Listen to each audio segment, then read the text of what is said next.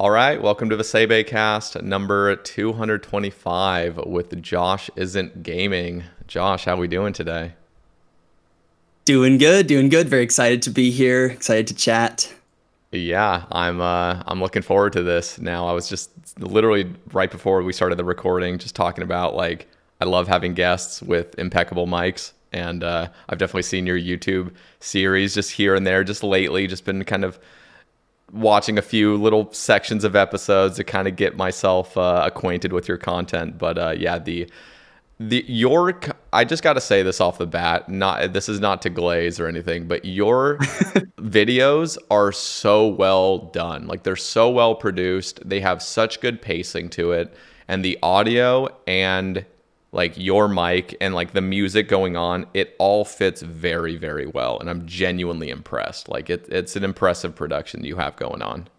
Wow. Thank you. That means a lot. I think I spend a lot of time on like those fine details, especially audio. Like I'm an audio guy. I'm a musician. Like those details mean a lot to me, and not something that I do because I like want acknowledgement for it. I just like what I care about. Hmm. But it always feels nice when someone actually is like, "Hey, I noticed that it was like really high quality," or like, "Oh, your mic sounds good." I'm like, "Thank you so much." I am curious though, because I feel like when people really take the time, and I could almost imagine you probably nitpick certain things. You're probably rewatching, your edits and making sure it all fits. I feel like that can be very exhausting for people too, because it's almost like this mild form of perfectionism where like this needs to be perfect Hmm. in a way because I know I can do it. And so if it's not fitting, it's just going to eat you alive in a way. Do you suffer with that at all? Yeah, absolutely. Totally. Yeah. So I'm currently like just put the finishing touches on a video.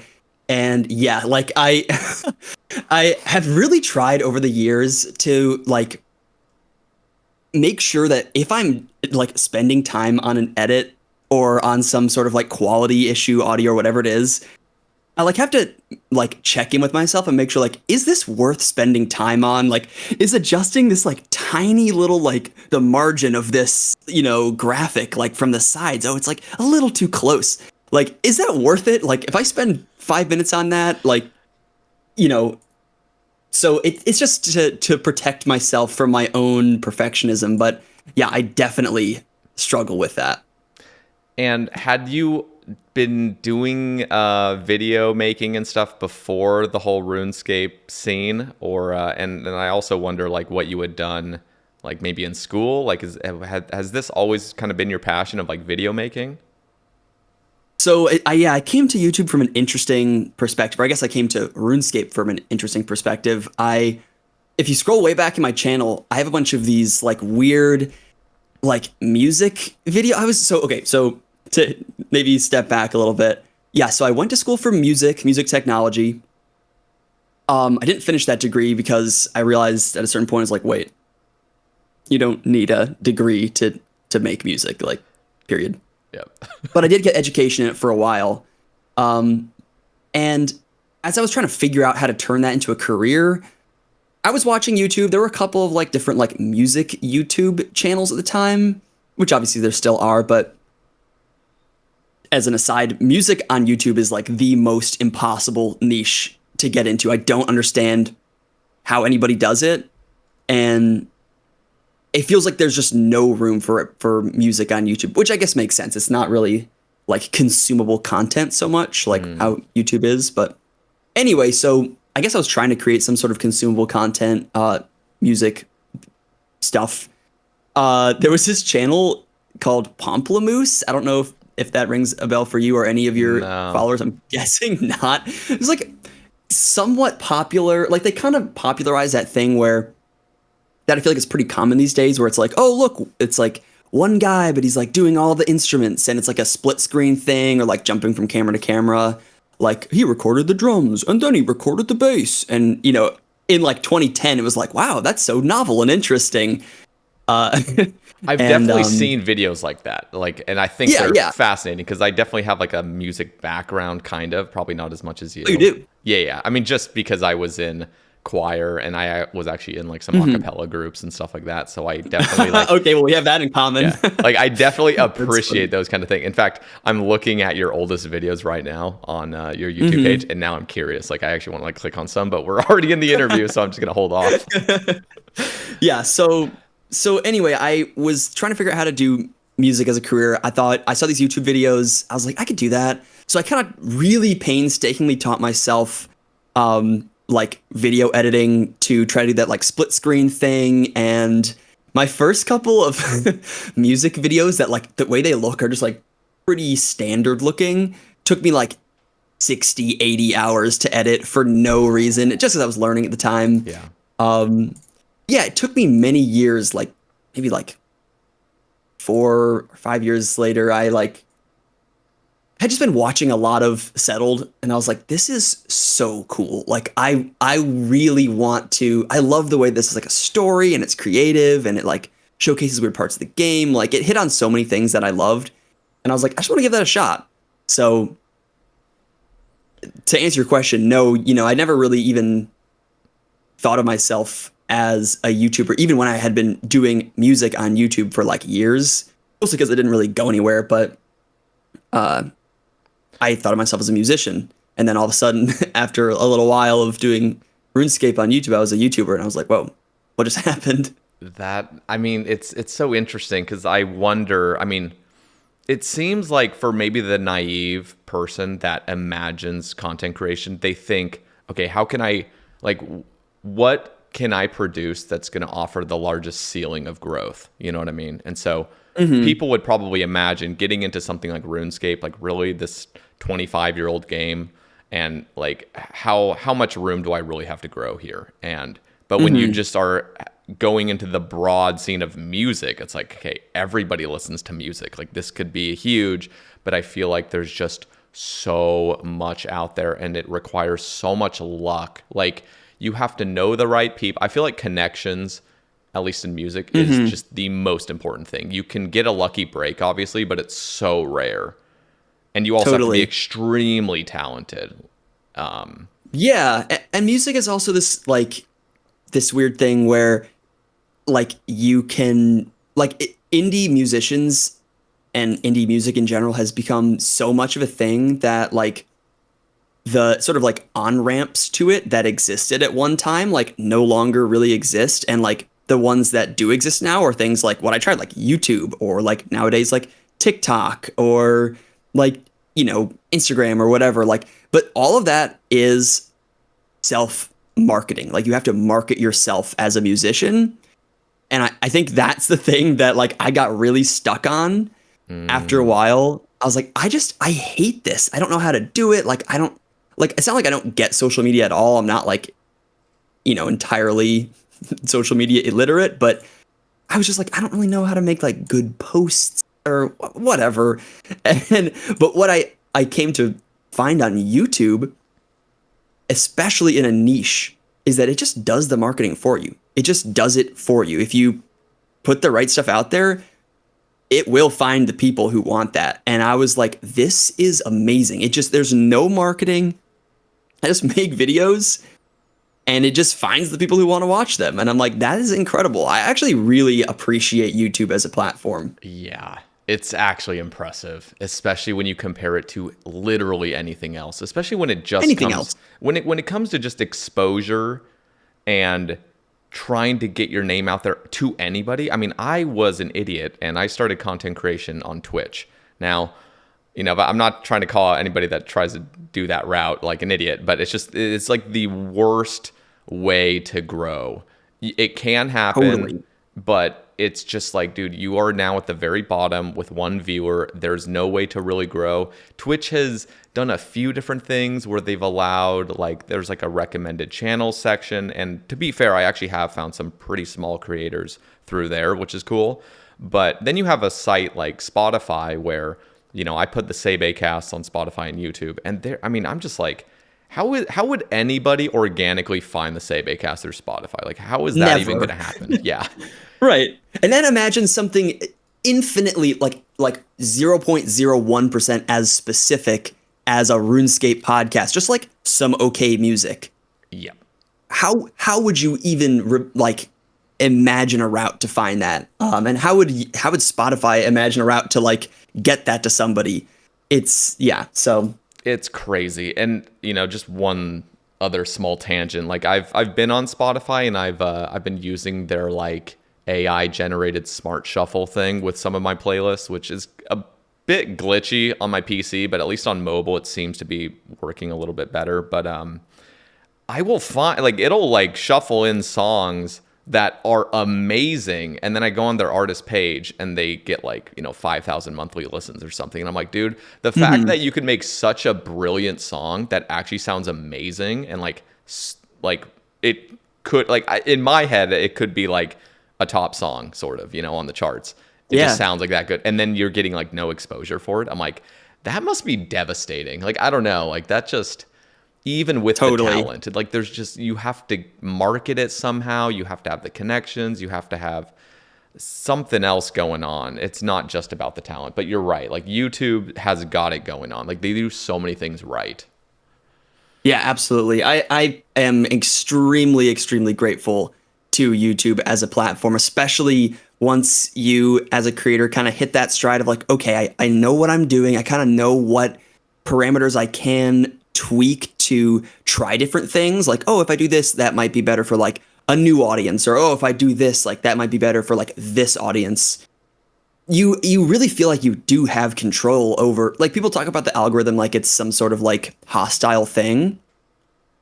But I guess I just see everything like a game, I mean, I kind of feel like people do, RuneScape YouTube, I feel like has got to be a lot of people thinking the same way.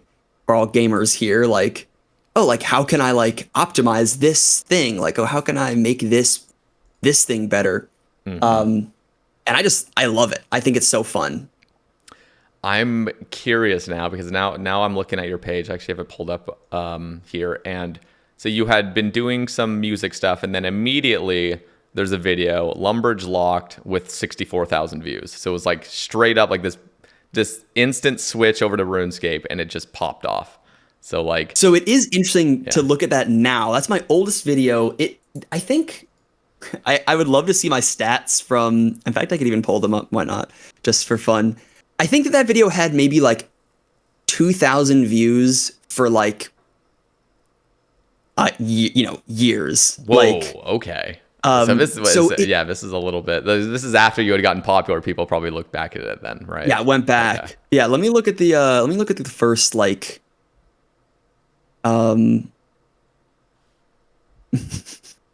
the graph is really funny looking, actually. I'm looking at, let's see, first 262 days, it had 4,000, almost 5,000 views. So this is a big like mountain, right? Like just like there's just a mountain, yeah, up to like 20,000, and then that has slowly been growing. But yeah, so when I released my first series, which I'm guessing the people who are listening to this, good chance they don't know what it is. It was sort of like a Swampletics thing, but for like basically the noob area, like Lumbridge to Remington.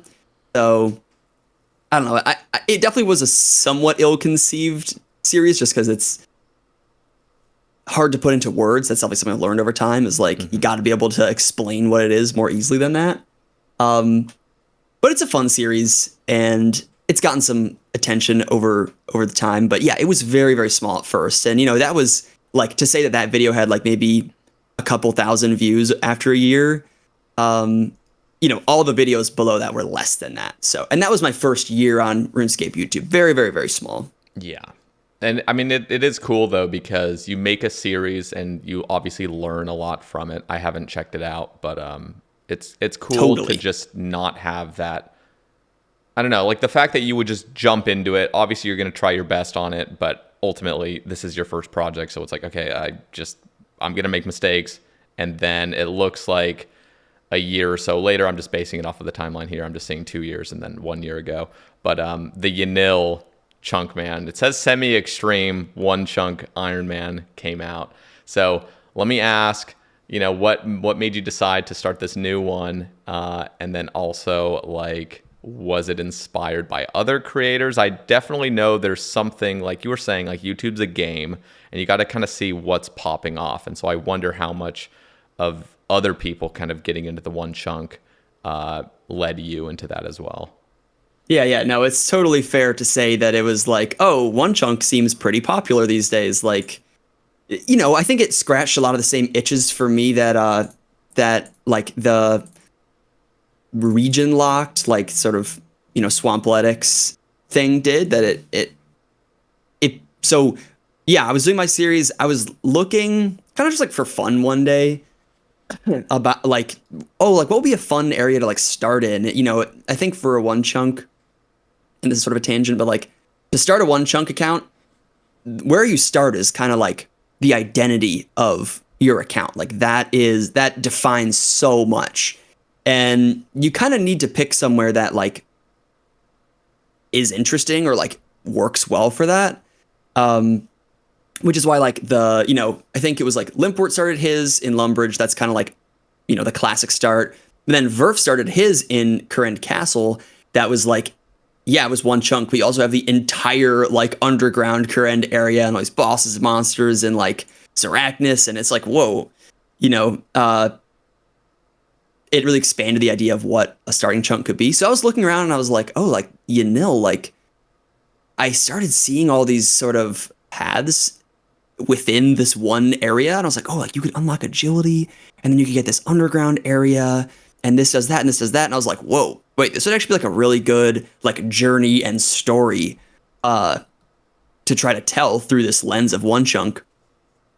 And I basically knew as if I made that it would be more popular than the series I was making. Cause at that point, region locked had kind of died out. It was Swampletics and then like, Dune Lord, X Rakeen doing his desert locked, and then Jeoparite doing Northern UIM, which is still going and is a masterpiece of YouTube. Absolutely. But there just weren't that many. And I was like, I can kind of feel this dying out. Like, let me just like see if I make this change, if that does anything. And it definitely did something. Yeah, I wonder, because with one chunk, it seems like, I don't know. I mean, I've definitely been a real big fan of like Limport and Verf, especially like their chunks. I mean, they're just so extreme. Verf is just, I think he just finished some mining grind he's been doing for like insane 8 months or something, just something like so ridiculous and stupid. Like, it's amazing to see it as a viewer, to just like see a quick time lapse of like, okay, this is what he did. But like the actual putting in that time, like that kind of like psychopathic just effort into the game, that's so monotonous, is insane. And so I wonder, but then I think to myself, like if I were to make a one chunk, and I've always had kind of a desire to, make a Snowflake account, but I'm not in that creative space where I could like make a really good story, or I don't even have the skills to edit, so I'd maybe have to hire an editor and stuff. But I've always kind of thought like how fun that would be. But it's like, I think to myself, how much fun am I going to have as the actual creator, like playing this account? Because you want to kind of do the most extreme thing, because then, that's going to get the clicks. But, you don't want to be like a baby and just not, take it super seriously. You kind of want to do those like super insane grinds that people talk about.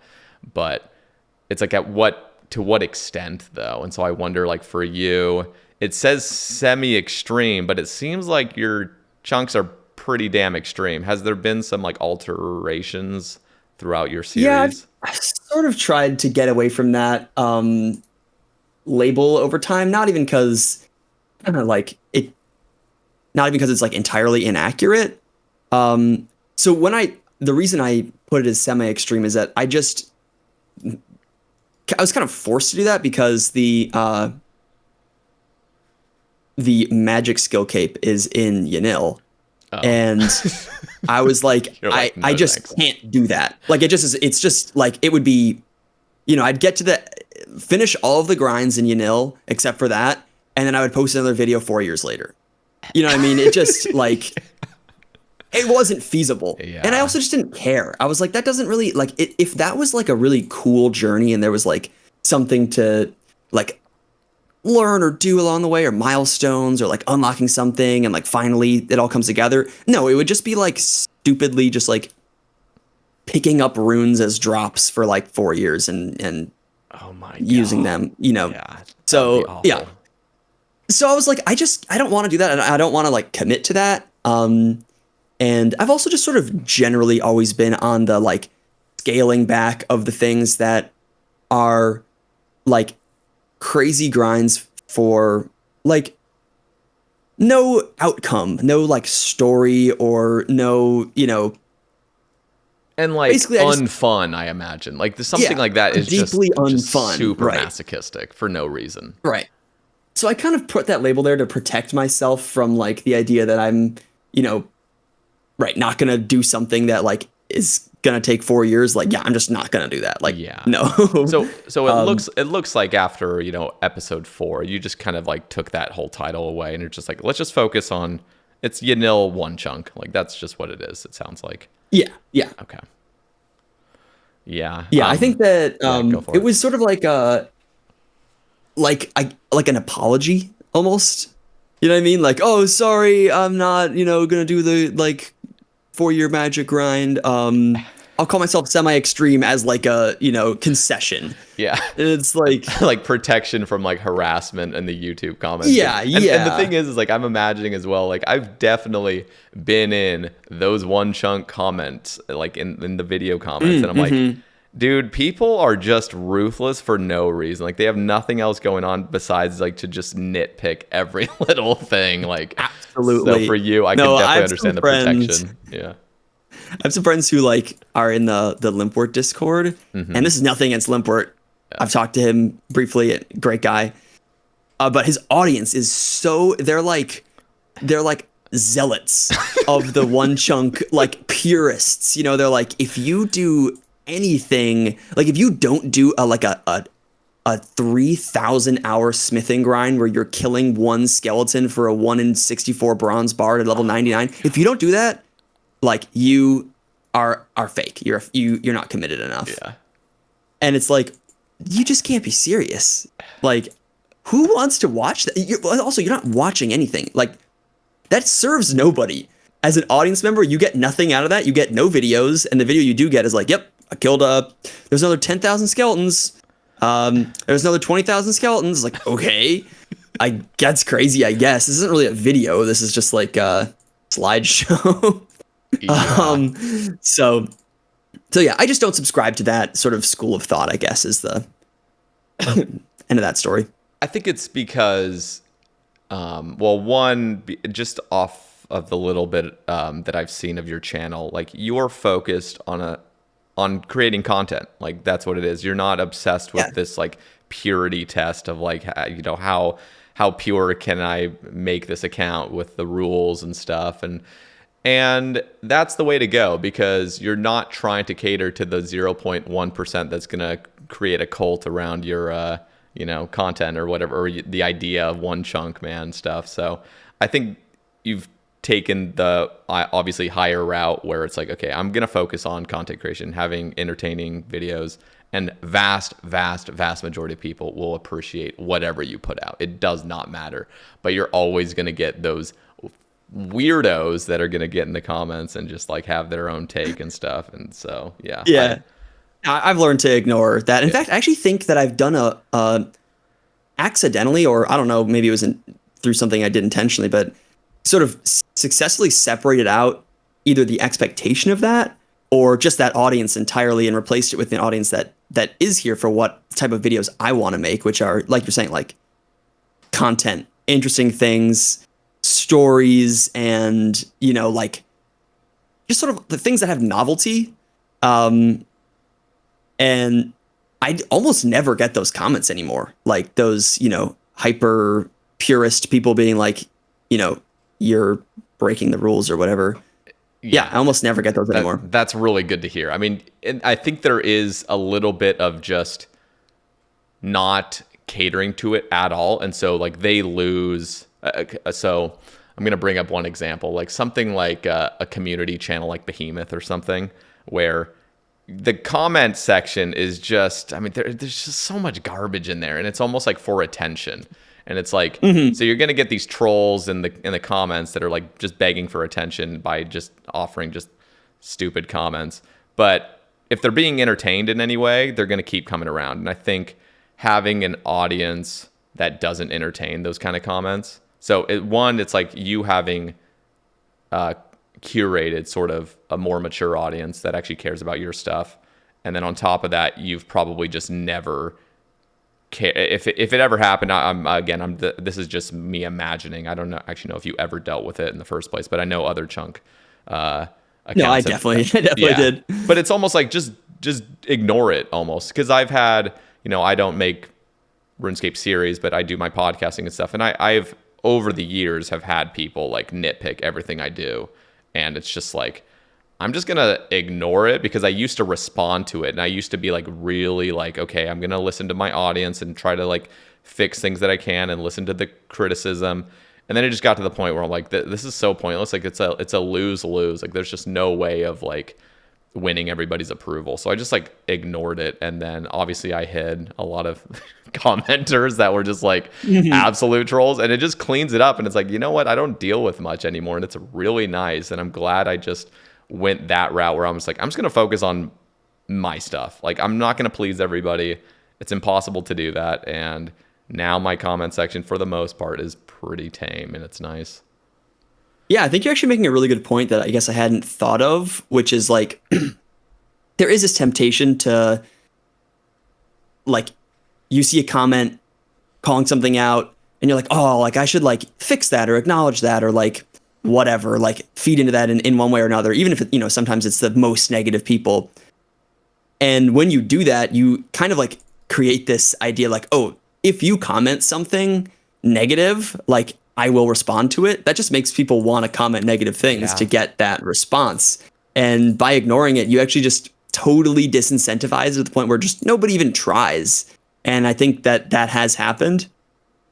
Again, not even like an intentional thing, but I think that has happened in my comments. It's definitely the way to go, because it's not that you're ignoring criticism. It's just that you can do it without acknowledging it. You can see somebody that's and you can tell when a commenter is genuinely out for your like best interest. Like I've had commenters that are genuinely providing good criticism, and I'm like, this hurts because I know you're right, and like I'll improve on it, but I don't need to like necessarily acknowledge with a paragraph response of like, okay, I'll try that. It's just like, okay, he's got a point, and I know that he respects me enough to understand that I don't need to respond to that. It's like him genuinely trying to help me out as a content creator. Right. And so those little bits of feedback actually go a long way. So it's not to say I'm just going to ignore everybody that's criticizing. It's just like I will take what I find is an actual criticism that's healthy, and I'll take it on board. Yeah, totally. Yeah. You can always tell when someone wants to be like, hey, I didn't like quite get this. Like, when you're explaining that, like it might be better if you like acknowledge, whatever, sort of giving me feedback for a perspective that I don't have, because you don't always have. It's not always possible to have a perspective that takes into account like all of these different types of audience members. And so I find that super valuable when someone's like, I didn't like get this, or like, sharing their experience of my video with me. But then there's other people who are just like mad. Like for me, it's been really hard. I don't know if you watched the video that I did on the fishing trawler. No. If you've seen that whole saga. No, okay, so you have to tell me. I feel like you will really appreciate this.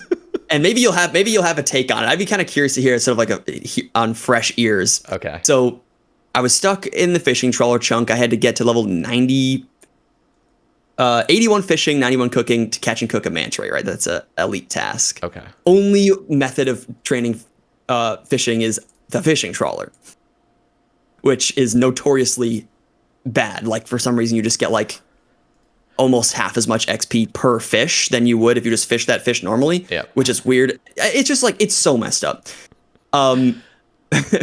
What I discovered is that this weird, like basically bug exploit thing where if the people who are on the trawler with you, like log out like in the last seconds of the game, all of their catches get like attributed to whoever's left on the boat. Whoa. And so it was effectively mega scale fishing trawler. Okay. I had no idea about this. Okay. Okay, yeah, it was people talked about it on Reddit for like a couple days around when it was happening. Yeah. I did it with some of my Discord members, and we were getting, we were able to get like pretty, like very, I mean, compared to like it's like 10K an hour XP on the trawler, like Yeah. normally. We were getting like 100, like a pretty solid rate, like somewhat competitive rate, which was kind of cool. Okay. And then Hanani, I'm friends with Hanani, and I was like, hey, like, can I recruit your Discord to like see how far we can push this? And so we did it with like 70 people and got a fishing XP drop of 74,000 XP, like in the number like that, floats up to your XP. Yeah. And In one game, right? In one game, in a single tick, 74,000 XP. And I got like 800 sharks. Jeez. Okay, wait. Okay. I'm actually so fascinated by that. I just think this is awesome. First of all, has this already been patched? I'm just really curious.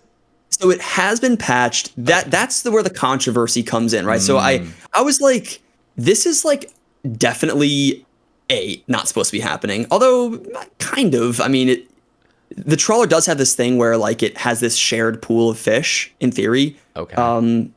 And it like distributes them out based on your contribution. Sort of. It's very weird, murky system that's like super old. I mean, fishing trawler is from RuneScape Classic. Some people don't know that. It's like, I think, might be the oldest mini game or like one of the oldest mini games in the game. But yeah, it was basically a bug. So as soon as we like figured out that it was possible to really exploit it with that many people, Hanani and I were like, we should definitely tell somebody that this is happening. Like, yeah. And we told them. Of course, I got what I needed out of it selfishly, just because it was, it took another like hour or two to hit my goal at that rate. Yeah. And also, to be clear, like, this wasn't generating 800 sharks that weren't supposed to be in the game. That was just 800 sharks that were going to be distributed to like 70 people. I got them all instead, right? So It wasn't like we were like doing some kind of weird, duping bug. Anyway, so yeah, they patched it out like pretty much immediately. And people got so mad at me in the comments, like, oh, going up the ladder and then kicking it down behind you. It's like, you are never going to be able to no one is going to be able to get like to make it even remotely competitive. You got to get like 20 people to come to fishing trawler and receive nothing so that you can get like slightly higher XP. Like the only thing I could picture happening is like a weird bot farm that like does it, like gets like 50 bots and goes on a ship with you, which just seems like a really bad thing for the game. Like that, we shouldn't be making a space for and bots to be able to do something. And there's already a difference between, like, I have a bunch of thoughts. I'm going to obviously share them. I'm still listening. Okay, I'm done talking. I want to hear you. I want to hear what you have to say. Well, there's just on the botting thing. It's like there would be a difference between, like, obviously this needs to get patched because there's potential for bots to do it. But like you had all legitimate players helping you get to that point. So these are players, like, in theory, like if you ever wanted to do a method like this, it genuinely is considered sort of like a service. I mean, just look at mega scales right now in chambers. Like the sort of integrity has, don't get me wrong, I think still majority of people like wanted it gone. But when it was first happening versus, years and years down the line when people were still doing it, people just start accepting it. Like, this is kind of what happens. So whenever you're the first person to do anything like this, you're going to get a bunch of backlash. And it's just kind of like, dude, what is the difference between any of these sort of service type things? Anyway, continue, and then I have some other thoughts to share on it. Or was that? Yeah, I mean, right. Yeah. You could consider a service. And that's the thing. Like, we didn't say, hey, Jagex, please remove this. We were like, hey, this is going on. Yeah. I don't know if you care. Like, right. Obviously, there are other things in the game that have been acknowledged and left there for a long time that are like a lot more impactful, like getting, like purples on your Iron Man is a lot more game changing than like, oh, you can level fishing really fast with like 50 people. Like that. So we were like, it's up to you. You guys could change it if you want. And they did. which I think was the right move because again, like I can only really picture like it would just be so easy to create bots for this as opposed to something like Chambers, which I'm guessing there are probably still bots for, but you know, just like making a bunch of dudes with level like 15 fishing. Yeah. Is just so easy. It just seems so abusable by anyone except legitimate players. That was the other thing. Is like guy who commented, "Wow, you really like pulled the ladder up."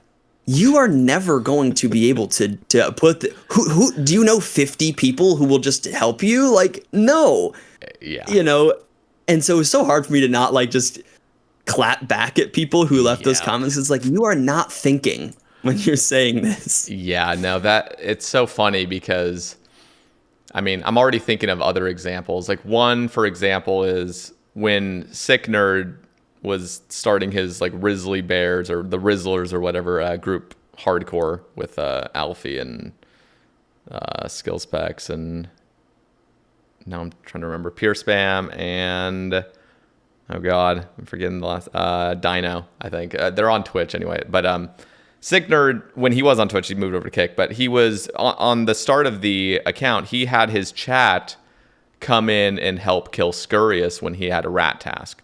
So he had a rat task, and you're a group hardcore, so you're really supposed to kind of be doing stuff as, you know, a group. So there's already kind of that sort of integrity thing. But you could go into a mass Scurious, and if he were to hit the last hit on the rat, he's going to get half of the Slayer XP for that rat. And so the rat in those masses, you know, has 1500 HP and there's like an XP multiplier. So generally you'll get like 2000 some Slayer XP if you were to go in there and kill it and you did the most amount of damage, like if you were like a main account, for example. But so he had like a huge number of his chat come in there. Like I'm talking like 50 people in there, and they would hit this rat down to basically, you know, 20 HP or whatever within a matter of seconds. And then he would finish it off and get this massive Slayer XP boost. So it's like he's getting insane Slayer XP per hour, and it's clearly abusable. Like this is exactly what you would be doing, basically. Like this is the exact equivalent of getting a whole load of people that are willing to help you out. And I'm sorry, but this is just streamer favoritism and, you know, content creator favoritism. Like if you're popular, you're going to have people watching your stuff. And so they're going to help out. Like they're willing to do that. So nobody cared. So he's getting insane amounts of Slayer XP and nobody gives a fuck. And then you have, you know, the same people doing services at Chambers. And it's just like people just kind of accept it. Like, and they're paying for it. But, you know, if there was a content creator like, look at Tasty's Unethical. By the way, the whole Tasty's Unethical. Have you seen any of that? The Unethical Iron That's Man? been recommended to me a bunch of times in the last couple weeks. I haven't had time to like sit down and watch it, but yeah, please, I'm been curious. It's actually a very good series. Like it's actually very well done. It's super entertaining. Generally, when there's like a long kind of series, it's hard for me to kind of get into it because I just know how much time I'm gonna have to invest in this. But I genuinely am like watching the whole thing through, and I'm impressed by it. So, but he is doing an unethical thing. So first of all, he can't even get any backlash because he's already set up front like this is an unethical one, Right. which is really ironic. So Yeah, that's genius. Yeah, like that's like the 200 IQ play. It's just like from the get-go, just claim you're unethical. So if you ever do anything unethical, they can't even say it. Just like, oh well, I said I was unethical, so we're good, you know. Anyway, but he's doing like Chambers mega scales with people, which still have not been fully patched. They kind of got patched, but there's still workarounds. Anyway, but he has a whole clan doing it all for him for free because it's exposure for their clan to help other people out. So it's just like, but again, he's already decided he's unethical, so it doesn't matter. Anyway, people in the comments and stuff, and this is another thing with like, you look back at the Settle drama. I don't know if you were around at the time when, you know, his girlfriend had basically claimed like she was playing on the account, helping him train Swampletics. Were you there? I remember I wasn't there for like, one thing I will say is I'm really like generally kind of not on Reddit for the most part. That's good. So a lot of the discourse goes over my head. I kind of get like the trickles through like select people on Twitter. But also just I wasn't really paying attention all that much around that time. So, but I Yeah. did hear, I heard, yeah, like rumblings of like girlfriend, fake wipe. Like, I don't know. I knew there was some drama, Yeah, but there's definitely anyway. drama, and it's just like, first of all, humans just crave drama. So if there's anything, like anything to grab onto, people that are addicted to drama and people that want conflict, or people that just for some reason hate somebody for whatever reason, or they just don't like them, they'll try to find anything to like get them canceled in some sort of way. And so you're looking at Swampletics. I mean, you're looking at what Settled had. It's like, dude, he has a girlfriend that's on his account doing some barrows. Like, this is a nothing burger. Like, what is, like, who cares? You know, it's like, Right, right. it's like, dude, she did some barrows for him. Anyway, it just blew So up, and he's funny. like, oh my God, like Swampletics on his videos is claiming he'd spent this many hours doing it, but it wasn't even him. It was his girlfriend. Like, we got to cancel him. Like, you know, just this whole mess of things. So in my head, I'm just seeing any of this like really stupid controversy that's over video games, which, by the way, your whole thing, I think, is the most innocent thing ever. And the fact that like, it's just, it's literally the equivalent as well. I'm going to bring up one more example. It's the equivalent of having somebody try to scout implings for somebody. Like, and if you're a content Yeah. creator, you're going to get a benefit from it. That's it. I mean, Swampletics had that exact thing where he needed a rune crossbow. And it's like, okay, whoever's in Mauritania, like, I'll help you out. Like, I'll, you know, he was offering to pay at least, but no other creator is going to get that sort of like advantage. And it is what it is. So I don't know. I just think anybody that was negatively commenting is just out there to try to start something. It just is so stupid. Yeah. Yeah. Yeah.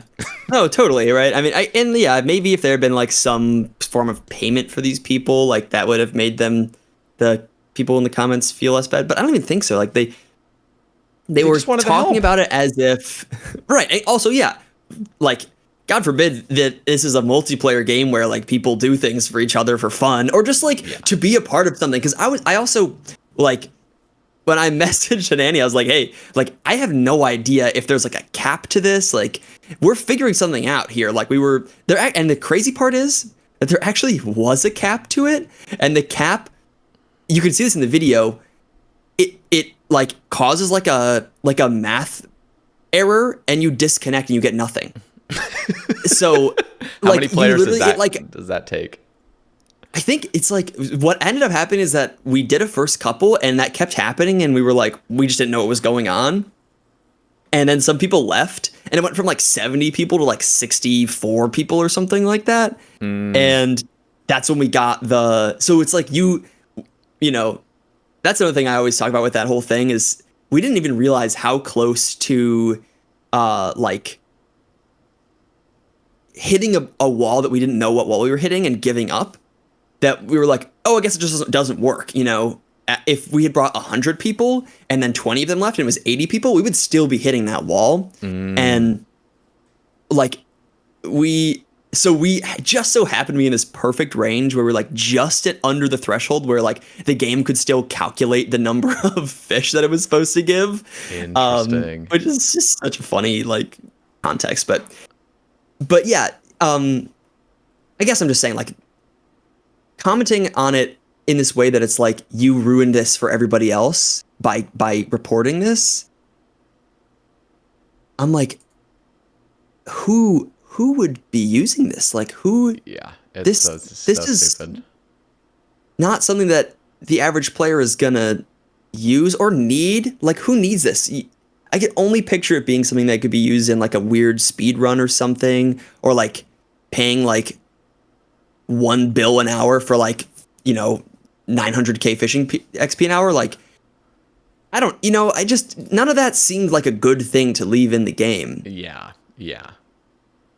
Yeah, So- no, that's really interesting. I had not seen that video, and I hadn't seen any of the like pushback, because I'm imagining there was maybe a Reddit post on this, or was it just all in your comments of the video? Is what you're talking about?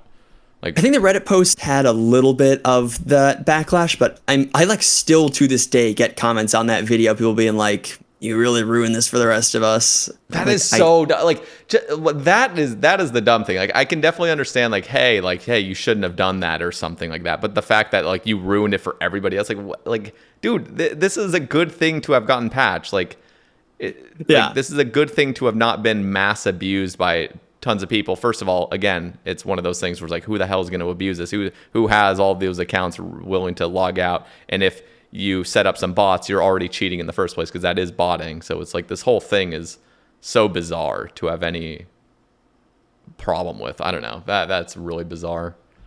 yeah, totally. So Yeah, well, that's I feel like every content creator, it's almost like some sort of initiation. Like it's like you have to have some sort of drama happen with you, like some big sort of like drama, and then it kind of builds up some like thick skin. So if it happens again, you've already been through this, and it seems like for yours, I mean, for most content creators, it's so mild. Like when you actually look at them, like dude, the drama was so needlessly overblown, but at least you've dealt with it now to some degree.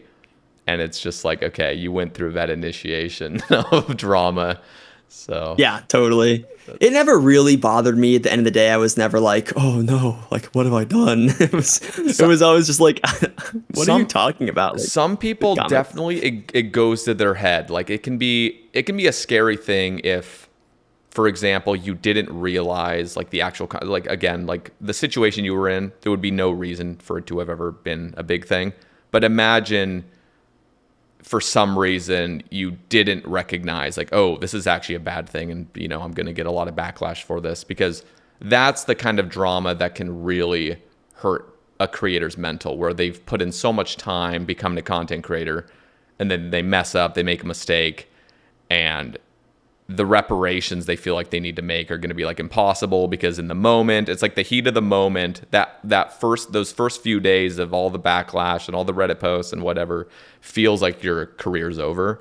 But then you also see, okay, literally people forget about stuff within a matter of a week. I mean, just look at the Jagex survey drama. Like the membership. Like it feels like in the moment this is over. Like Jagex is done for, and it's like a week later, it's like barely anybody's talking about it. Yep, totally. So, it's a good point. It's interesting. And then you know, there's also like kind of like the I don't know about ethics being the right word, but it's kind of like the ethics of apology. Like, what are you?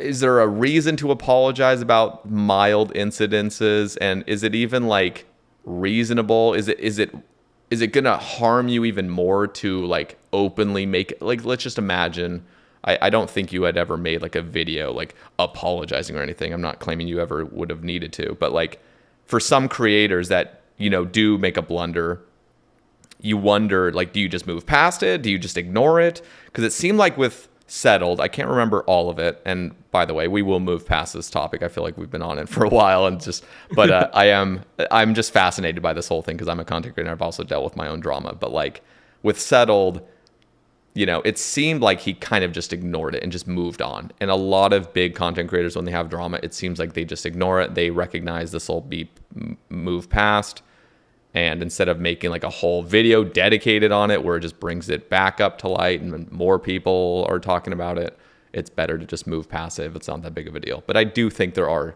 cases where apologies really do mean something. So. Yeah, I did like a little mini follow-up on it in the next episode, and I can't really remember what I said in that. It was very brief. I think I was more talking about the thing that I said where it's like, oh, we almost like didn't make it work because of what I was saying about the mathematical cap. Yeah. Talking about that more. But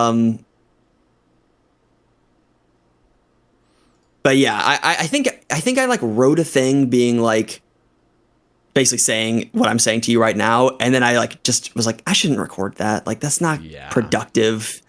Like I don't need to say that. And I just didn't. That was a good call. Because it's just, yeah, there's no reason necessarily to bring stuff up like that. And again, like I've had my own drama stuff or just some random controversy. I'm like, I don't even need to touch on this because I know for a fact, like, this is not affecting me. I don't feel any need to, carry this on anymore, or even the need to apologize. So I'm just going to move on. And if people have a problem with it, that's on them, and they'll forget about it in a week anyway. So whatever. Mm-hmm. So I want to touch on, we got a bunch of different topics that obviously we're going to be covering. So the first thing, now that we've kind of gotten past all the Onechunk stuff, I actually do want to still talk about some of like how you content create and the things you focus on regarding content creation in YouTube specifically, what kind of things you look on. But before we get to that, I want to touch on some RuneScape topics. So I'm looking at some bullet points that you had shared with me in DMs, and one of them is RuneScape archaeology, which I'm pretty sure is a skill in RS3. And it's funny you say that. You're right, and I didn't think about that when I wrote that down. But it's, I guess, more than the skill. It's like a little spiel I have, or just something I personally care a lot about that I never see anybody talking about. So, RuneScape. So, if I may just sort of launch into like a little totally thing, we're here. I'm here for it. This is a Sae Bae cast. Go for it. So I guess actually kind of it does happen to tie into what we were just talking about. Okay. Where to me, like, one of my favorite things, I guess it's just me talking about something I like. So that's all this is. RuneScape is a game with so much history to it. Like, I play other games. I play like World of Warcraft Classic. That's another game with a lot of history, but like nothing compares to like walking around somewhere like, okay, so for right now, for instance, my Chunk account is in the Taverley dungeon. There's like a bridge in the Taverley dungeon that has 0 pixel depth. It's like a flat texture, like a couple of them put into like a little bridge. That has not been updated surely for over 20 years. No way. There's no way it has been changed since Classic. And I think one thing I inadvertently did when I made my Chunk account, put him in Yanille, is I put myself in this like hot spot of like old school, like old school jank of just like updates that got like slapped in there next to each other, and just like truly just like the fishing trawler, the fight arena, the gnome maze, Gutanoth, like there is all this weird stuff in the game that like once you go to the fight arena and do the quest, I think there's one other quest that brings you there one time. Outside of that, it's like a gigantic area that you have no reason to look at or to come to. And there's like a clue step there or whatever, but like there's no content there. You know what I mean? And like same thing with the fishing trawler. That's like a get in, get out area. Like there's a reason that no one found this crazy abusable like exploit for 20 plus years. It's because nobody does that, and there's no reason to, but it's still there. I think that's the point I'm making, is that it's still there and it's still in the game. And having made this Onechunk account has made such a like great grounds for me to just like run around and like find those things like organically. Yep. And they are so fascinating to me. And it's just one of those things that I don't really hear people talking about all that often. Especially like the way that this game is like layered. Like, so again, I'll probably reference other games as we talk about this. I know Classic WoW comes up a lot on the Sae Bae cast for good reason, because these two games kind of share that like classic MMO space. Mm-hmm. But like WoW as a game has this thing where it's like cannibalistic. It's self-cannibalistic. It eats its old content to make new content. And I just love that RuneScape doesn't do that. I mean, maybe in terms of what's relevant, but like it's all just sitting there. Like Lumbridge, one of the reasons I made the region locked account that I did, the Lumbridge to Rimington account, Sir Lumbington for those in the know, my first series, is that I was fascinated by the idea that there, Lumbridge is like relatively unchanged since it was released, but like there is places you can get to. You can get to Dorgish Khan, you can get to Xanis, you can get to the Ham Hideout. There's all these like different, and then the crux of that series is that you can actually, without ever going to the desert, get from Lumbridge through Dorgish Khan into the Calphite lair and kill KQ without ever leaving like the noob area. And so that's kind of like the goal of the account is to gear up to the point where you can kill KQ without basically ever leaving like Lumbridge, essentially Lumbridge, Draenor, Port's Rim. And I'm so obsessed with that, like layered, like history just like slopped on top of each other. No other game does that. No game does that. Do you know what I'm talking about? I think I am so impressed by, because one of the branches of this conversation is just being very careful with power creep. But on top of that, it's like, there is just always a reason to go back to old places with RuneScape. Like every place. Yes, exactly. There's just always somehow some reason, even if it's just like for a clue scroll or something. But like, I'm in Lumbridge a lot, I feel like.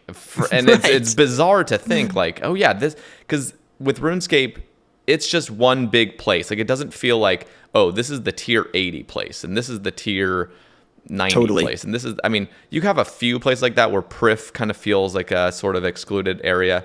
And there's obviously some other quest areas, but generally speaking, every place feels like RuneScape. Like it is what it is. And look at even something like, people consider it the Max Bank, the Crafting Guild. The Crafting Guild is in a free-to-play area. Like, it's just, it's in the Crafting Guild. Like, that's just so crazy to think, like, that's where all the Max people kind of, like, meet up. Like, that's so much cooler, in my opinion.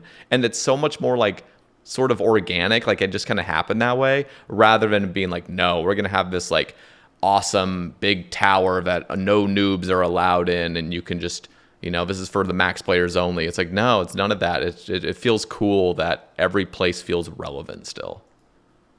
Yeah, absolutely. No, it's so true. And like, I think it makes it feel like a real world. Like you were saying, there's sort of this organicness to it. And I think part of what I'm getting at here is that in addition to that, another thing that makes it feel like a real world is the fact that there are places that like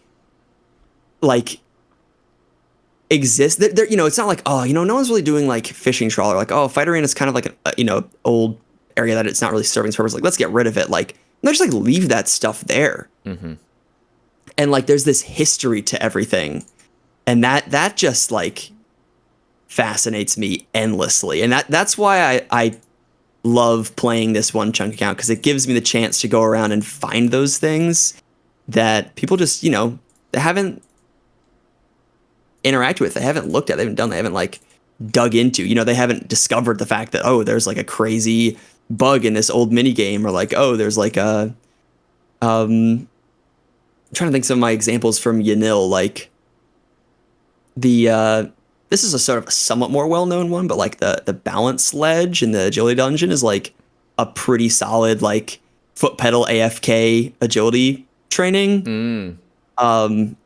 And Salarin the Twisted, I had this, one of my most successful videos is talking about Salarin the Twisted. You're probably familiar with who that is. Yeah, no, I killed it on my main iron for a little bit. It's the most bizarre NPC, and there's just the weird damage caps, and just the whole thing's just weird. Anyway, talk about it. It's just bizarre, but yeah, and like it right. It's like if you are super low mage and have like no resources and want to like make the most out of your money, like yeah, you can go and like win strike Salarin for like surely like really good GP, per XP, like on an Iron Man. Like obviously you can profit off magic like with alchemy or whatever, but but like if you don't have the resources for that, like he's like this weird sort of like off meta optional like training method thing. Yeah.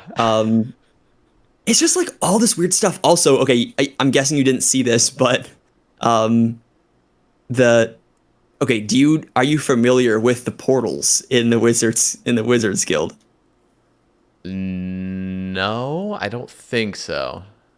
Okay, so, that's like so at the third floor of the Wizards Guild, there's these three portals, and they teleport you to the Wizards Tower, the Dark Wizards Tower, and the Sorcerer's Tower. I don't even think I've ever been to the third floor in the Wizards Guild. Yeah, I don't think most people have, right? Or the Yeah, no, Mage you go Guild. up there, Yeah. you buy some runes, or you buy your Mystic or whatever, and I don't even think that those stairs exist in the minds of like most Yeah. players. Don't. But no, there's these weird portals. Okay. And they were super jank. They've also been in the game since Classic. They like there were like two faces to them, and like you couldn't like get to one through the other, if that makes sense. And so like you'd have to like angle your camera such that you were like clicking the one closer to you. It was just like super, just like there's no reason for that. Like it was just weird jank. And so I like raised it. I was like, hey, like, can we fix that? And they just fixed it. Like that was like months ago. I was like, hey, can we like make these not so broken? And they just fixed it. They just changed that after like 20 plus years of existing and being Just completely being broken for no reason. Just like the click for no boxes reason. are And off. Yeah. yeah, just a click box drop. Exactly.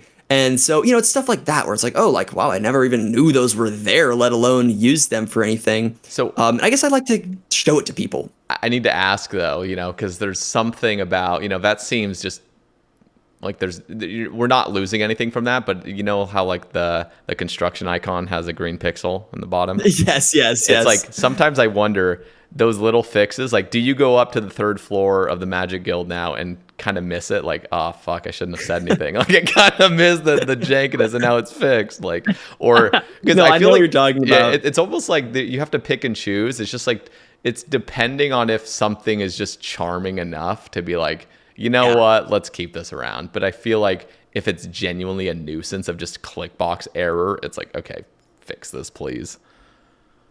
Yeah, totally. I fully agree and respect that. I remember you were talking to Mod West about that, like what things are like worth keeping because they're like goofy and charming. And Yeah. I think there are a lot of those things, and I think that so another change that I got made that maybe, I don't know, that's another one that could fall into that category or not, is on the fishing trawler. So I made this Reddit post, by the way, that was this big pitch of how they could fix fishing trawler as like a mini game. Like, oh, you should do this and this and this and make these changes, and like it could actually be fun. And I like talked to some JMods, and they were like, yeah, it's like just so spaghetti code that nobody wants to touch it, so that's probably not going to happen. And I was like, okay, fair enough. But I was like, you got to make this one change. There was one change they did make a couple months ago, which was that the Kraken tentacles, they come up, right? Mm-hmm. And they're supposed to face the boat. Like they like whip up out of the water and they kind of like land on the side of the boat. Yep. And like smash the rail. One of them just wasn't facing the boat. Forever. Always has been that way. It was just facing out into the water, like away from everybody. And this was, and I was fixed like, how many months ago? You said it was fixed, right? Like 3, 4, something like that. Okay, maybe I didn't realize, because I had always gone down in the boat to like do the patching until somebody informed me, hey, you're supposed to go upstairs. That's where all like the Giga Chads are. Like that's how they're getting their fishing collar. I'm like, oh, okay. But it seemed like all the tentacles were fixed at that point, but this is only like 3 months ago. So maybe I had like just missed it. But one of the tentacles you're saying was just pointing the other direction. Yeah, it's like they just loaded in the same tentacle, the one that was like, let's say it was facing north to get onto the boat. The other one's also just facing north, just like past the boat out into the water. Oh my God. And I was like, just change this to acknowledge that this shit is busted, okay? Like, just change this to get like as a tiny concession that like, yeah, we probably should make some changes to fishing trawler. And I feel like trawler's a great example of something that like, is there charm to the fact that it is like really, really jank? Yes, but it doesn't outweigh the fact that it is really, really, really, really unpleasant. And people just hate going there. and they avoid it with like a passion. And like there is something to the idea that like there is some content in the game that just absolutely fucking sucks. And like that's a valid perspective. But I think it's an okay thing to want to switch out the content that just is so unpleasant with like a version that's actually fun. Yeah. And I think that's where I personally draw the line. You're right. You know what's funny is it feels like with fishing trawler in particular, because I just did it on this account like 3 months ago or something, to get my fishing trawler outfit, and I had a really good time. And the reason I did, and I never had a good time, I was like, this is gonna suck. Like I'm gonna go so dry on it, like I always do. And I went there, and basically there was like 3 people upstairs that were just chatting the whole time, and we were just joking around about the stupidest stuff, and the fact that I barely needed to do anything. I just needed to like hit the tentacle a little bit, and then we were good, and I had like my progress bar fill up enough. It was like a really fun thing because of the people there, and because I didn't have to do so much, and because nobody else had to do so much. We were all just sitting there waiting, forced to be within chatting distance of all each other. Like it ended up being a very pleasant thing where it's like this, it's like if we had too much going on, if there was too much forced activity, if there was things that we just felt obligated to do, nobody would be chatting, and then we'd all just be like really focused on it. And for some reason it just really hit the spot when I grinded it, because I was just chatting with people, and it was this forced thing where we're all complaining about it, and it was like a common enemy. Like we all hate fishing trawler, but we're all just having a good time chatting. I don't know. There was something special about it. I actually kind of missed when I left it. So it's weird. It's like I don't know how to feel about it, because I'm with you. I absolutely respect that. No, that's the thing. So when I did the trawler thing, and part of it was that I spent a long time, like most of my training on the trawler was done with like a handful of friends on Discord who were helping me with that exploit. And it was like, maybe like 10, 12 people. We were getting like a very reasonable amount of, like XP increase for me. And they were just there to help me out. And it was so fun. We just like chatted the whole time. It was just like super social, and just like, yeah, basically what you said, but for Discord.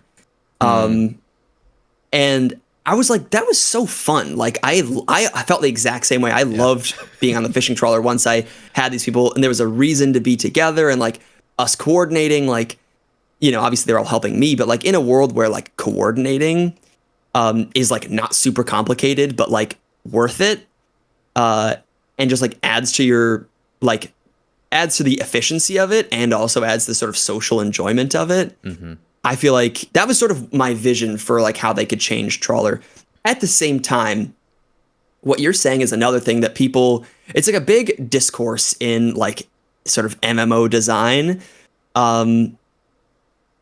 Cause I think I was listening to the Husky podcast not too long ago, talking about how like back in the day, like MMOs were novel because they were like a chat room basically with like in a world. Yep.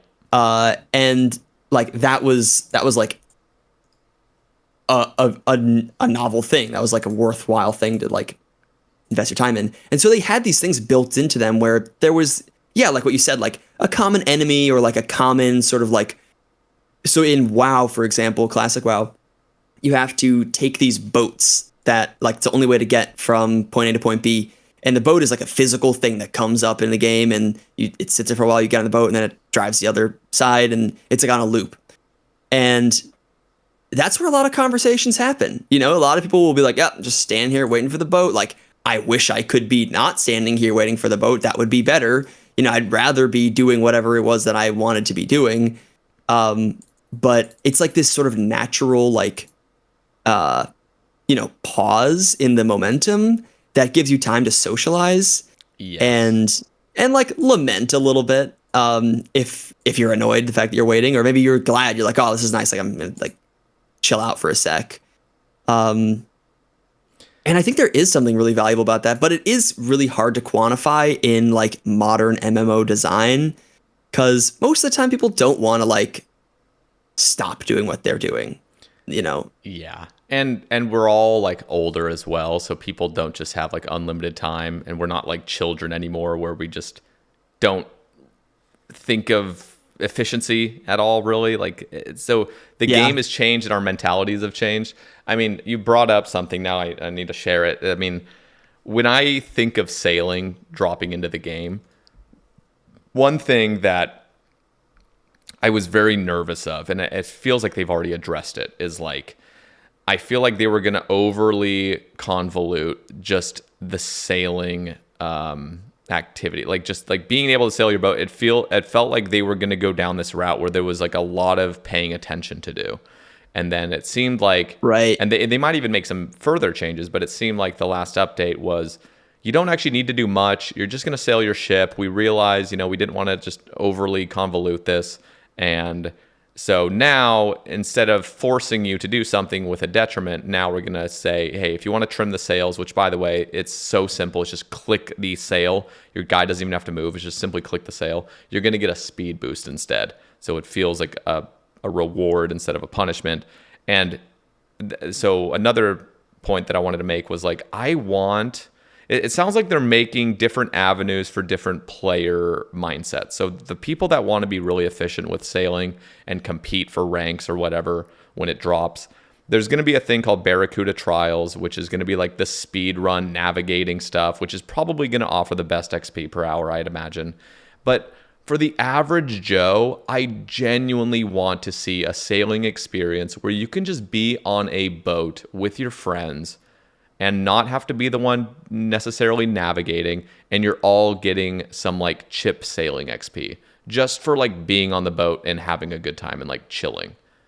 Now, I don't know exactly how to balance that properly, because maybe it's just going to be this whole thing where maybe if it's too good, or it's just worthwhile for normal players, there's going to just be a bunch of bots that are just sitting on a boat nonstop getting to 99 or whatever. But I want some sort of just chill way to just almost treat it like a chat room, like you had mentioned, like just being on a boat with some people and gaining some sailing XP with the boys all together. So there's not this huge incentive to be like, no, you need to be on your own boat.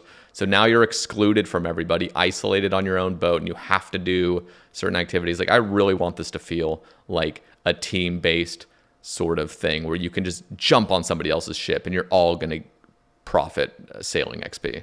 I want that so bad. Yeah, totally. I feel like people will bring up a thing when you talk about like sort of,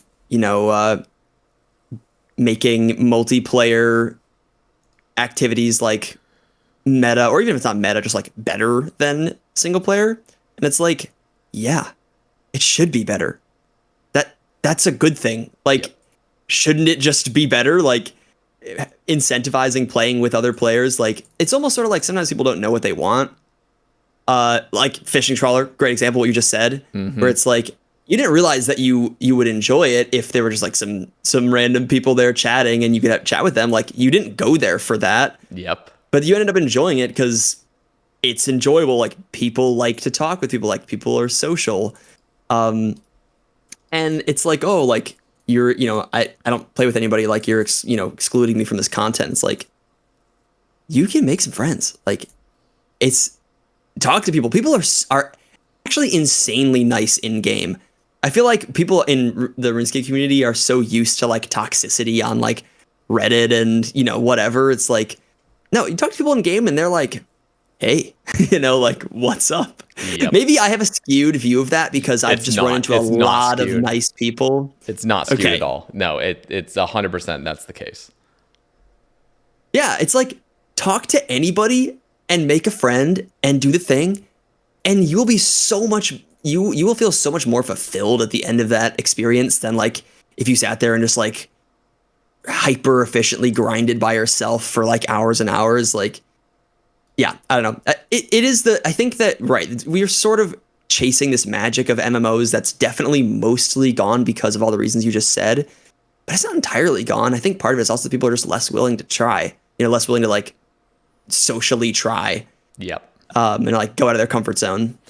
And when you have a smaller sort of public place, it feels like conversations don't get derailed dramatically. Like, you look at a place like Wintertodd or Guardians of the Rift, And it's like almost, or shooting stars. It's like, well, occasionally on shooting stars. Sometimes you'll get just a few people around you, but like you're gonna just instantly run into some clowns that are very just bringing up politics or whatever the hell else. It's just, and it just ends up like becoming this nasty conversation where people are just yelling and screeching, and people are just looking for attention by just like what can be the most shocking thing I can say right now.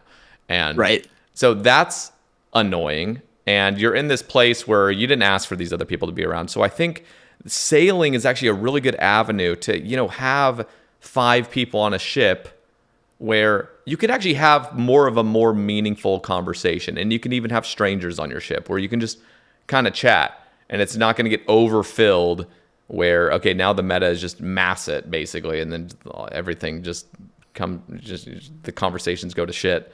I just feel like sailing's a great way to add those more casual conversations that can just happen with strangers. You're going to get on a boat with some people like, hey, can I join your boat?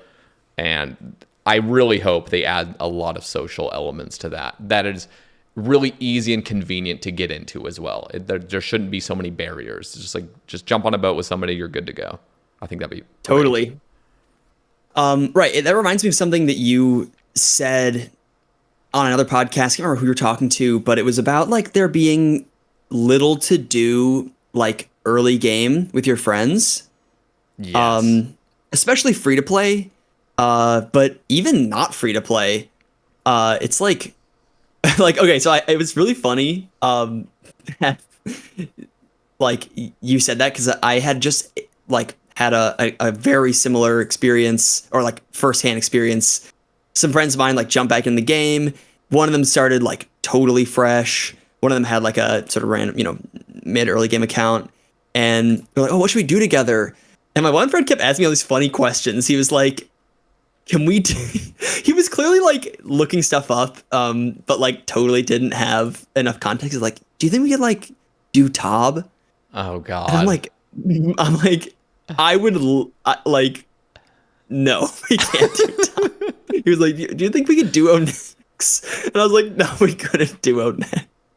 No. And we were like, "Let's play some Guardians of the Rift together." That was the best thing we could come up with to do together. We were like, "Oh, like we could do some Scurrius together." Yeah. And like Scurrius isn't even like a horrible, like that wasn't even like a bad idea. Yeah. But like that was the best we could come up with. We played like one round of Guardians of the Rift where like none of like I was just kind of loosely explaining to them how to do it. And we like failed, and it was really funny.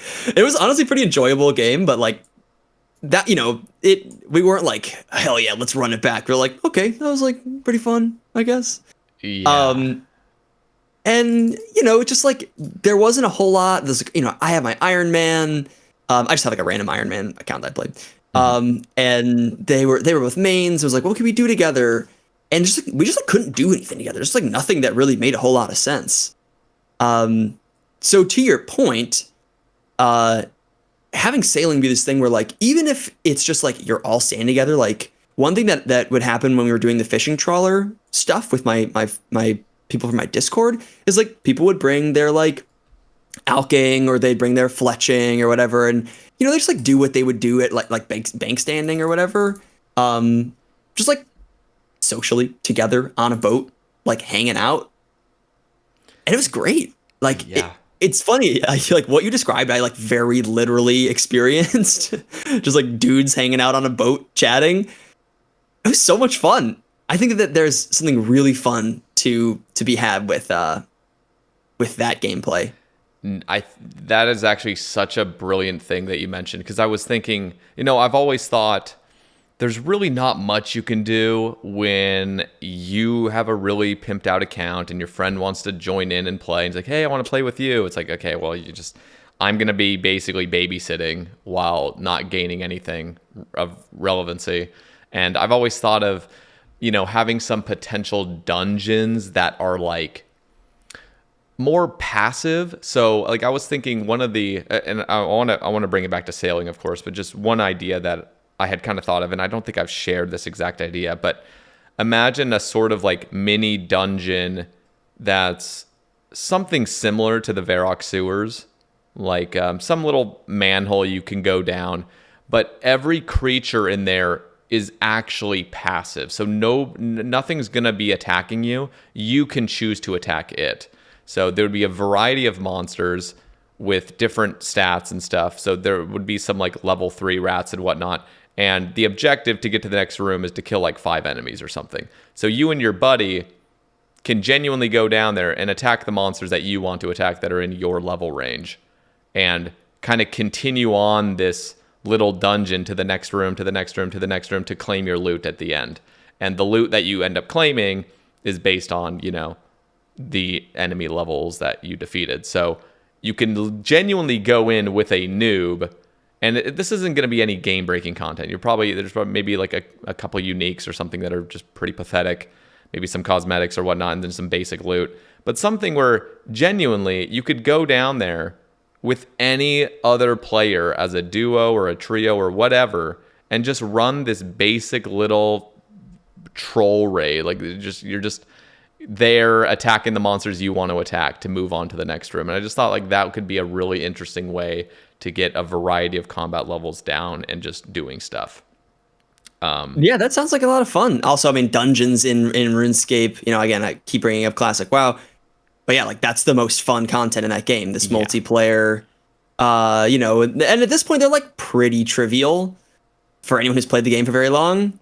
Or even if like 3 of the people in your group like know anything, like there's not a lot of challenger. It's just fun to do it with other people. And like the idea that like you can get some decent loot. Like if you bring people, you can go in and get something that's like pretty okay. And like it's fun. It's worth it. And the whole time you're with each other, like because you enter the place and you're all stuck in the first room together, attacking the monsters you want to attack, and then you all have to complete the objective for the next room to like open up. So you're all there. You can be chatting with each other. It's very simple. This is not going to be some game-breaking thing. The loot's going to be pretty basic, but overall, like, and your loot will scale depending on how much you did. So like you're not going to feel exactly like you're babysitting if you're down there, you know, with your friend that's level 10, you know? Yeah. But so I thought that would be cool. And then again, like just tying it back to sailing is the perfect thing for this kind of, you know, problem that we see in the game where like if sailing drops, it would be so cool if your friend that wants to play, like, hey, sailing came out, well, I'll start playing again, but my account's level 40 or whatnot. And generally speaking, like you said, like there's very little you can do. Maybe Guardians of the Rift or Scurrius. And if it was just sailing, like, dude, get on my boat. Like, I'm a maxed account, but you can hop on my boat and you're not going to be a detriment to me. I'm not going to have to babysit you.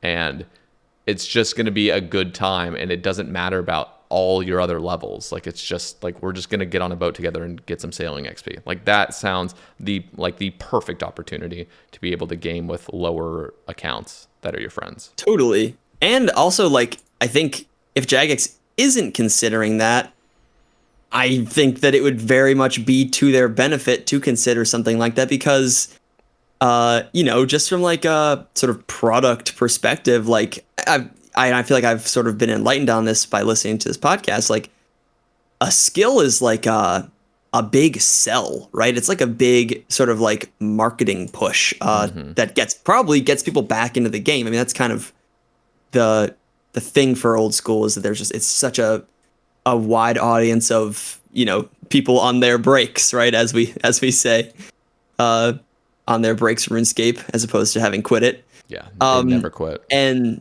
they never quit, right? So it feels like, you know, very much a missed opportunity if they don't even consider something like that, something that's focused on leveling out sort of the playing field with high and low to mid-level accounts. Yeah, and the best part is for those that are against things like that, like they, you know, like, oh, we don't want everybody to be like, I don't know, people care more about XP rates and efficiency. There is always going to be those routes. So if you are one of those players that just deeply cares about rushing this or just, you know, for ranks or whatnot, there's going to be the Barracuda trials. And it sounds like that's going to be the most optimal. So, and I feel like that's going to be more of a solo type thing. So you're still going to be appeasing those players, but you're going to be appeasing the vast majority of players that just want to chill out and have fun. So totally. I just to because it got in my head while you were talking, like the idea of that dungeon thing could also have some good appeal to solo players too. Because let's say there's like a threshold of loot that you need to like hit a, you know, certain level, like total level of monsters killed. That could be like I need to get better gear, or I need to get better supplies so I can go in there and like kill better monsters for this loot that I care about. Like this sort of aspirational, like you know, like, oh, I can't like consistently just be like, you know, tanking these high level monsters with my limited supplies and yada yada. Like a reason for somebody to go in there at different points in their journey, as even as a solo player. So I feel like that could definitely serve multiple audiences. Yep. I think that's a cool idea. Yeah, no, I would I think there's a lot to it. The other thing is, even though getting protection prayers is pretty quick, generally speaking, it's still a daunting grind for like a new player. And so it almost feels like, I don't know, like maybe there should be, this is a whole separate conversation, we don't need to get into it, but I'm just thinking like, you know, if you had a dungeon and you just have a player like that's with you that genuinely doesn't even have protection prayers, maybe it would just be like, okay, you should really get protection prayers before you go down in this dungeon. But, and I like how they've really spread prayer across the game, especially with Varlamore. There's just so many ways to train prayer these days. But it would be kind of cool if there was even just, I don't know, some quicker way to sort of get to those like key prayers that are genuinely extremely beneficial. Because like before you hit protection prayers, your prayer book's useless. It's just like not doing anything. Right. Like nobody's using anything. So well, I don't know if this is news to you, probably not. Yeah. But the this is something that somebody told me, and I was like kind of blown away. The first 3 prayers in your prayer book, the 5%, or the first row of 5%, drain at such an unbelievably slow rate that you can just like, if you don't have like, you know, you can put them on like for like a Slayer task or whatever. Like they add almost nothing to your drain rate. I mean, I think like my chunk man has 65 prayer. If I put on this ranging one, it's on for 37 minutes. So I actually feel like that, I'm just saying this to maybe to educate someone who doesn't know, like you could put those prayers on and get 5% strength, which is like probably a max hit. Just like pretty much all the time when you're doing stuff, assuming you're taking breaks at some point to like recharge or whatever. Yeah, I'm looking at it right. I actually looked it up because I know they made some changes. In fact, somebody on my stream was telling me about something and it wasn't computing, but now I've looked it up. So it's literally drains 1.67 points per minute. So that's insane to think that over the course of like 3 minutes, it's going to drain what is that? Is that 4? Am I getting, no, 5. It would drain 5 points in 3 minutes. So yeah, that is so low. And here's the, and that would be with obviously 0 prayer. So if you had any prayer gear, that shit's going to be way more. Yeah. And then the other interesting thing is by having it on when you're a lower level. See, somebody I think had just misinterpreted what it was saying. Somebody was saying that you get 1 max hit when under 20 strength. But what it's saying is if you're below the strength level of 20, which by the way, like a 5% increase is, if you're level 20, that's only going to give you, 1 level basically extra. But right. What they're saying is like anything before level 20, you're still going to get that +1.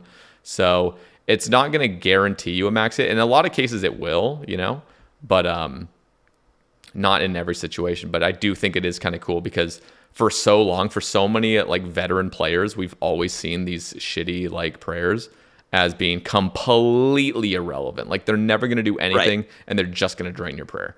But now, like you said, it's like they've actually made some pretty good balancing changes with it. And it does have some use, although I will say to this day, Jagex still needs to make some very visual elements of like max hit stats. Like you have to there's got to be some sort of data available, some menu that you can open that shows you like if you're going to get a max hit this next like strength level or whatever, or like almost have like some sort of you know how like if you're just using like a normal strength pot or whatever, you don't actually know with your current gear setup at what point of drain that you lose that max hit. It's just kind of like guess and check. It's kind of like, okay, totally. Maybe like, and then, you know, you're just there for that level for so long, you just kind of like intuit it at some point. But there needs to be like some actual visual indicator of like, okay, when you drop the here, you actually will lose a max hit. So that would be like the situation where you could know, okay, I'm going to turn on burst of strength, you know, like because I've now dropped below and now I can get that extra max hit or something. So anyway, that's another separate thing, which I think we're just lacking. We're lacking the actual menus to like see that sort of thing. The same thing with like a DPS calculator. I think a DPS calculator is like much needed in this game as well, like actually implemented into the game.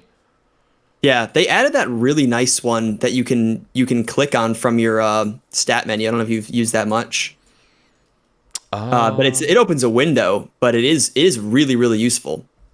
Is it a plugin? Like, are you talking about the like equipment? Like if you go to equipment stats, there should be a button that says View DPS. I don't know if that's a plugin, but okay, it might be a plugin because I'm not seeing it.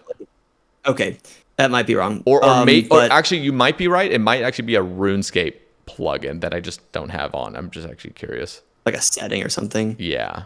I do recall something like that. Use that a lot because it loads in your gear, which is really cool. It like loads in the gear you're wearing. Okay. So that was something that I didn't. I like very, very rarely would go and like do DPS calculations. Just kind of like you said, like just kind of feel it out and be like, okay, I think I probably need another strength level here or whatever. Yeah. But since that tool has become so easily accessible, I've definitely been looking at it more. So I agree. I also think the idea of max hits in general, like I actually just did a whole thing on it in my videos. One of the things I like to do in my videos is I know a lot of the people that watch my channel are like either people who don't play all that often or maybe haven't played in a long time, but just like to watch videos. And so I try to like explain things that probably are super, super obvious to like anyone who's playing actively. So like I did this whole thing because I talk a lot about max hits in this video I'm making. And just realized that at a certain point I was like, that might not even mean anything to somebody. Like what's a max hit? Like why did it change at this level? Like how is any of this calculated? Like I don't get it. So I did this whole thing about it and kind of made me realize that like max hits as a system, just sort of like a very RuneScape thing. Like you don't in, you know, another game, like you're not like, oh, I can now hit this number. It's the nature of our, you know, our game being a low numbers game, which by the way, I'm a very, very big fan of. Like, you know, 100 is like an insane number in RuneScape, pretty much across the board, as far as like a character goes. So, I actually do. Anyway, I do love that as well. Like it's very simplistic. I think there's actually this small tangent. Somebody had mentioned some game. I think it was like Terraria or maybe I'm getting the game wrong. But it's basically like the best weapon in the game. That's just like universally the best. It only has this tiny max hit still. Like it's just like, and it's only like one extra max hit better than like the second. Yeah, best I was thing. Just listening to this conversation. It was like it can hit a 16. Oh, it was Guild Wars 1, I think they said. It was like, it must have been like pre-searing. Was it him? Was it his guy? I can't remember, but I can't remember who it was either. Somebody was talking about, maybe it was even Josh Strife Hayes. Did he mention that? It might have been that. You know, it might have been that. I think it was that. Okay, because but that simplicity, like that very careful climb to a max hit where they're just super, super careful about power creep in any way. I love that. Yeah, absolutely. I think other Josh also brought up one of my other games that I reference a lot, and the game that kind of I view game design through, which is Magic: The Gathering card game. And that is another game that has low numbers also. I mean, like the difference between something that costs 1 mana and 2 mana in that game is like enormous. It's unbelievably like a card could be broken at 1 mana and useless at 2 mana. It's crazy. So anyway, low number games are, I feel like they create really interesting restrictions for the developers. Obviously, restrictions means sometimes there are things you can't do. Like, would it be nice to have a more granular max hit system? Like, so that you could see that number going up? Yeah. Maybe. And so like, any little bit also helps. Like every tiny little Right. bit is going to give you a significant DPS, or not significant, but actual DPS increase. Like visible. Yeah, not even just visible, but like actual, like, because you could or literally does anything. Yeah, exactly. Does anything. Yeah. Totally. Apparently, actually, in RuneScape Classic, obviously you hear me talk about Classic a lot. I have a obsession with it. I never played it, but like it's just so fascinating to me. Anyway, it is they did calculate strength like that. Strength was like it would add like a roll to your basically like you would roll higher on average if you had more strength, like incrementally between, like, let's say your max it was 5 or 6, like strength would mean so you'd have a higher chance to like roll a 6 over a 5. I don't know, whatever. Okay. So it's just like they're not all weighted equally, like all the numbers. Like they actually start getting weighted higher. Okay. I think Cook from the wiki, from OSRS wiki, was telling me about that. I would need to go back and look at what he said, but yeah, there's so much stuff from the transition from Classic to RS2 that, like, once again fascinates me. You could go on and on about it, but we're talking something else right now. No, I mean, Osmumten's Fang that came from Toa, like I like that sort of system where it has a minimum hit and then a capped max hit. But there's so many different alterations as well. I mean, like you had just mentioned, imagine a weapon that comes out. I mean, a system entirely, I think, is just out of the question, because like people are just as good of an idea as something can sound. Like there are just so many purists in this game, and so many people that just don't want anything to be touched. Like these old systems, even though they're jank, just don't touch them, because as soon as you start messing with things that actually make sense, it's just going to break it. Like, look at EOC. To be fair, I'm not claiming EOC made sense, but probably in the dev set, they're like, oh yeah, this is going to fix everything. It's just like, no, stop it. Right. But it would be cool to have a weapon. And again, I think the weapon's the simplest way, because it's just it's like a one-off thing. But have a weapon that really does, depending on your strength level, start weighting those higher hits. So like imagine a weapon that's actually very powerful, but its max hit is only about half of what a normal max hit would be, but the higher strength level you get, the more consistently you're actually hitting those high numbers. So like let's just say it would normally be like a 70 max hit or something, but you're only, the cap is only going to be a 35. You're going to be very rarely hitting anything between 1 and 15, but like now 16 to 35 is very common. Like that would be a very interesting weapon to have. Yeah, I feel like it does. Yeah, right. You start to like touch on the sort of core of what makes RuneScape, like the game that it is, where it's like the fact that your damage is super inconsistent is like a big part of the game. Yeah. Whereas like in a game like Classic WoW, like I was saying, like you don't care about numbers because they're always changing. You know, like you level up and you have a new like a minimum hit or whatever, and you just don't really care. Like it's just, you're like, I don't know, my damage is always like roughly close enough. You're never like, oh, I didn't hit enough to kill that boss. You're like, it's just not like that, like how it is in RuneScape. And I feel like that's another example of like something you could see as a downside or as a good thing, you know, that sort of charm we're talking about. I think that is too core to RuneScape's identity to undermine. But maybe one weapon could be interesting, you know, just like hyper consistent, a weapon that's just like hyper consistent. Yeah. There's just like certain situations that I found to be like extremely frustrating when like a boss has 1 HP left or something, and then you hit 4 zeros on it. And you're like, dude, like how is there not just something that I can do to just like kill this thing, you know? And so it'd be cool to almost have like a finishing touch weapon that's just super, super, super low damage hitting, but it's What about a weapon that always accurate. hits one? Yeah, Weapon yeah. that I mean, hits one 100% of the time. yeah, or it would have to. It couldn't just be a one because some of the time, like you think you only have one HP left, and a lot of people don't have like precise indicators. But you know, like I don't know how they could implement this, but have you ever killed gargoyles? And you know how you don't actually have to kill them, like you just have to get them below like 9 HP, and then you just rock smash them. Like Yeah. there was something that actually hits like that.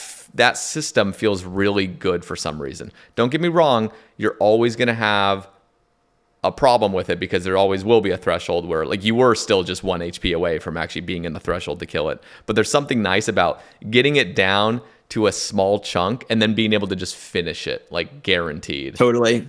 Yeah, it's a perception thing, right? It's the same thing, but you just don't feel like that.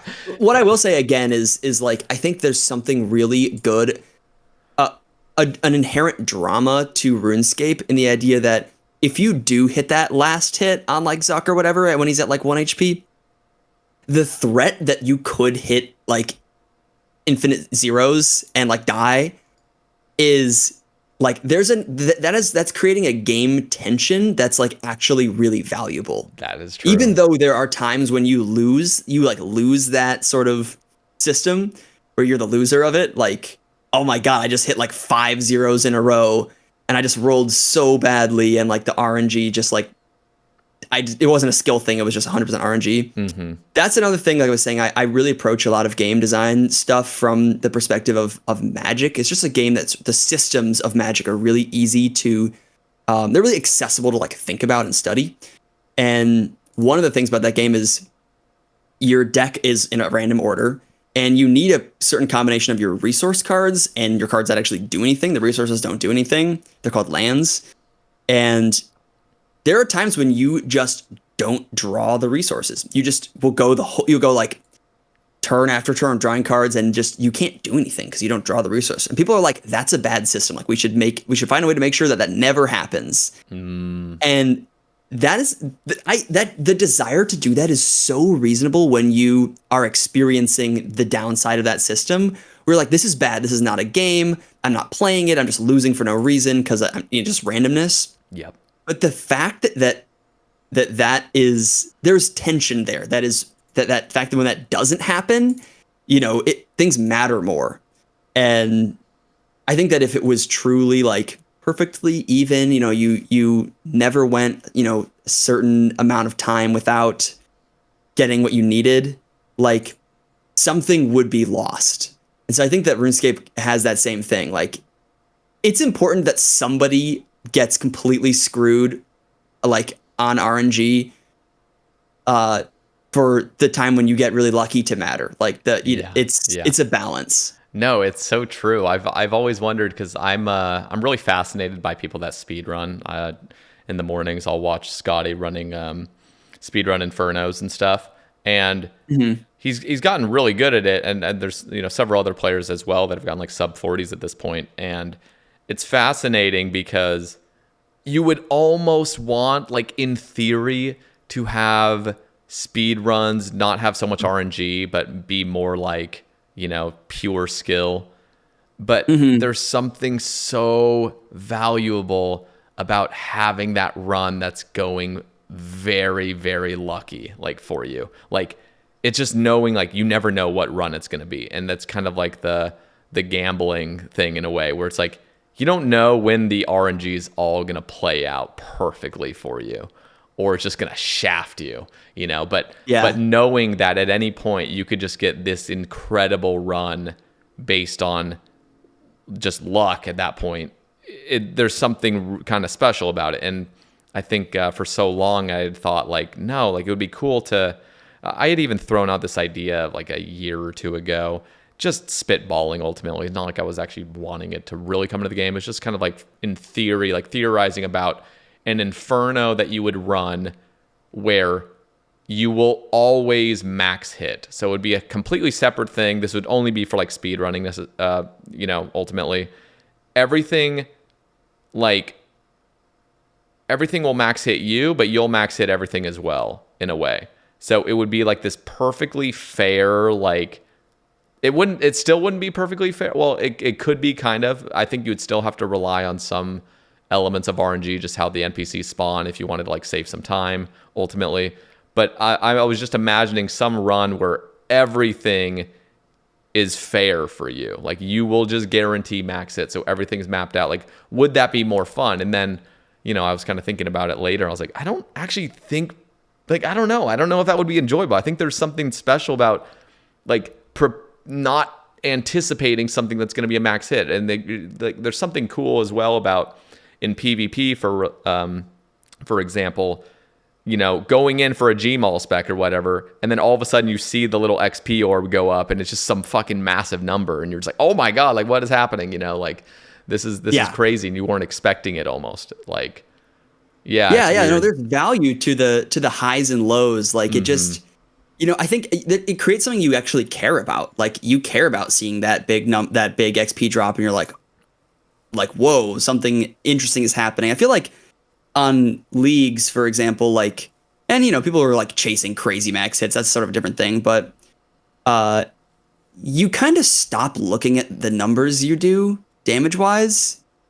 You know what I mean? Like you kind of stop looking at like, whoa, I just hit a this, or like, wow, I'm hitting so consistently, like blah blah blah. It's like, yeah, I don't know, I'm just like kind of annihilating everything. I don't care anymore that what happens. Yeah. I'm not like, I'm thinking more, not this past leagues, but the one before. I actually didn't play this. The Leagues 4 was the only one I've actually played. Okay. I just didn't have time this time. I really wanted to, but it just lined up at a bad time for me. I'm not a Leagues player either, but I've definitely watch it. So yeah. So yeah, it's just one of those things where it's like, there's the tension of like, am I gonna hit good or not? Kind of goes away when you get all this power and you get all this consistency. You're just like, yeah, I don't really, I'll probably kill him. That's probably fine. You know what I mean? It is funny, like thinking about that. This is another just brief thing before we move on to the next point. But I was always thinking a few years back, like, how like in PvP, if you freeze somebody, it's either a splash or it's like a guaranteed 15 seconds frozen. I always thought that was strange, but again, if you're changing systems, you're going to upset a bunch of people. But I was thinking, like, why can't like freezing be also RNG dependent, where like it's not a guaranteed nothing or all, it would have some variance, so you could just be frozen for a few seconds.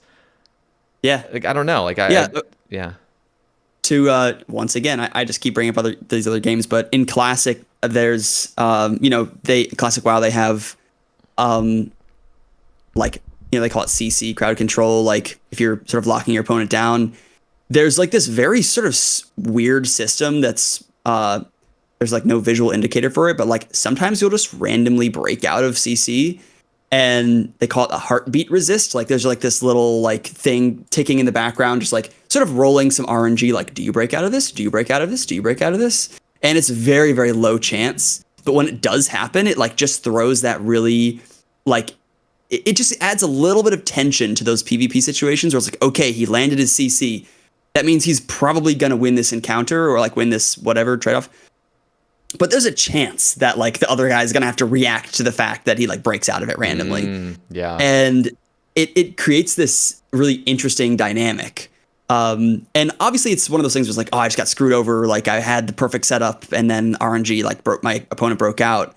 But like the fact that tension it's not objectively always good in every situation, but a lot of the time it adds to the intrigue of it. Doesn't add necessarily to the competitive, because that's another thing, is like there's this balance between like perfectly competitive skill based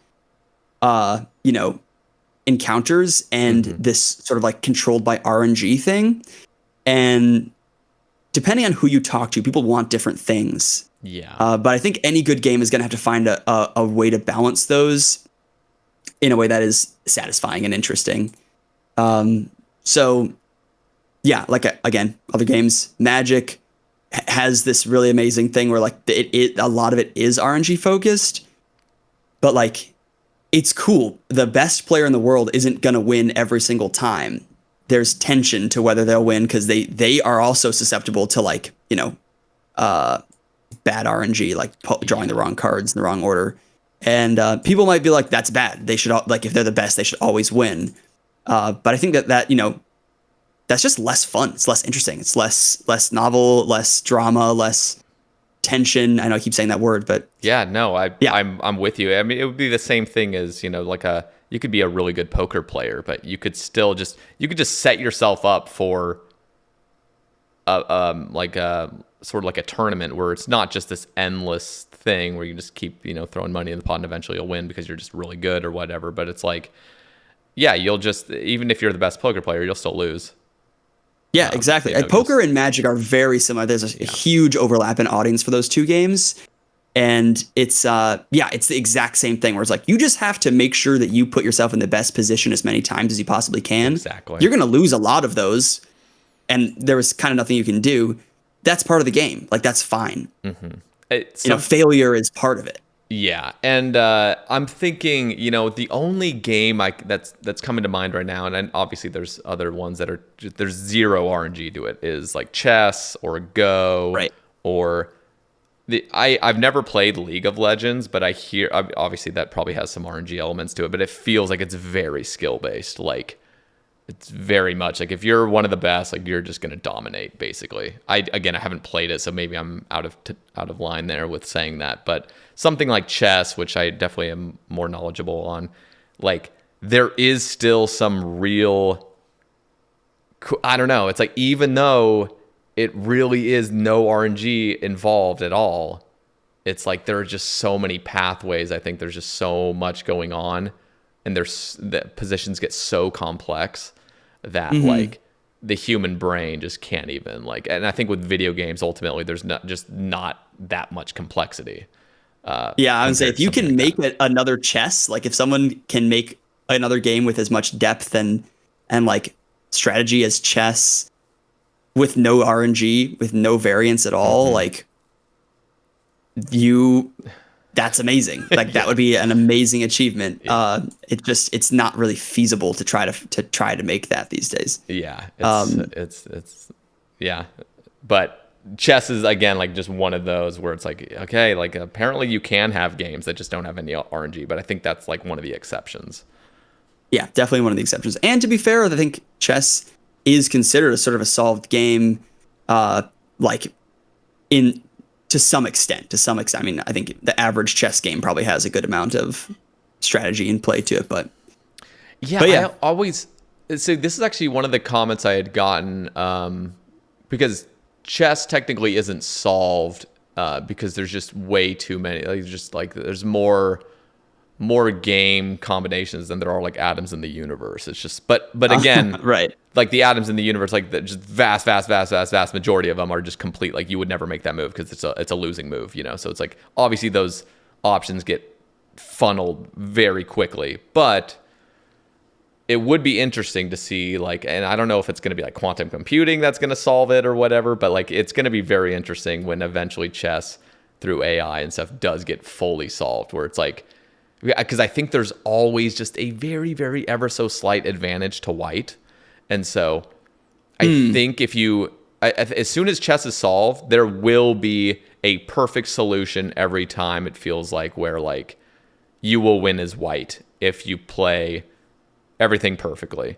I think right now it's always a tie. Like if you have the best AIs going at it, it's always going to be a tie in a way. And I don't know. I could be off base here, but like I think ultimately there will, if it does get solved at some point, I think white could always win in some way. But maybe I'm wrong on that. I'd actually love to hear in the comments if there's anybody that's like into chess. I guess I could also just ask ChatGPT this kind of stuff. It's crazy, by the way, that we just have ChatGPT. We can just like ask anything to it and just give us answers. Okay, let's move on to another one of your points that you had mentioned, which was smithing rework. This is always something that's pretty up in the air. I feel like this discussion never really goes away, but I want to hear your take on this. Yeah, so I feel like I listened to your conversation with Agile Tom I think you guys talked about smithing in that one Mm-hmm. also. And he brought up a point that I also want to bring up here, which is that as someone who plays a one chunk man, so smithing is like the skill that is the bane of the one chunk man's existence Yeah. for a number of reasons. From anything from the fact that it requires 3 separate, or 4 if you count the pickaxe, like separate things, components to make it happen. You need a pickaxe, you need a rock, you need a furnace, you need an anvil. Yeah. You could superheat, but that's like I've gone down that path and it's not sustainable. And that's the other side of it, right? Those are the simple problems for a one chunk man. The bigger problems are the fact that like these relatively easy to access resources are so disproportionate in their level to like what they're useful for. And just like the scaling on smithing is just, it becomes so obvious how like so much of that skill is useless. It's upsettingly useless to me.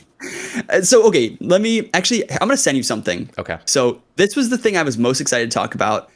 I have a passion for game dev. I actually have a degree. I got a game development bachelor's after I went back and finished that. So my favorite thing to think about is game systems. I love thinking of systems. And so I put this big spreadsheet together. You really don't have to read through this if you don't want. I just wanted to give it to you if you wanted to take a look, just because there's a lot of info in there. Okay. But so the main thing for me, like where this starts from is the question of what. So first of all, you tell me, what does smithing do in RuneScape right now? Like what role does it serve in the game? I mean, I think it served a huge purpose in early days where like rune armor was the best. And so yeah, you're actually getting your weapons and your armor from things. But like at this point, it's really just for like diary requirements and for smithing a few random items from like raids that might need you to do it. But ultimately, there's always going to be like another solution. You just pay an NPC to do it. But yeah, there's not really much besides just getting some requirements done for quests or diaries. Yeah, okay, that's what I thought. I just want to make sure, just that I wasn't out of touch. That like, oh, actually, no, smithing is useful for blah blah blah. Like, it's you use it to like smith a couple of items, right? Like, God Sword or like, I don't know. But a lot of these items don't even seem to get really used all that much to the point where that's like a really really worthwhile thing. You know, you like slog through this to get this amazing reward. It's usually like, okay, I guess I have to do that because I want this or whatever. Mm-hmm. And you're 100% right that in classic, in original RuneScape, smithing, there was no way to get most of those items. And so they just sort of evenly spread them out across the skill. They were like, oh, you want like rune items? They're the only way to get the most powerful weapon in the game, the rune two-hander, which was the most powerful weapon in the game back then because weapon speed wasn't a thing, is you got to smith it. Somebody has to smith it. And the fact that, you know, everyone's starting at one smithing, like that was a big challenge. Like, and that was a big payoff. You get the best weapon in the game from leveling your smithing to the highest level. It just doesn't do that anymore. And obviously these are points that we've talked about before. People know this. I'm not saying this like it's novel. But to me, it raises the question of like, what should smithing do? I mean, it's to me, it's actually embarrassing how bad smithing is in a medieval fantasy game. That the idea that smithing your own armor and weapons is like comically bad, like comically abysmally bad. You're like, you know, I was a kid. I loved like, you know, I got back into the game. I want like a rune scimitar. Like I'll smith on myself. It's like, oh, okay, buddy, you're in for like a, I don't know, multi-100-hour grind to get there. Yeah. Right? It's like, what? Or you could spend like 20 minutes and make like 10K and buy one. Mm-hmm. And it's like, oh, what? Or it's like, oh, you're an Iron Man. Yeah, just like go kill the fire giants or like Zami, whatever. Like, there are so many better ways to get it. It's not serving the purpose that smithing does in a medieval fantasy game. The idea that you can't reasonably smith your own gear and weapons is like, we should as a community be way more embarrassed about that fact. That's my opinion. Like, yeah, you know what I mean? No, I'm totally with you. It's just like when I think about, I'm kind of like browsing through the thing that you linked me, so I look at them like level up progression and stuff, and it's just we are playing we're playing a game that's just had patch over patch over patch over patch, and it's just like to clean up smithing requires, in my opinion, like so much like tearing patches off and almost like reimagining it as a whole, which again, going back to like changing the game and how it feels can be an extremely bad route to go down, because people that get used to something are now having to get used to an entirely different system. And this game is like still, in my opinion, based off a lot of nostalgia. And yes, smithing is just in such a weird spot. It's almost like the longer it goes on, the more we just accept it. And it's just weird. Yeah, so I want to keep hearing your whole take on this, but ultimately I just feel like, you know, this is just my pessimistic point of view. It's just like I don't know. It's just so hard to get this right, I feel like, because anyway, I'll let you continue and I'll have more thoughts to share on it, but it's a brutal one, basically, is what I'm saying. And I think you would No, I fully mean, agree you're with right. that. Yeah. You're 100% right. Like it would be totally, it would be like a really, really heavy, there's no elegant way to do it, right? Period. Yep. Not even close to elegant.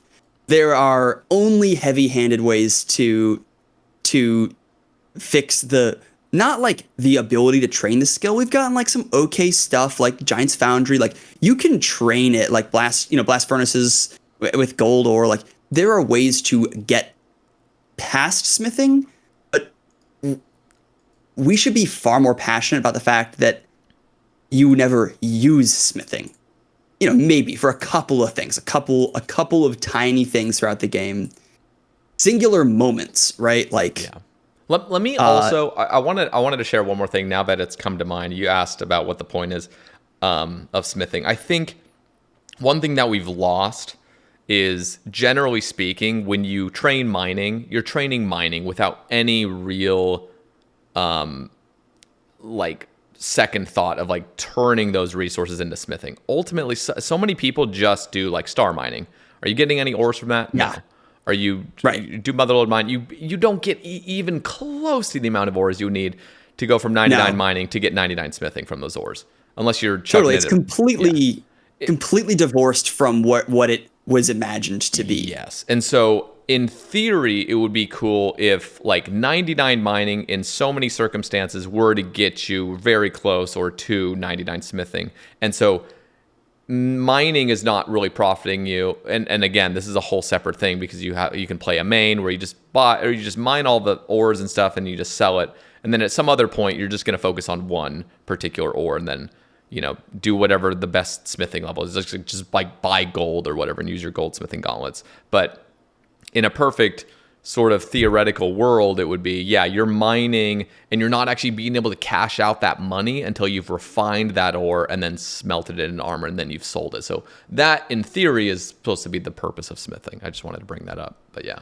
Yeah, and I feel like we've sort of, as a game, unfortunately, just due to the nature of things, like sort of gotten past. I feel like we have gotten over the idea that skilling is a good way to be profitable.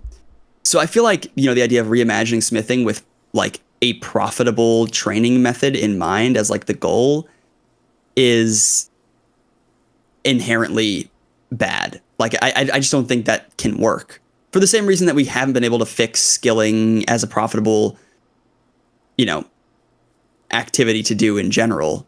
Something that comes up a lot on this podcast.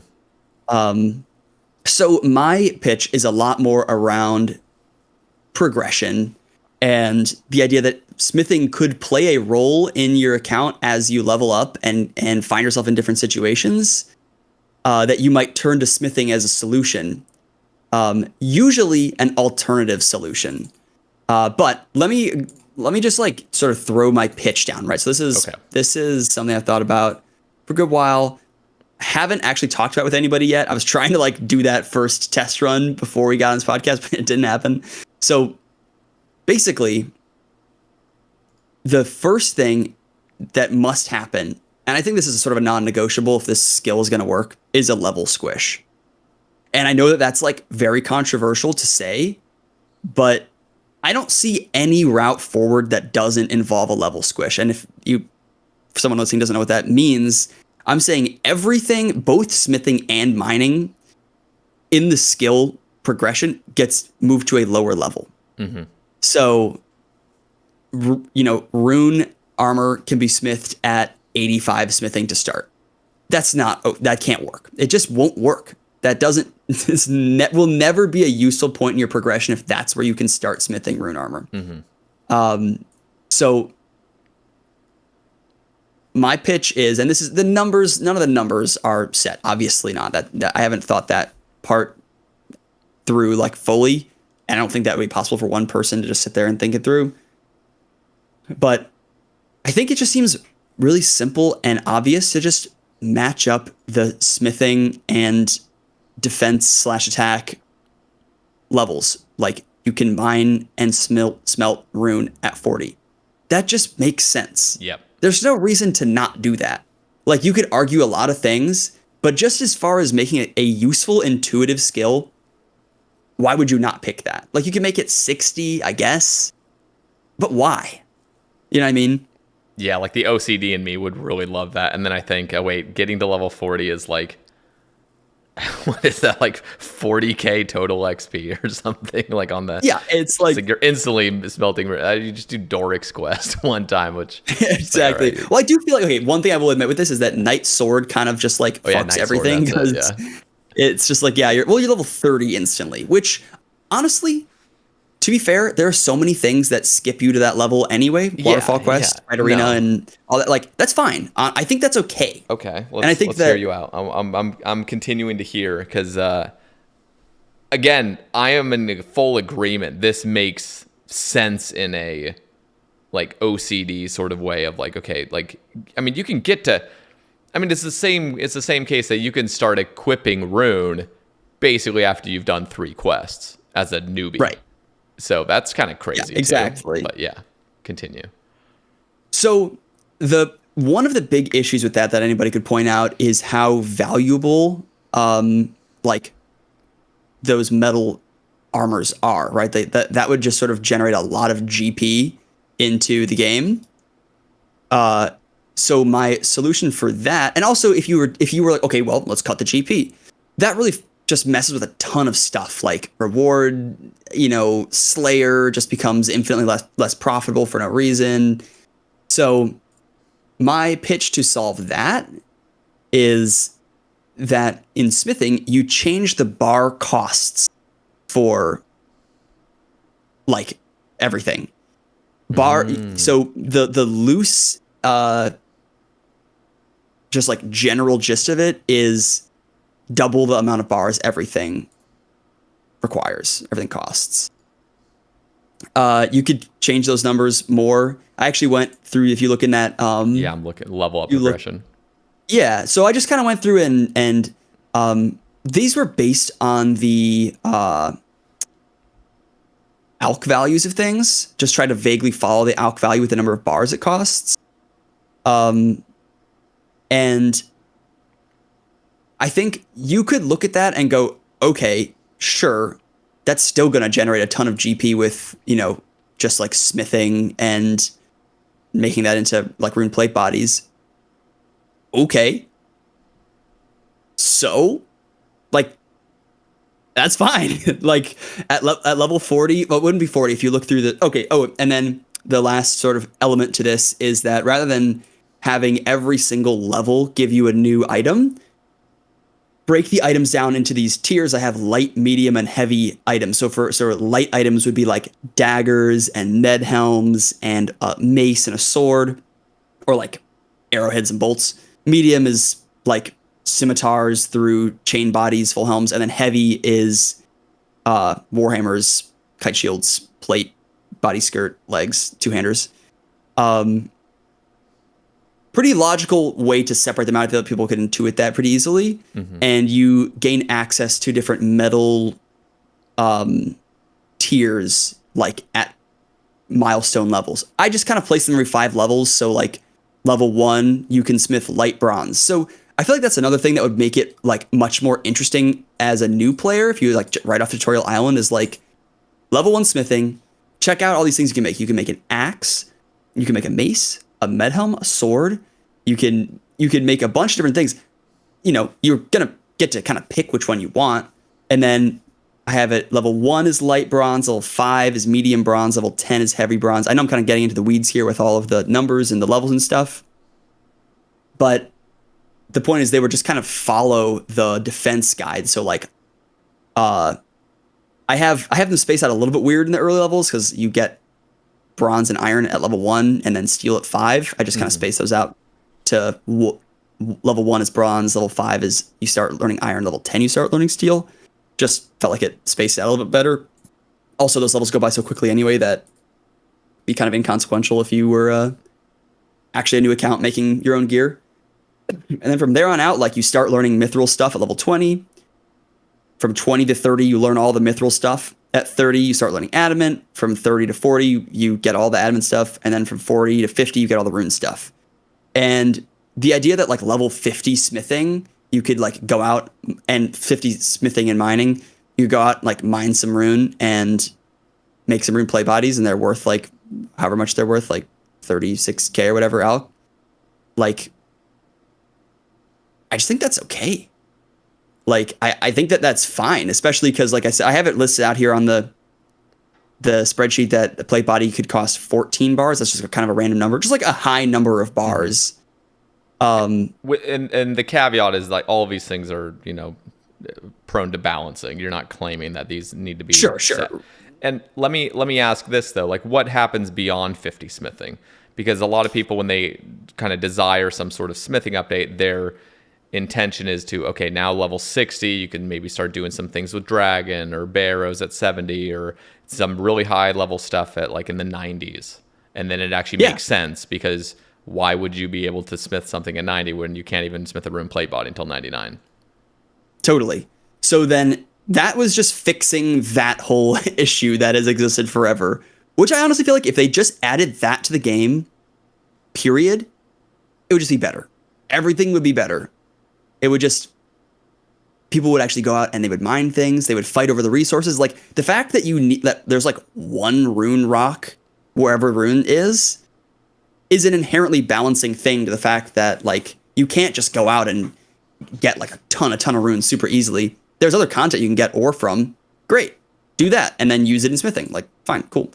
But the second part of this whole pitch is, and this is something that I know it's definitely controversial. It's something I like. I don't really know. There's definitely some resistance to it, but think of the pitch for shamanism, which by the way is a terrible name. I voted for shamanism because I like the idea of what they were pitching, but I agree that was a terrible name.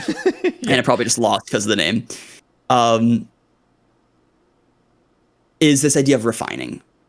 So there's this secondary system that levels up alongside smithing where you can take items you've crafted and then you can refine them. It's like I'm sort of envisioning something somewhat akin to the Minecraft enchanting system. If anybody's played Minecraft, they know what I'm talking about. Mm-hmm. Like you have certain enchantments that are available that you can apply to items that you have that you've crafted yourself. And it sort of becomes like this resource thing. So I'm just going to read straight down my spreadsheet here, just explaining refining. Okay.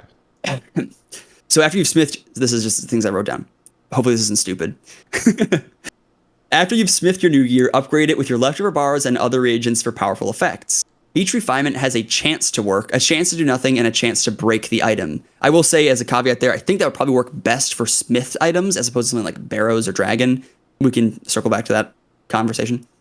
This scales with the type of metal you're using, i.e. a level 35 smithing, you'd have a lower chance to successfully upgrade an adamant item, while a bronze or iron item would be more reliable to upgrade. You would break them less. Either way, you'll get full XP for an attempt at a refinement and a bonus when you successfully upgrade something. Refinements are unlocked through a variety of sources. Basic upgrades are learned through the smithing skill, while others are learned perhaps randomly while leveling up. Like if you're doing refining, you could just discover a new refinement. You could also get them as rewards from content, or even as drops, or bought from shops, sort of like recipes that you could, trying to hunt them down in one way or another. Refined items are untradeable. So that's definitely a core to this whole thing. And like I was saying about profitability or not, I think that if you want smithing to be tied to progression, making the refined items untradeable is very important. It's also like if there's going to be a million different versions of these items, because each one with their own little enchantment or refinement to them, I don't think that there's not a system that the GE could really use to deal with that outside of like a million different riders, like parentheses, yada yada. Like it would just get really, really bloated really fast. Yeah. And I don't think that's a good thing to try to account for. I think it would be better serve the game if leveling smithing gave you, the player, something progression wise, as opposed to selling them. I'm more of an Iron Man guy. That might ruffle some feathers for people. Again, this is just my pitch. Continuing on through this pitch, because refining will burn through many bars, it makes smithing using bars a reward to do while leveling up your character and progressing. So like getting a lot of bars is a good thing to do, as opposed to just like, I guess I'm gonna make a billion rune plate bodies or whatever. Like you're like, oh, okay, I have these bars. Like, how do I want to use them? Do I want to try to create an item that will be useful to me? It also gives the player to craft many of the same item, as you'll probably go through multiple of them before actually getting the thing you're going for. So actually having a bunch of rune plate bodies in your bank might be a nice thing to have. More desirable refinements are more risky and have a higher chance of failing, making them more rare and resource intensive than others. So open up a new market for bars, which will be good because of their increased accessibility. That's a point I didn't really talk about, but mining needs to have the exact same level squish and accessibility squish too. Like it just shouldn't be that hard to mine a mithril ore. It just really shouldn't be that hard. Just as an example. And then refinements also open up a lot of different avenues for earlier mid-game gear progression, allowing smithing to serve as a secondary route to some must-have items such as graceful, fighter torso, etc. Different things. You can have a graceful refinement that turns your rune plate body into a piece of graceful. You can balance that around how difficult that is to get, but I think that's actually one of my like life goals, is to figure out a way to change the game such that graceful, there's just alternatives to it that do basically the same thing, that are, you can put in effort somewhere else in the game to have that same effect. And then if refinements are seen as too much power creep, they could be designed around a trade-off. So like if you're getting attack that comes at the cost of defense, or like negative prayer bonus, or yada yada, you could throw out a bunch of different ideas there. But in my opinion, I think it'd be better to design them as upgrades that are just somewhat difficult to get. It's not like you introduce a new item that is useful and you're like, yes, but it comes at a cost. Like you already put in the cost to get it. You worked for it. You had to put in a bunch of resources. And then also degradable items like barrows could be enhanced. And I think that that's sort of a saying, like, maybe it would be better that you couldn't destroy them. Maybe it would degrade them if you like messed up the refinement. So it's just like comes at an additional cost, as opposed to like blowing up your barrows piece. That would probably feel really bad. So, and other high level items could also have degradable refinements. Oh, also, and then the refinement itself could like follow the degrading process. So like if you upgrade a Barrows item and then it degrades, you would need to re-refine it. I don't know. These are just some ideas for how to make it apply to things outside of that first bracket of just like, bronze through rune armor. Yeah. And yeah. So, yeah, no, I mean, this is where, like, it's hard for me. Again, it's like, this is where I think me and you can kind of relate, where like you truly can see a vision of this, and then you have to try to explain it to people in words. Right. Which can be very brutal because you kind of see this overarching picture. And this is, again, the same thing I've been doing for years of trying to share my, illustrations in my head, trying to get it into words of how I would love to see skilling, thrive in the future. And so like I have my points of view, and I feel like ultimately though, like this pitch, it like, it's too fundamentally game breaking. Like there's too much happening where it makes sense on paper. Like the first things, like you definitely had me with like the changing the tiers and then just leaving room for so many more upgrades down in the future. But I think with all the kind of refining and stuff, it ends up becoming almost EOC-esque. And it's just like, even though, because again, like you had even said, like you had been thinking of this idea for a couple years now, like at this point for you, it almost feels like, okay, this is actually making a lot more sense. But for the average player that's going to listen to this for the first time, this is like overly convoluted. There's too much happening and there's too many moving parts. And then there's so many balancing issues that could arise, just like thinking of, okay, what about mining? Like how is mining going to work? How is armor going to work? I want to share. And so that ultimately I can't get on board with this because it's just too much. And I understand like how in a perfect world, in a perfect system where you could get everybody to kind of like see, okay, this can work, but then all these other moving parts need to be changed as well. And then we could have a more fitting game that all kind of makes sense and it's interwoven and everything's great.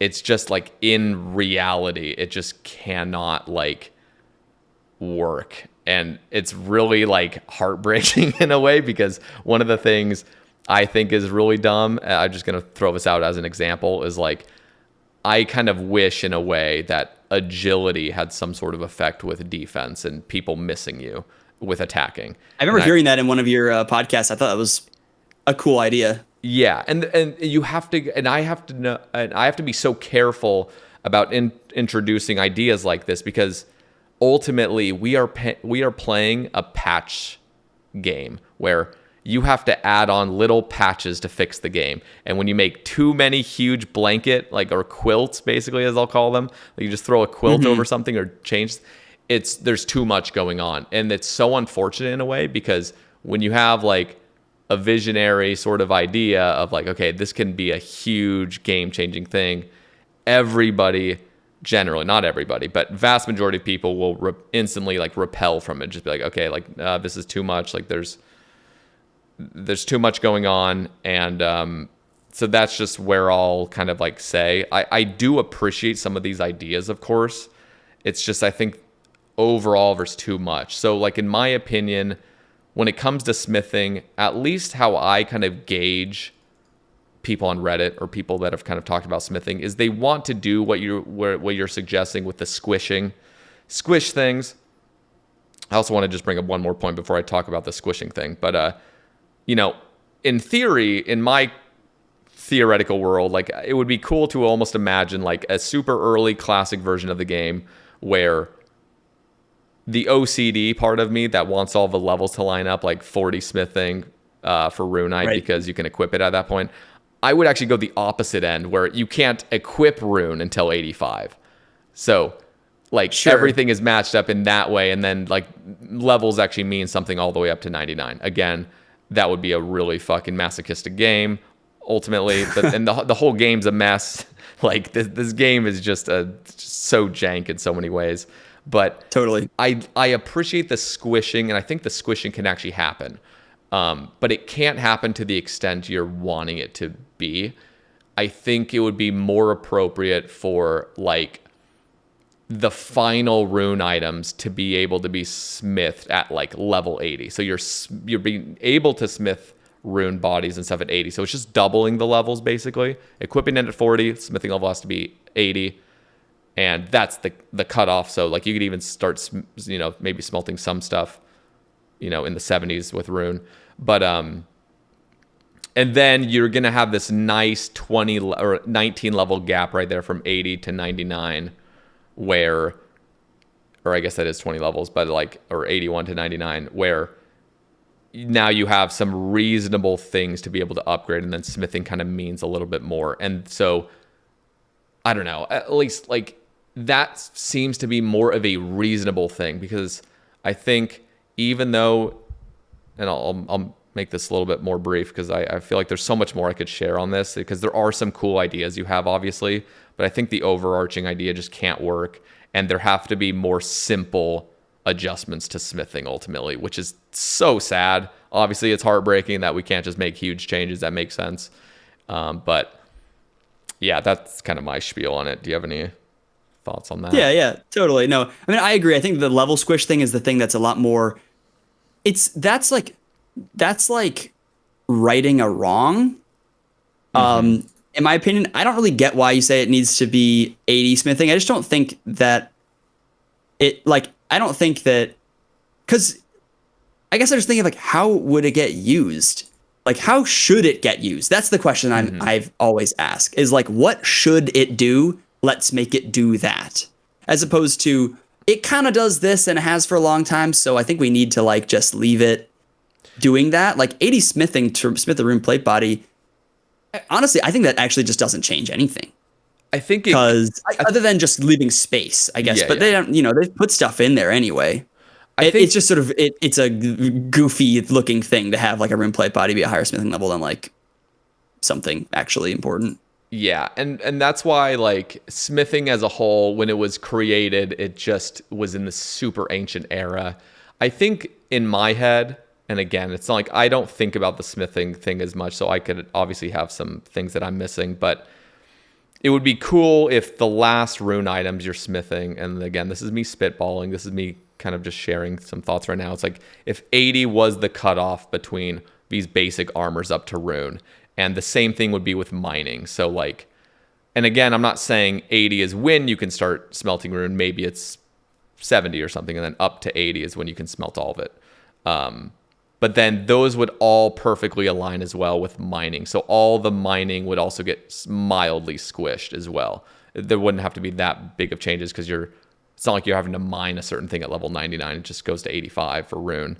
But there'd be a little bit of squishing there, and then smithing makes sense because you're mining the ores that line up with the leveling that you're getting from smithing. And so in theory, it works out because you're mining, you're getting the ores, you're processing them, and then you're making the money from it.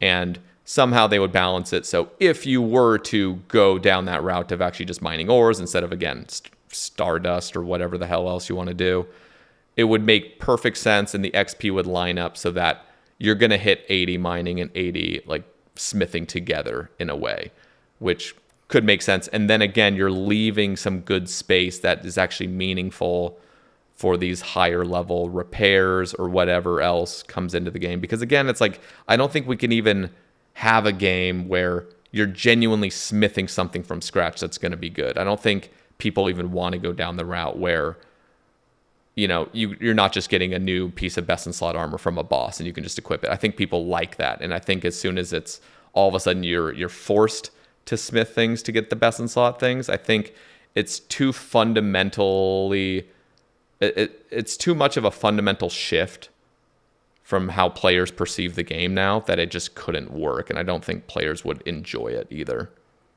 Yeah, I think to be clear, the things that I'm angling, this pitch on, this pitch is 99% for either someone who just started the game or someone who is in the early to mid stages of their account.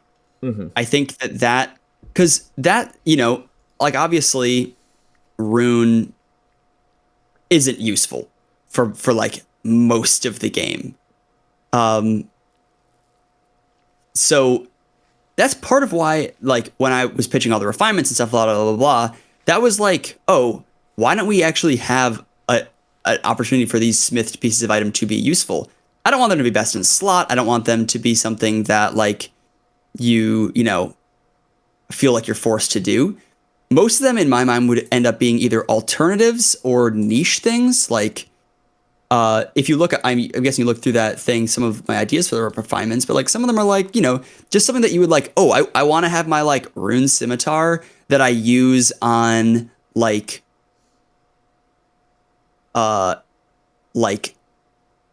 fire, like Pyre Lord, Slayer tasks. Cause I gave it like a water like enhancement or something like that.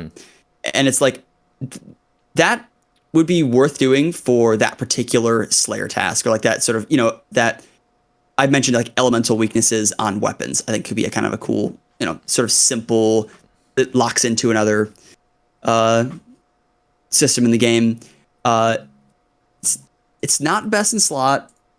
Maybe it's best in slot for that task, but like you definitely don't need it. You could probably just go mage. Like that's probably still better if you really wanted to like. So the point is, yeah, that's I agree that there's would be a lot of resistance to changing things that change metas. I think it's okay to, and this was something I was hearing you talk about in another podcast where it's like, it's nice to provide alternative routes through the early game, especially early and mid game. Yeah. And that's what this is pitches mostly around. I'm guessing how people hear it, and now that I think about it, the way I say it, sounds like it's this sort of like game changing thing that's gonna like impact, you know, all parts of the game. But I think that you're right. Like you know, gear should mostly come from PVM. That's kind of where this game is at. That's sort of what we have collectively agreed upon. And I'm not arguing it should. I'm just saying that is where we're at. So like subjectively, right. I'm actually more kind of a purist. Like I would almost like to reimagine RuneScape as like everything is interwoven, but we're just not playing that game. So me trying to like have this game turn into that would just make no sense. Like if I were to be a game designer and I was trying to make something like RuneScape, I would definitely go down a different route where like everything is somehow interwoven in some cool intricate system where everything needs to be created manually and stuff. And so there's like this cool economy that's going on. But yeah, that's just not the game we're playing at all. But yeah, so, you know, end of the day, my pitch is like, let's have smithing play a role, like have the possibility to play a role in an account's progression, you know, help them at their first set of full rune once they, you know, they've been playing for not very long, right? You want that to happen in like a week or so or whatever. Yeah. Of a casual player, you know? And then also like as they keep going and their account has different needs, they can look at different options, and let's let smithing be one of them. Right now, it's just not. It doesn't do anything. There's no use for it.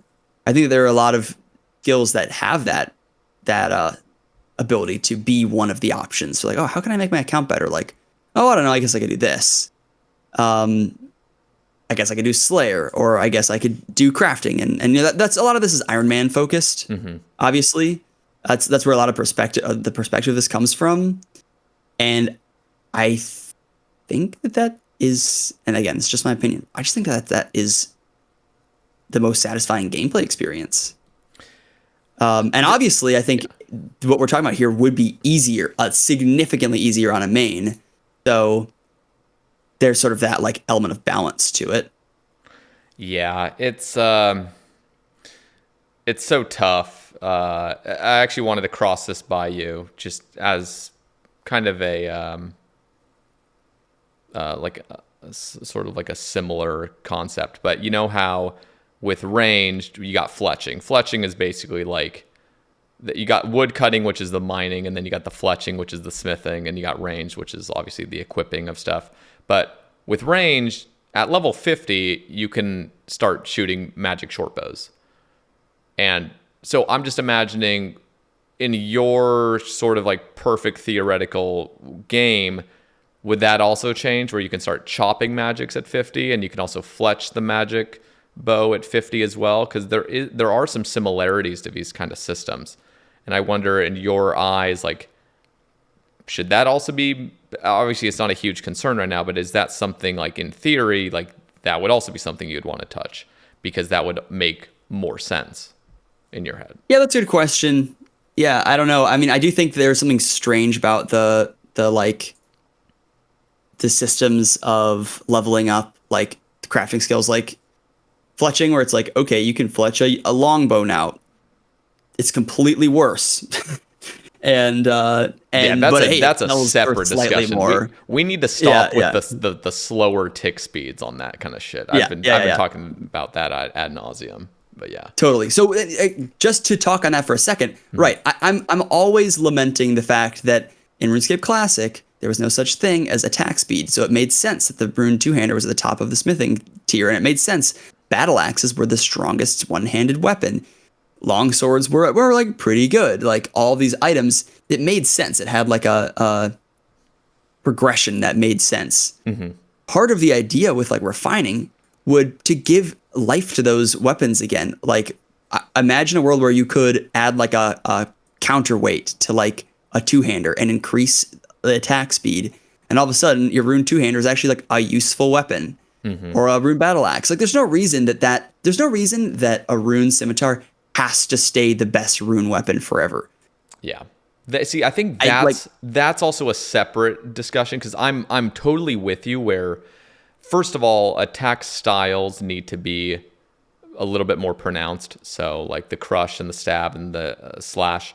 But on top of that, like this is just a very simple numbers fix. They've done some helpful things where, like, I think a mace for so long was like a 5 tick and they changed it to a 4 tick. So there is some use for a rune mace potentially, but like you guys got to mess around with these numbers a little bit more, because there are just some items, some weapons that are just truly dog shit that there's just zero reason to ever touch them or equip them. Totally. Zero use case for those items. And right. So I think that's another one of the things that I wanted to like approach with this. And yeah, you know, when I was saying all that stuff, I think part of these like big pitches, people with their big ideas, is like just a lot. You're saying a lot. Like there's a lot of words. I don't know if I can really, like you said, like this game is so complicated and so many overlapping things that like it almost puts the impetus on the listener to like run through all of the situations in which like that could be good or bad.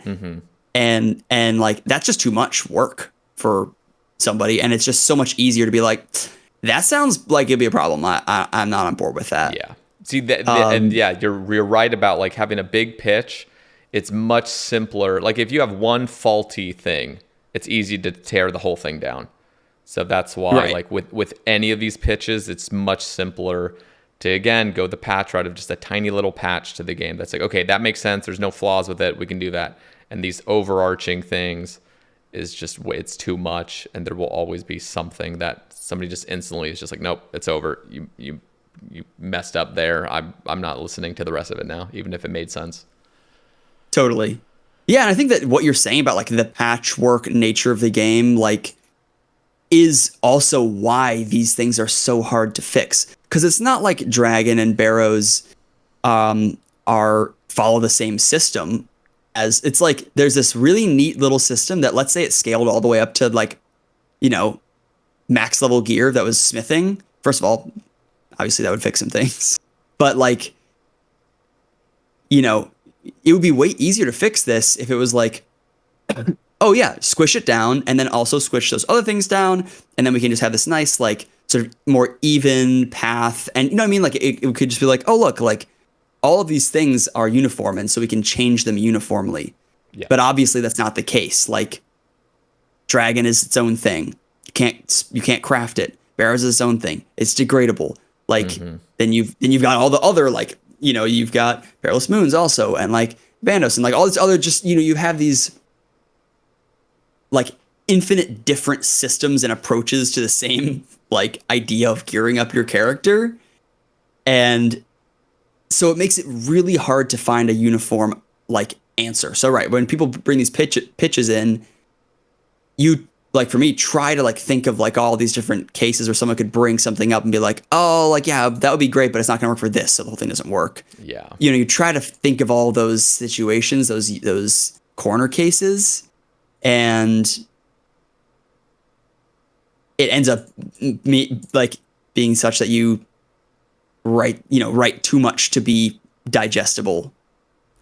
Yeah, it's a tough one. It's just I do appreciate like your obvious passion for this, and I love it when people are thinking outside the box, because that's what's going to eventually start sprouting brilliant ideas. And again, I don't think anything can ever come into the game that's just so overhaul-y in a way. Like, that's not, I know it's not a word, but just Yeah. I think getting these discussions going, because again, like I said, prefacing this whole conversation was like, smithing has always been, a lot of people are on board with something needs to be done with smithing, but they've got to be, again, fortunately or unfortunately, small updates that you can make something kind of big, but it has to all fit and people have to agree with it. People have to vote yes to it.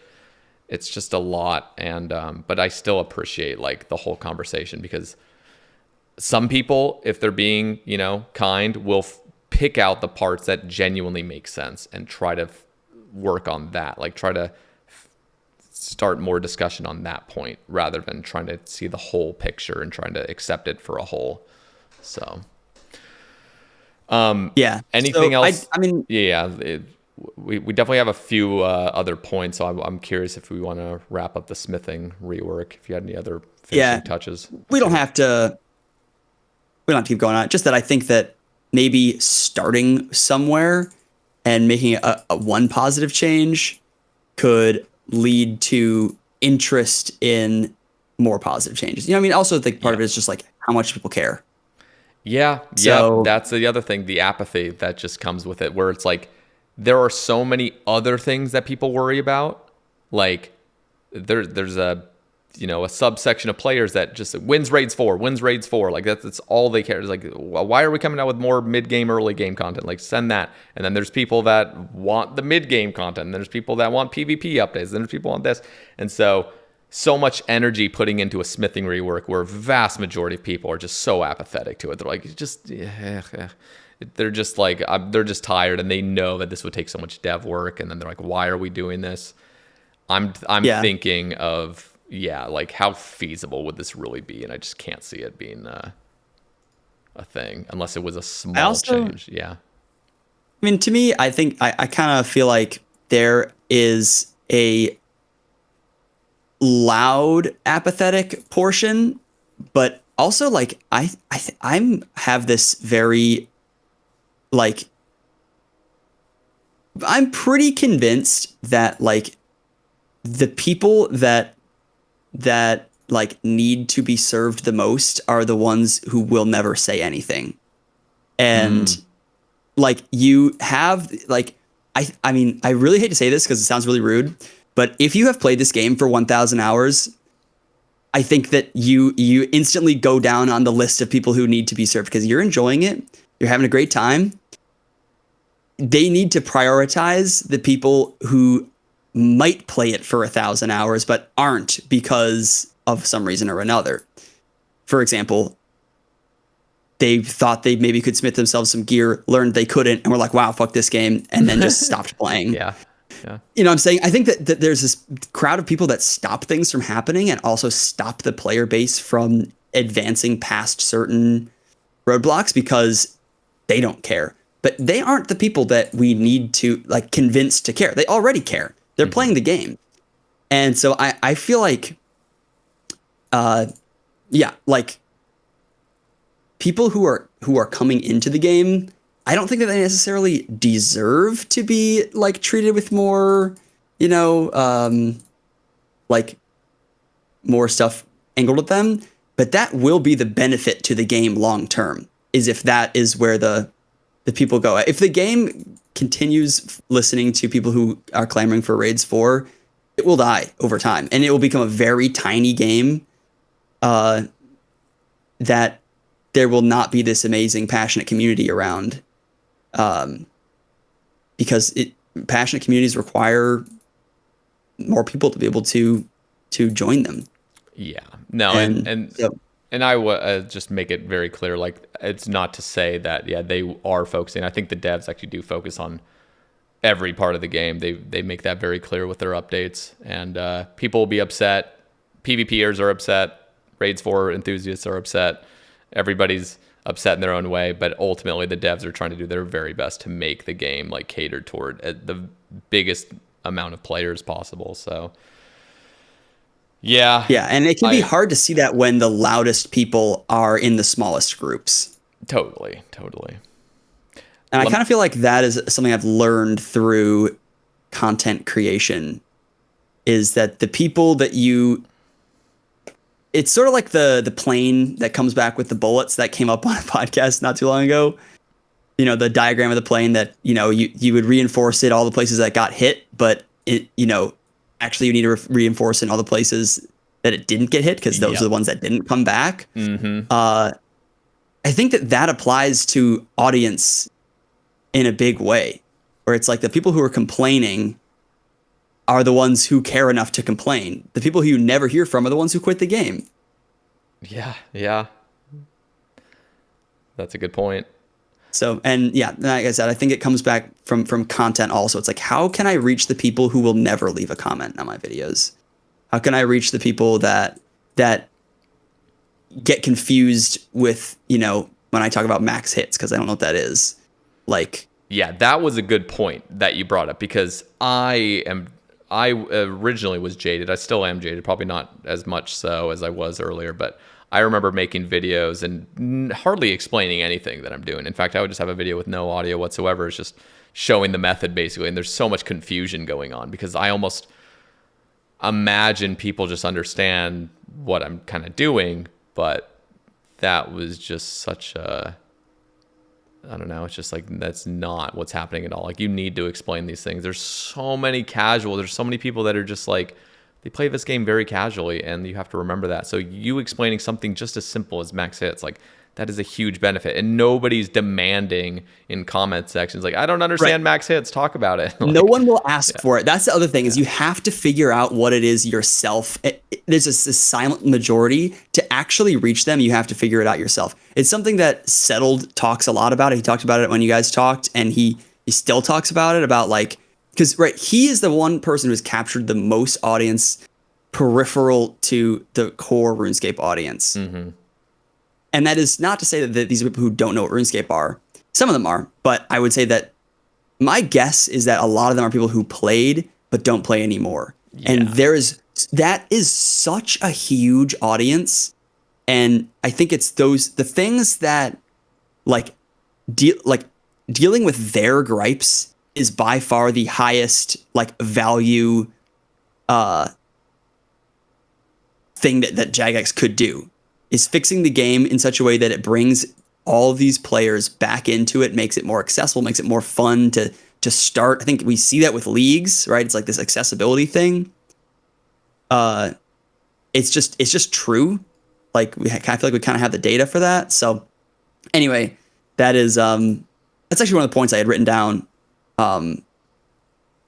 Is this just the audiences that it's an unfortunate thing is like, people feel that they deserve to get served as an audience when they've invested so much time. But that is not what makes the most sense for the game and for the sort of the life of the game, the long-term health. And also, like, I think that those players would care, right? They'd be sad if their game died because not enough people are playing it, not enough people are joining it. So yeah, yep. Yeah, it's a tough balance, because you also need the game to expand. So something, just one last point. I actually want to touch on your PvP point in a second. But it's funny, because you think of a piece of content like the Inferno that drops, and you seeing the long-term effect of an update like Inferno, where on release nobody could do it. Not even Wooks could do it day 1 or day 2. It's like that's insane to think. And then now seeing it. We have this piece of content that was catered toward literally nobody, basically.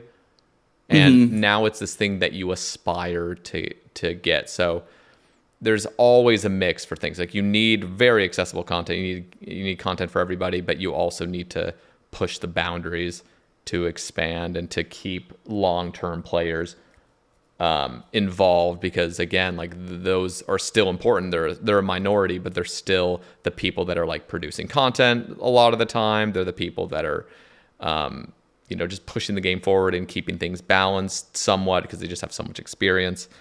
But they can be very Yeah, jaded true. and The very players can elitist as well. definitely, Yeah. they can become the stewards of the game in a lot of ways. I think that unfortunately that, for the RuneScape crowd is just so few people take on that role, and much more take on role of like complaining. Yeah. But Yep. but I would love to see more of that, totally. But yeah, I also feel like, I don't know, like the Inferno, I feel like to the people that I'm talking about, like Barrows is the Inferno. You know what I mean? Like they never did it back in the day. That's their aspirational content. Like they're like, oh damn, it would be so sick if I could get on RuneScape and like level up and get to the point where I could like do Barrows.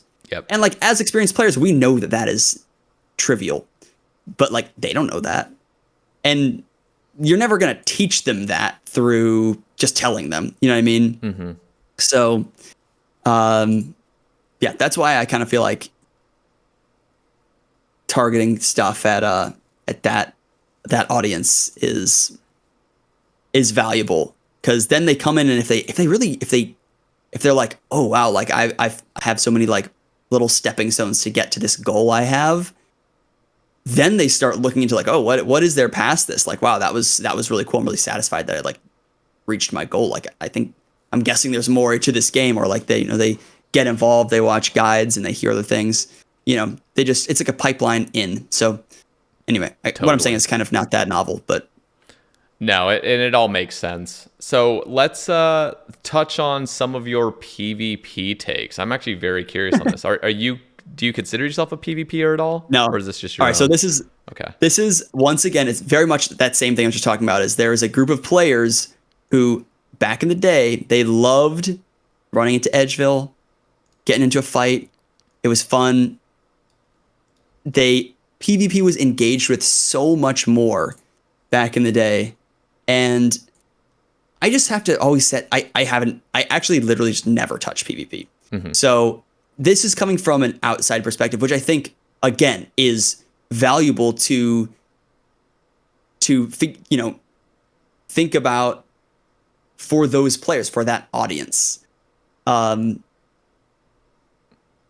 me, I don't get into PvP because I know that everyone is so much better than me, and that I basically don't know if I'll ever find a fight that I consider a fair fight. That's, for me, the biggest barrier to entry. That I don't feel comfortable, like, in, like, a tribrid setup, like, doing gear switches and, like, in that context. Like, I just know that if I tried, I would have to slam my head against a wall so much and just, like, read so many things and watch so many things. And I think that I'm a pretty well educated on the game of RuneScape, and I still feel that way. Yeah. And I think it keeps people from trying it, and they keep doing things to try to get people into the wilderness. And my hot PvP take is that the wilderness is the problem. The wilderness has very, very little outside of what I was describing with that Edgeville thing. That was in Edgeville. That was PvP, player versus player.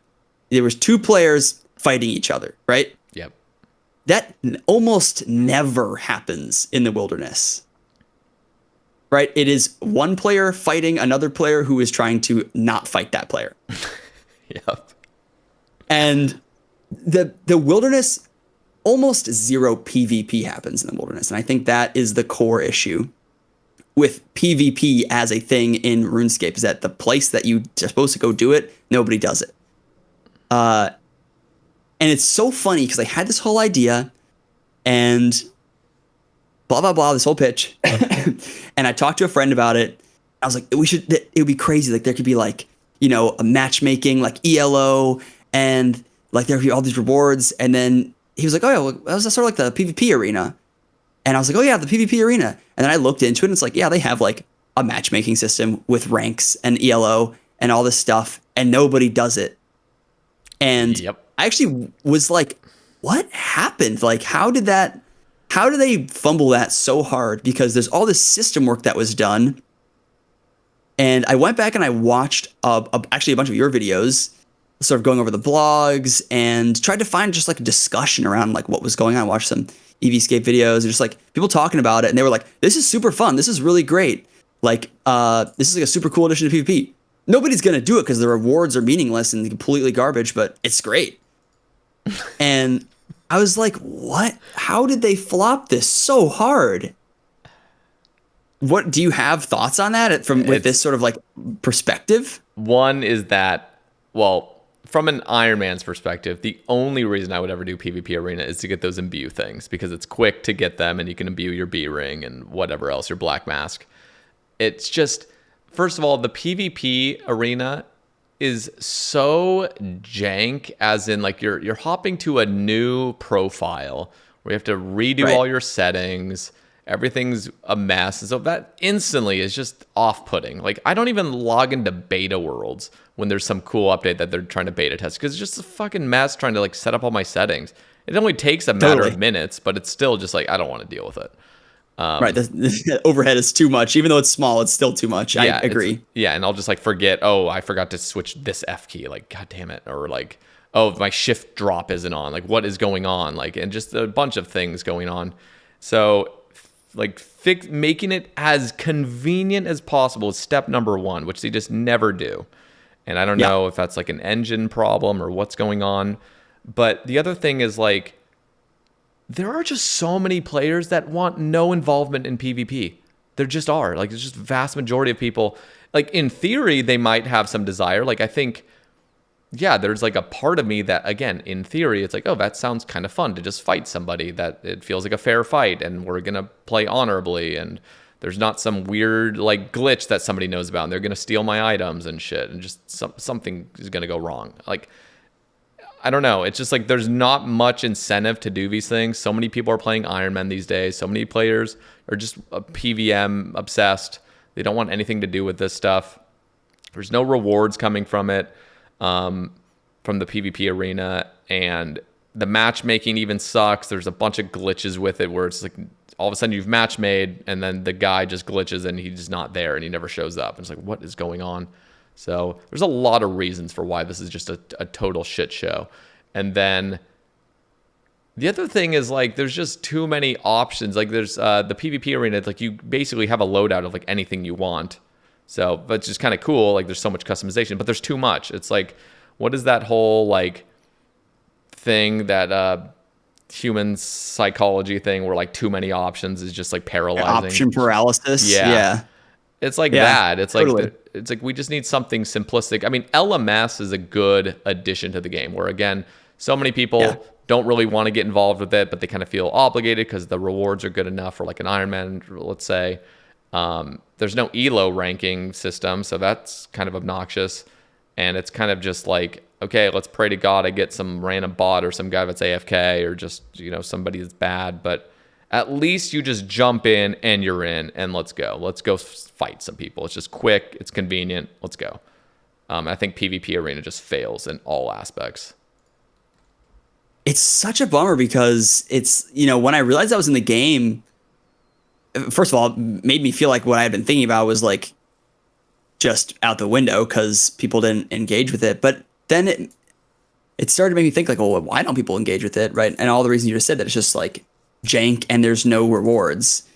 And so like, I feel like if you just made a ELO version of PvP that had LMS type rewards, like is there something massively wrong with that? Yeah. Or even better rewards? There is something wrong with it. And that is the fact that with PvP, as soon as there's something where you're gaining rewards like generating rewards from player involvement. So there's not like an NPC you need to kill, but it's just a player.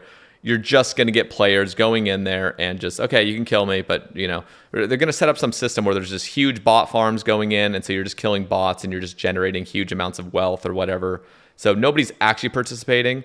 Again, in theory, if there's a ton of moderation and Jagex actually caring about cheating and botting and stuff, then you can have a legitimate system going on where PvP can thrive. Like look at Bounty Hunter several years back when that dropped, and it was like classic Edgeville style Bounty Hunter that they brought back, and they had no moderation whatsoever. So the whole thing is just people like dying, sitting like, you know, just bots started flooding in, and people were just like, okay, I don't even know how to fight, just kill me, or you know, pay me something, and then you know, or I'm just gonna stand by the ditch and I'm just gonna wait for this timer to go out, but if you pay me I can just give you a free kill or whatever. It becomes this whole fucking mess where like nobody's actually participating in it, and the people that do want to can't because nobody else is, and then there's no moderators banning the people that are ruining the minigame. There is just inherent flaws when it comes to PvP based stuff where there's items being generated. I think the newest Bounty Hunter is probably the best they've ever been able to get it. But ultimately, you're actually getting most profit from the actual players themselves, which needs to be the case. But so many people that want to get involved in PvP don't want to lose any of their stuff. And it's like, yeah, I think that is definitely an issue, a barrier for getting in is there being like, yeah, this classic RuneScape, you lose yourself when you die. I don't think that should be part of it. I think that's a really bad system for getting people to get into it. So, I mean, okay, I think I don't get how it must be hard. It must just be really technologically hard to make a system where that just isn't possible to abuse it. Like, it takes real moderation, which they're not willing to invest in. That's what it just takes real human moderation to go in there at all hours and just overviewing the thing. Okay, where are the bot farms at? Okay, ban them. They're all gone. Who are the people that are just ruining the minigame by not participating fairly or whatever? Okay, ban them. Well, why don't you just make that not get you anything? Like you get nothing for doing nothing. Well, then there will always, so if you're talking about like a participation meter or something, then it becomes, okay, we do the bare minimum. So whatever the participation meter is, whether that be, okay, you got to hit the guy a few times, then they're just going to hit the guy a few times. Or like, they're always going to find the bare minimum thing. No, like let's say, let's say here's my pitch. Oh, so the reason I'm saying all this also is because in, once again, World of Warcraft, they have this system that's worked for a long time called Arena, which is there's no solo. It's all duos and duo, trio, and fives. And it's like a matchmaking system where you go in, you fight people, some insanely good PvP rewards come out of it. And as far as I understand, it's not really abused. And it's because it's matchmaking, right? So you don't choose who you're fighting. Mm-hmm. And you have to win to actually get rewards. And so in theory, like you will eventually get to the point where you're winning if you're going up against people who are better than you and lose over and over and over until you find someone who just sucks. Yeah. But outside of that, you don't get anything. I don't understand why that can't be implemented in RuneScape. Yeah, it can. It's just there will be so many problems with botting because they can't address botting properly. So in other games, I don't think there's massive botting problems where there's just thousands and thousands and thousands of accounts that are just made, and then the bots are facing each other, and then they're making just huge amounts of gold coming into the game. So then Jagex feels the need to nerf the rewards, so then people aren't interested in actually going for the rewards. So basically everything, genuinely in my opinion, stems from botting. It's like, we have to address this massive concern, because as soon as there's PvP stuff, I mean, just look at LMS. Like LMS is like literally flooded with bots, and they can't even address that. And so it's just like, dude, like, I'm sorry, yeah. I know that it's flooded with bots. Do the bots, are they like PvP bots, or are they just like, they just stand there? There's some that just stand there. Those are like the bad bots, and then there's like the real PvP bots that will just go and they'll actually like rock you unless you know what you're kind of doing and you just basically have your mage gear with a crossbow and they always pray range, but you just keep maging them with your crossbow and stuff. But there's some Terminator bots out there too. But like okay, so that's yeah. Then yeah, go for it. I was gonna say like I definitely understand where you're coming from and like it can work, but I think there's just too many bad incentives, and Jagex is too worried about having something too incentivized where you're actually because again like I think it would be cool to have a perfect elo system where you're fighting and you're then you kill the person, you get some ranks, and you're going to be fighting harder people. If you lose some, you're going to go back to the lower bracket and start fighting people. But like, why are you doing it? And then people are going to be like, well, I just want to get better at PvP. Well, why is that? And it's like, I don't know. I want to go in the wilderness at some point. And then if it's just, well, I'd like the rewards. Well, how good do the rewards need to be for you to choose that over literally any form of PVM where people actually just want to like, make consistent money and not have the infuriating thing of like, wasting time having a 5-minute fight and then dying and then not having profited anything. Right. Yeah, I mean, I think that something you brought up in the past was just like untradeable PvP rewards. Yeah, and they have that through other mini games, but it's like who's really interested in that? And then the mini game dies because it's like they're all untradeable. And the only people that are going to care about it will just, like, I don't know, like there's got to be some sort of GP incentive because then you're just wasting your time trying to get these cosmetics. Like, I don't know, it just feels like it's... What if they're untradeable and useful? I think that's what they've done with Bounty Hunter. Like I think there's some untradables that are useful. I could be wrong on that. Maybe all the untradables are actually just cosmetics. But then I think people have a problem with that having, like, because how useful are these going to be best in slot stuff at any point? Because in order to be useful, you kind of have to be best in slot. I think that best in slot at certain points in the game, because there are certain items that you use for a long time. Like one thing I found super interesting that they pitched with PvP Arena, going back and looking at some of those blogs, was like all of these alternative routes to these items, like. You can alternative route to Void, alternative route to Fire Torso, alternative route to Barrow's Gloves. But the point was to then use those to go and PK in the wilderness. And that seems to turn off like a lot of people. That was the point of them, was to go into the wilderness. And it's like, this update just makes the wilderness more dangerous is basically what it was saying. Yeah. And people didn't seem particularly into that. Yep. But I think that's actually a really good approach. Like, what if you, because like what I often think is like, where are some pain points of content that just sucks? Like that just, most people already avoid, like Barb Assault, for example, Fire Torso, which is like kind of a pain to get. A lot of people will avoid it. What if you could get a fighter torso through this PvP minigame? It's a fighter torso. It's untradeable, but it's useful. You'll use it for a long time. Or like, what if you could get like graceful pieces or like marks of grace? Or not marks of grace, just straight up just like graceful pieces. Like you could do it through PvP instead. The other thing that I find interesting, well, what do you think of that just off the top of your head? I mean, again, it just comes back to like, well, there's several concerns. One is just, do we want just everything to be able to sort, not everything. I'm not claiming you're saying everything. You're saying grace. Let me just pick graceful for example, because you mentioned that. Like, should we have graceful just come out by something else that's not what it was originally meant to come from? And there's just a way to kind of like cheese it through PvP. And again, if it was a perfect system for it where, again, everything's not being abused and stuff, I can just see it definitely being something like LMS where you just, I don't know, go in there, or something like the PvP arena, how it already is, where like literally I am in the PvP arena trying to get an imbue scroll for something, and the whole thing is just like, people are just leaving the matches just to get their points quicker. They don't want to sit there for 6 minutes fighting each other to the death.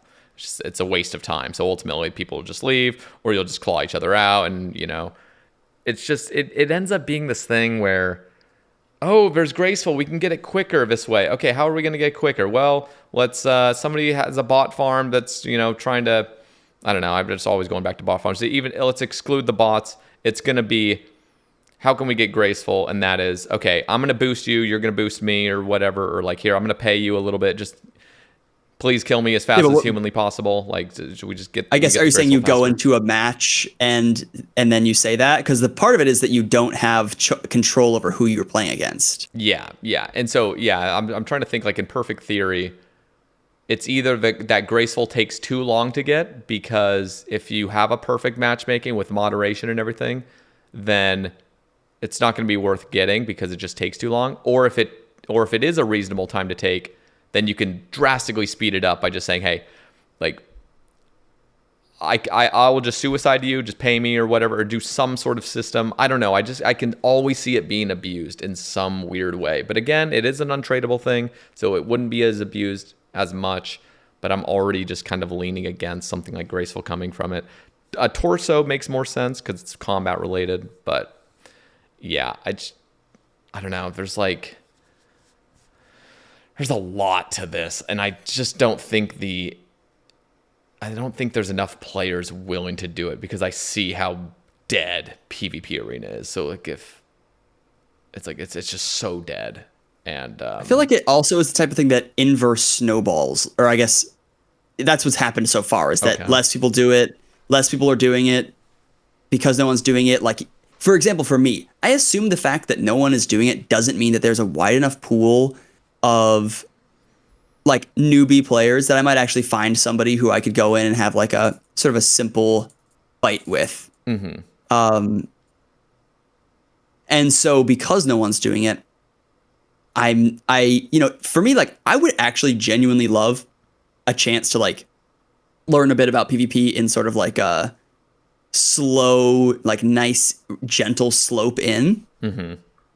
And that just doesn't exist. And that's really where this idea came from, is like, and this is probably my most controversial idea, but for something like that, like, I feel like there are people, the crowd that in my mind would be great to get in there and great to sort of start putting through this system is like the dudes who like roll up in like full dragon and like a D long or whatever. Yeah. And yeah. You know what I mean? Just like people who are just like playing their own game, and they're not on Reddit. They don't know what the hell's going on. They just want to like have some like relive that like Edgeville vibe. Yeah. Well, and then there's like another discussion that goes on, like, because there's some people that like PvP and hate what PvP's become, where everything is sweaty as hell. And so a lot of people that I've seen like on Twitch in more, I don't know, like a couple of years ago, I just remember people trying to bring back like just classic Darrocking. Just like, okay, we're just going to Darrock and this is it.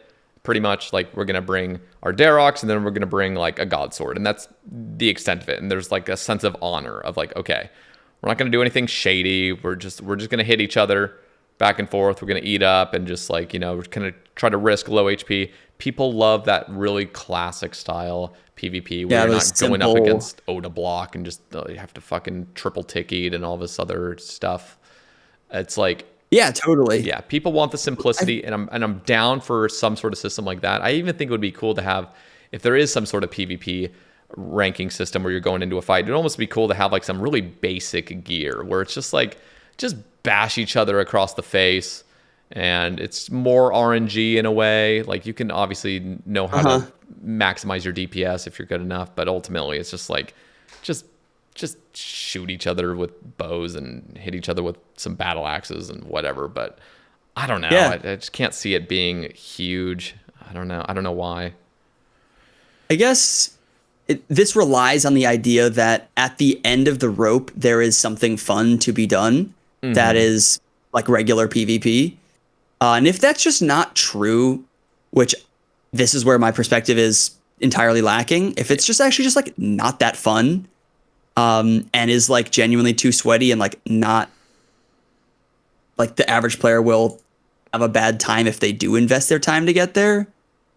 If that's the case, then like it, then there's no reason to make this, right? There's no reason to make a thing where it's like, here, try this. You will probably eventually find out that you hate it, but on the way there, you might have some fun.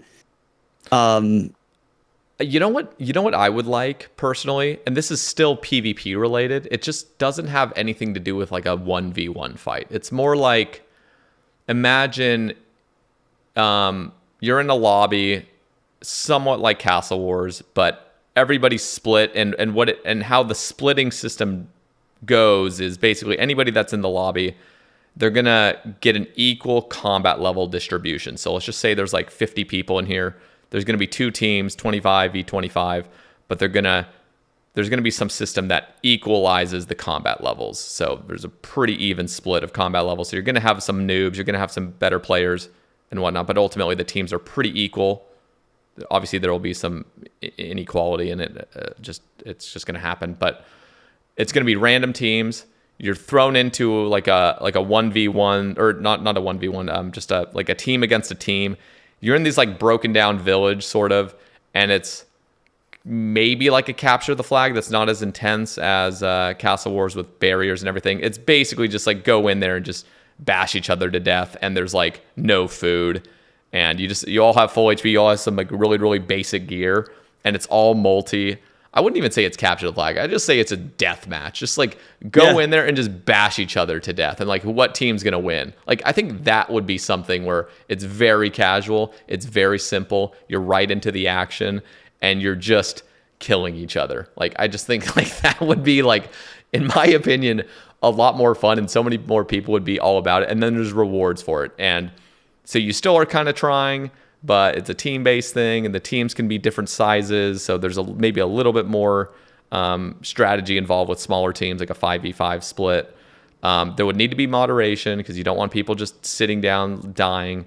And then, I don't know, I think that could be a lot more fun because then it's more like community engaged. There's teamwork potentially where you're ganging up on one person, and I don't know. I could see that being more fun than like a 1v1 sort of ELO ranking. And there could even be something where there is ELO ranking, but maybe it's like you have your team of 5 and you're just always going up against other teams of 5, and whoever wins, wins. And there's no food, so if these games don't last super long, it's really up to RNG, but there are some different strategies where like you all jump on one person kind of, or something like that. That could be kind of fun, I think. I think that's actually more fun than like a 1v1 in my opinion. Yeah, I mean, also, like, could you apply some of those ideas to a 1v1? Not that I'm, like, entirely stuck on that idea, but, like... Yeah, I mean, it even could. I think the no food kind of aspect is... I don't know. I think when it just becomes a 1v1, it's a little less enjoyable. It's almost like to be fair, it could still be fun. It almost reminds me of, like, a duel arena fight. Those old classic duel arena where you're just whipping people and just like, okay, who's going to win? No food, no moving. Just beat each other to death and just see what happens. Yeah. So. Yeah, I guess that it's so hard to balance skill against fun. Yeah. Right. That's just like such a tricky balance for any game to strike. But yeah, I guess, I don't know. To me, the thing at the end of the day is just like getting people to try it, and try it in an environment that is actually, they can actually have fun, to the point where then they might feel enough confidence to try it in a more sort of like in-depth, like it's just an on route. That's all I'm really even pitching with this, is that a system that has an on route built in. That makes sense. I just, for some reason, I don't know how captivating that is for people to get to the point where they are out in the wilderness, like tri-breeding. Like, is that actually the end goal? Is that what people want? Like, people want to like start dominating in the wilderness, and people just don't see the route to get there? Because I almost feel, and you could disagree with me, but, and again, I don't have any data to back any of this up. I'm just thinking, I think vast majority of people don't really want anything to do with PvP, and they don't even have huge aspirations to get to that point, but they could find enjoyment in something like a PvP minigame that's simplistic and not like super convoluted, where that even feels like a chore to try to get good at. Yeah, well, also I think that what you just said there is part of my stance, which is that the wilderness is the problem. That like, Mm, yeah, if the end goal is the wilderness, no, like people aren't they're not going to make that leap naturally. I don't think, and I think that that is okay. I think that people should be allowed to enjoy this different skill based combat system, uh, and not have the expectation that it will lead them to this thing that really isn't skill based at all, and most people find pretty like a pretty unpleasant part of the game, and sort of a downside to the multiplayer nature of the game, that people get to kind of pick how they are playing mm, against you in a way that you haven't signed up for. yeah. So yeah, I think that letting it the goals and the ranks and the achievements be self-contained to some kind of mini game um, would be great. One thing I was talking with Frey. You guys chatted much? Yeah. We had a Um, cast like a year or so ago. okay, yeah, I haven't gotten that far back in the catalog yet. So I was talking to him about it, and he was like, if there was this ELO system that at the top end of it, there was like a Jagex tournament that like it was like a land tournament where they all came in and like did this. But like you had to rank up in the literal system in game to be there. Mm, Uh, like that would be a really cool incentive for people to like want to try and really master this and like have like a cash reward at the end of that. that could be cool. Uh, Yeah. right, as a way to get people to really give a shit about the system. Yeah, but then again, like you're still kind of, well, I mean, that would definitely be a stepping stone, but I can already almost see it as like people are like, oh, well, they're only going to invite the best of the best. So like I'm not even going to try to get to that good of level, because there's already people that have been PKing for 15 years and like they're going to make it. And it's just what's the point of me even trying to get to that point where I could be at a LAN tournament and, try to compete. So, Yeah, you no, know, I agree. That was sort yeah. of my response, but I think that there is a segment of the audience that would at least make them feel like they're part of something. That's true. If they're competing in it. It would speak to some people, not a majority, but a chunk. But if it was like an element of the things, like yeah, you get rewards in game, you've got these untradables, you got like useful stuff. You could. I even thought it'd be nice to have like untradable supplies that you could get from it. That's just like you could PvP as a way of effectively making money because you're not spending money on other stuff. On just you. It's just strictly anti-botting, right? It's like you. It's the only reason you can't trade it. Yeah. So I don't know. Yeah, I feel like this is almost selfish. Like I want to try PvP. I am super intimidated by LMS as a way to learn. I think I could probably just jump in there and like just be stupid and probably whack some people and it'd be fine. But it's not really like a place to learn. I would actually disagree. I think LMS, first of all, it's not the best place to learn, but it still throws you into the deep end in a really easy way, where if you die, just jump back in. There's no loss, and you're going to get some rewards if you kill somebody or just last a decent amount of time. And honestly, I sucked at PvP like 3 or 4 years ago when I first like started doing LMS. I was awful, like genuinely awful. And I just did it a lot, and I was just embarrassing myself on repeat.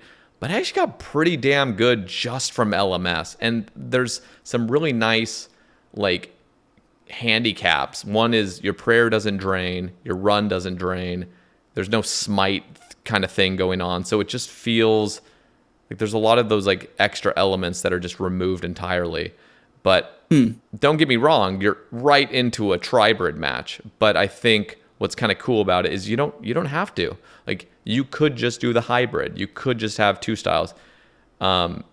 And just go about that. Like people will not even bring ancients. They won't even have freezes. They'll actually just jump onto lunars and have vengeance. Like they'll just be a vengeance build, and so they're only ranging and meleeing ultimately, and then they're just, trying to time their vengeances and stuff. So I would definitely give it a shot because I think, you just spend enough time in LMS and it actually gets pretty addicting. I think at first it's just embarrassing as hell, but there's so many people that are so bad in LMS, which is kind of relieving that I think you'd be surprised. I think, and other people I think would agree with me that have done LMS a lot. Like you build up your PvP skills quite quickly there. I guess hearing you say that, is good. I should like I agree. Like I'm sort of getting in my own way there. Admittedly, I'm not saying that it's impossible for someone to learn through LMS. Yeah. But hearing you say that, like a lot of the words you just said, there are a lot of bad people there. It's like you just jump back in. Like, why could that not be applied to what we're talking about here? Yeah. Like it seems Just like just different, take LMS, take a lot of the things that make it exactly what you just said, like this wide pool of players, this sort of easy, sort of like you don't feel like you lose anything when you lose, and just like apply that to a system that actually Has rankings. is a slightly gentler slope. It has rankings. It has, that high end of achievement. Like just and like try to like slowly over time, like really insert PvP in as like a core part of the game that you might touch on at some point along your journey. I think that's the other thing, Okay. that it's like you have no reason to touch on it along your journey for most players. Like LMS maybe. Yeah, LMS is the only thing. Or pretty not. much. Well, LMS is basically the only thing, right? Or you could go to the PvP arena and be stupid for a little while to get an imbue. Yeah. But yeah, I think that making it this like stepping stone on your journey, because it's like I almost feel like people will be like, stop, don't lock things behind PvP skill. It's like it's a skill. Like why not? If it can truly be a skill, like you need skill to do bossing, you need skill to do raids. Like why not have another thing that requires skill be like a relevant part of your journey? Also, no one's forcing you to do bosses if you really don't want to. Like, no, you know what I mean? Yeah. So that's sort of, yeah. So it's cool to hear you talk about LMS as this thing that is relatively successful, because it makes me hopeful that there could be another sort of similar system that has some of these other ideas, like from the PvP arena, involved in it also.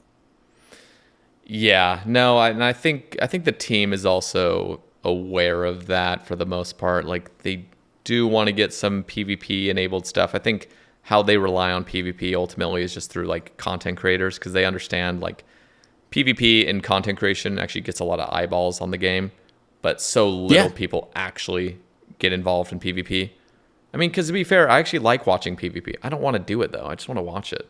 So I think there is actually a huge amount of players that probably feel similar to me, where it's like, it's cool watching the people go head to head, but I don't really care to get involved.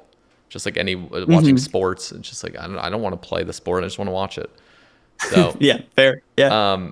But yeah, I think Manked is part of the team now, and he was always into PvP. I had him on the cast like very early on, and he is definitely trying to push for more stuff. He's got a good like head on his shoulders where he's trying to make things balance. He's definitely pushing for PvP, which ultimately people will be upset by, but he is trying to be very wary of like, okay, a lot of people don't want to get involved, and we're going to try to make updates that feel like they're not being forced to, but still try to get PvP to be pushed in the game. So I think the team will be pushing toward that, and we might even hear some stuff on at RuneFest in the next few days about it. So that would be cool. I'd be very curious to see if there's a PvP focused announcement that doesn't have to do with the wilderness. That I think, I stand by my original statement that the wilderness is the problem. Yeah, unfortunately, they talked about something called Faction Wars. It was like some game jam thing. This is a couple years ago, and it was basically like a 3v3 team based.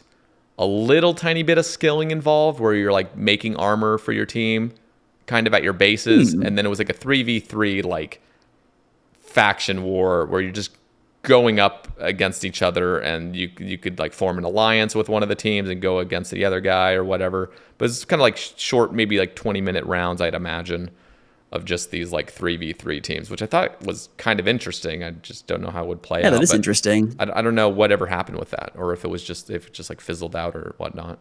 All right, I want to ask you about the hardcore main man mode briefly, which I'm pretty sure you said that you've listened to some of my podcasts where I've brought that.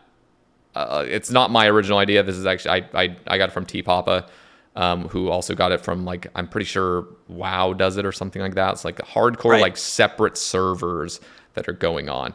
And before I let you talk on this, I will say I was absolutely obsessed with this idea until somebody brought to my attention the potential of DDoSing, which almost entirely like destroys the game because of toxicity, where people will like target worlds, and the fact that it's an actual like account deleted or whatever, it could be just extremely devastating.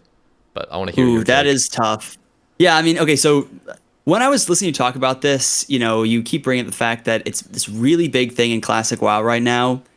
And it's like I wish I could like play back your like podcast in my mind right now, because everything you'd say, I'd be like, oh, like I have like there's something interesting about that. But like one of the things that you never said that I found interesting, and I'm curious to hear your thoughts on it, is one thing that happens that kind of in a way kind of reduces the like barrier, like the fear, like barrier to entry for some people, is that when you die in hardcore WoW, your character isn't literally deleted. It's like permanently a ghost. So you could like stay in that world if you wanted to. Whoa. You can't do literally anything. Yeah. But you can like if you're in a guild, like you can hand over like, or clans, clans are called guilds in WoW. Like hand over like guild leadership, or like you can't do anything with any of your items or literally interact with anything other than just like talking.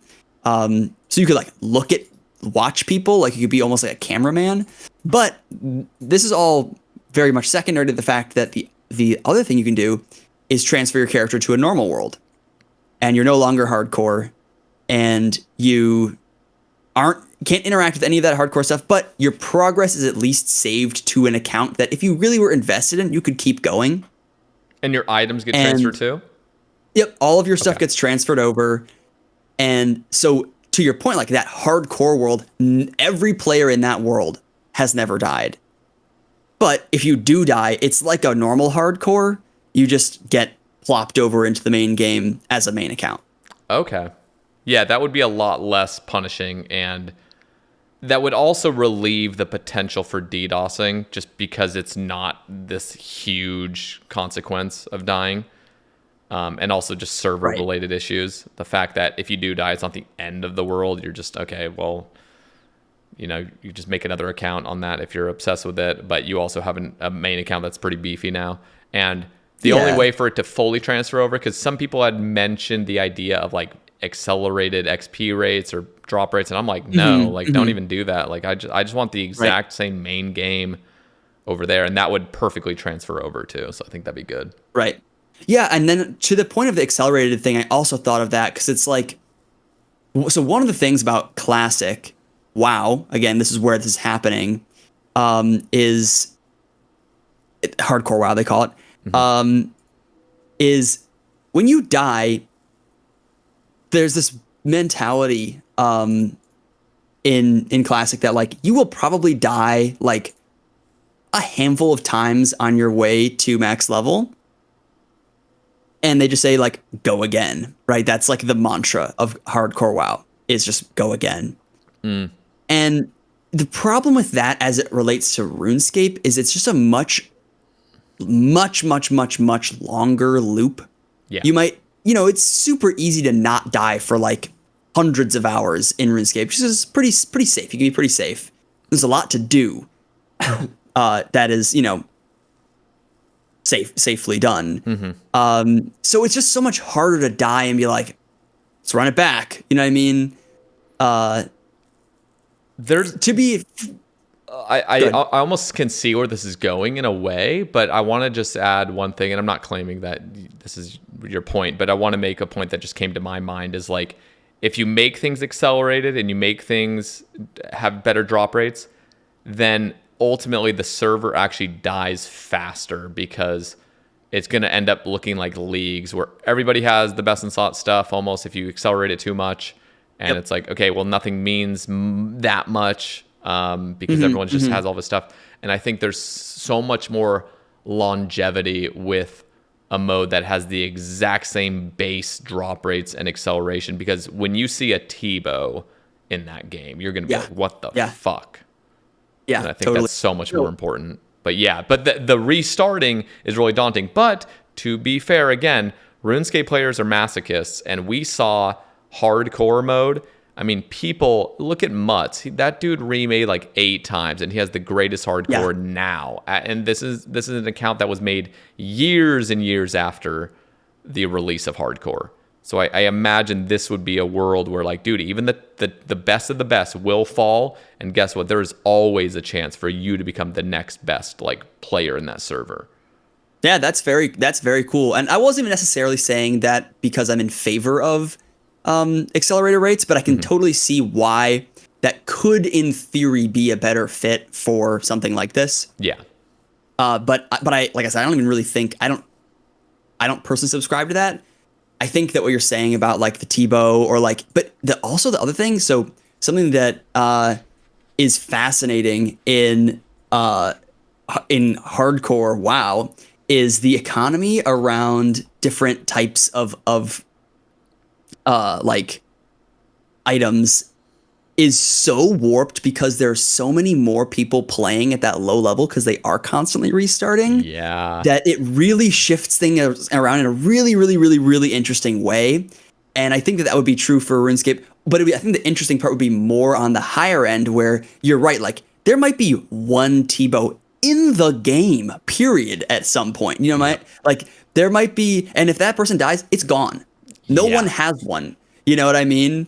And I think that the idea of like the value of things would be just so fun and fascinating to see. And like I think it would also make early game things really valuable. You know what I mean? Like if you could get like full rune pretty easily on your low level hardcore, like that's just going to make your life a lot safer.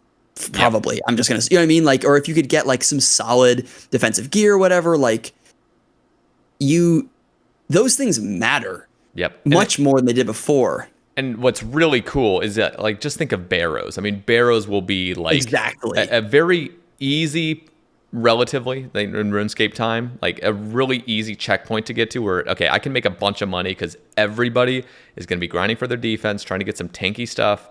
And barrows that shit's going to go for so much. And totally. And so there are these checkpoints of like, okay, this is a really good place to grind. You don't have to get to the raids. In fact, the raids are going to be the things that actually people are trying to avoid in some aspect because they're so dangerous. Totally. So yeah, I feel like that there's so much to be fun, so much fun to be had with that type of like restructuring what is and isn't like worthwhile. Yeah. So I can see that being super fun. It's such an interesting thing too because I don't know if I would play it. I've played a decent amount of hardcore classic WoW, and I don't know, like I like it, but I don't love it. I think it's just like some players just like don't want to deal with the stress, you know? The cool thing about RuneScape though is like it's so little of it is actually that dangerous. It's like, I mean, there's some stupid, silly mistakes you can make early on when you're low HP.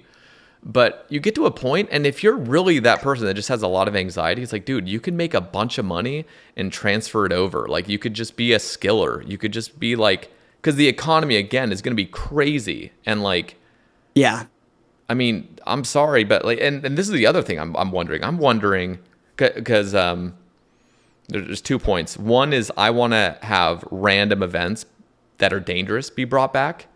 And I heard you saying that. And the reason for it is one, so that AFKing is almost off limits.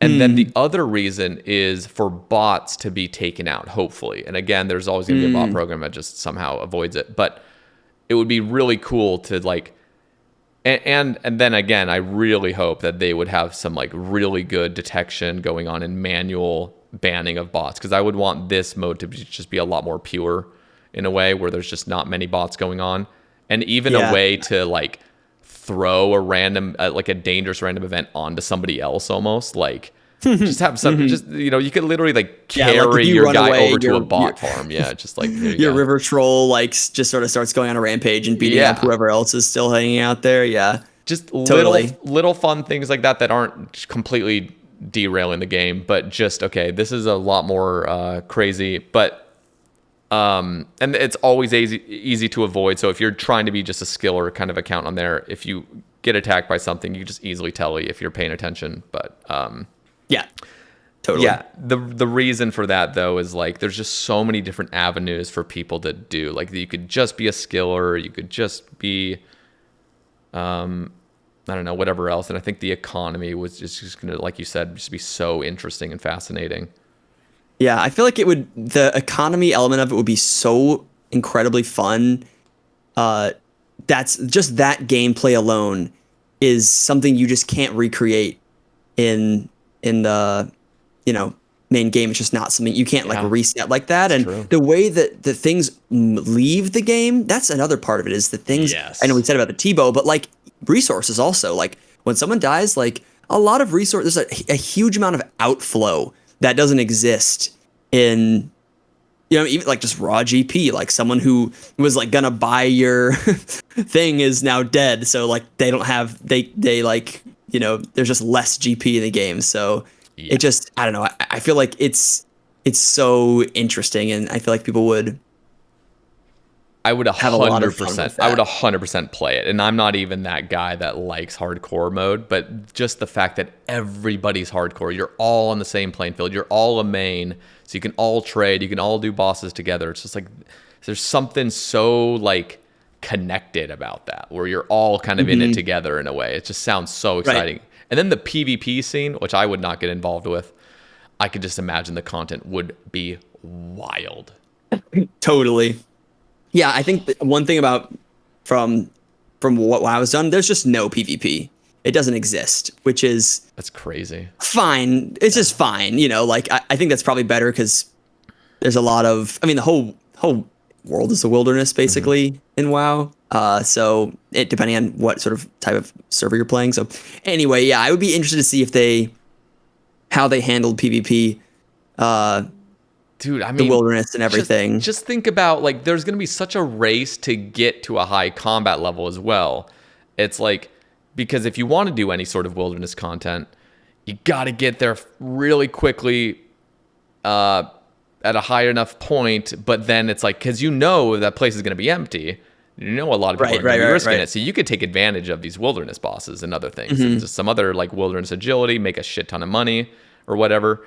But you're always going to have to watch out because, you know, who knows. And then, but I think there's also going to be easy, like, alliances kind of made out there where, like, you're both going to see each other and you're both going to be scared as hell. And you're like, hey, like, let's not attack. Like, just, let's not. Yeah. You know, so, But then that guy kind of like gets a little bit low and you're like, I don't know. yeah, I could, no, I mean, it's going to be crazy out there. So Yeah. I want the game mode, but again, the DDoSing is a potential issue. You kind of resolved it in some way, at least relieved it by the idea of just your whole account getting transferred over. So, Yeah. I do think that would make it fun for some people, especially I think a lot of people, because you know how people do like hardcores, like make their Iron Man hardcore, and then, but they're not really like intending to keep it. They just like kind of want to see how long it can last. yeah. I feel like people would maybe do that with this server also and be like, well, I like want to make a new main, but like I'll just like play on the hardcore server for a little bit because it's fun and different. That's true. That is true. That's a good. I imagine it'd probably be like less, like everything would probably be slightly less efficient just because there's less resources, and so it's like it probably wouldn't be like a smart way to go about things if you just like wanted to like get into the end game quickly, but like it'd probably be a fun way to go about things. Oh yeah, way more fun in my opinion. Yeah, there's something special about that game mode. I always get excited about thinking about it. Okay, let's briefly touch on Project Xanis. Now, I made a point to you, you know, off stream, just kind of, or off the mic, just kind of saying we don't know much about it ultimately, but there's so much excitement about what Project Xanis could bring, especially long term when they give us a bunch of tools to work with. But I want to hear your thoughts on Project Xanis and what it will do for you, and like if you've thought of anything that you're looking forward to. It's so interesting. So as a Snowflake, restricted account creator, I've only ever done that. And to be honest, that's where like most of my time on this game has been. Like I've spent a comically low amount of time in this game as not a restricted account. Like when they brought this up, my gut reaction is like, that's actually like not a good idea. Especially as it applies to like creating a world where everyone's a one chunk man, and everyone who plays on you can only play on that world if you're a one chunk man.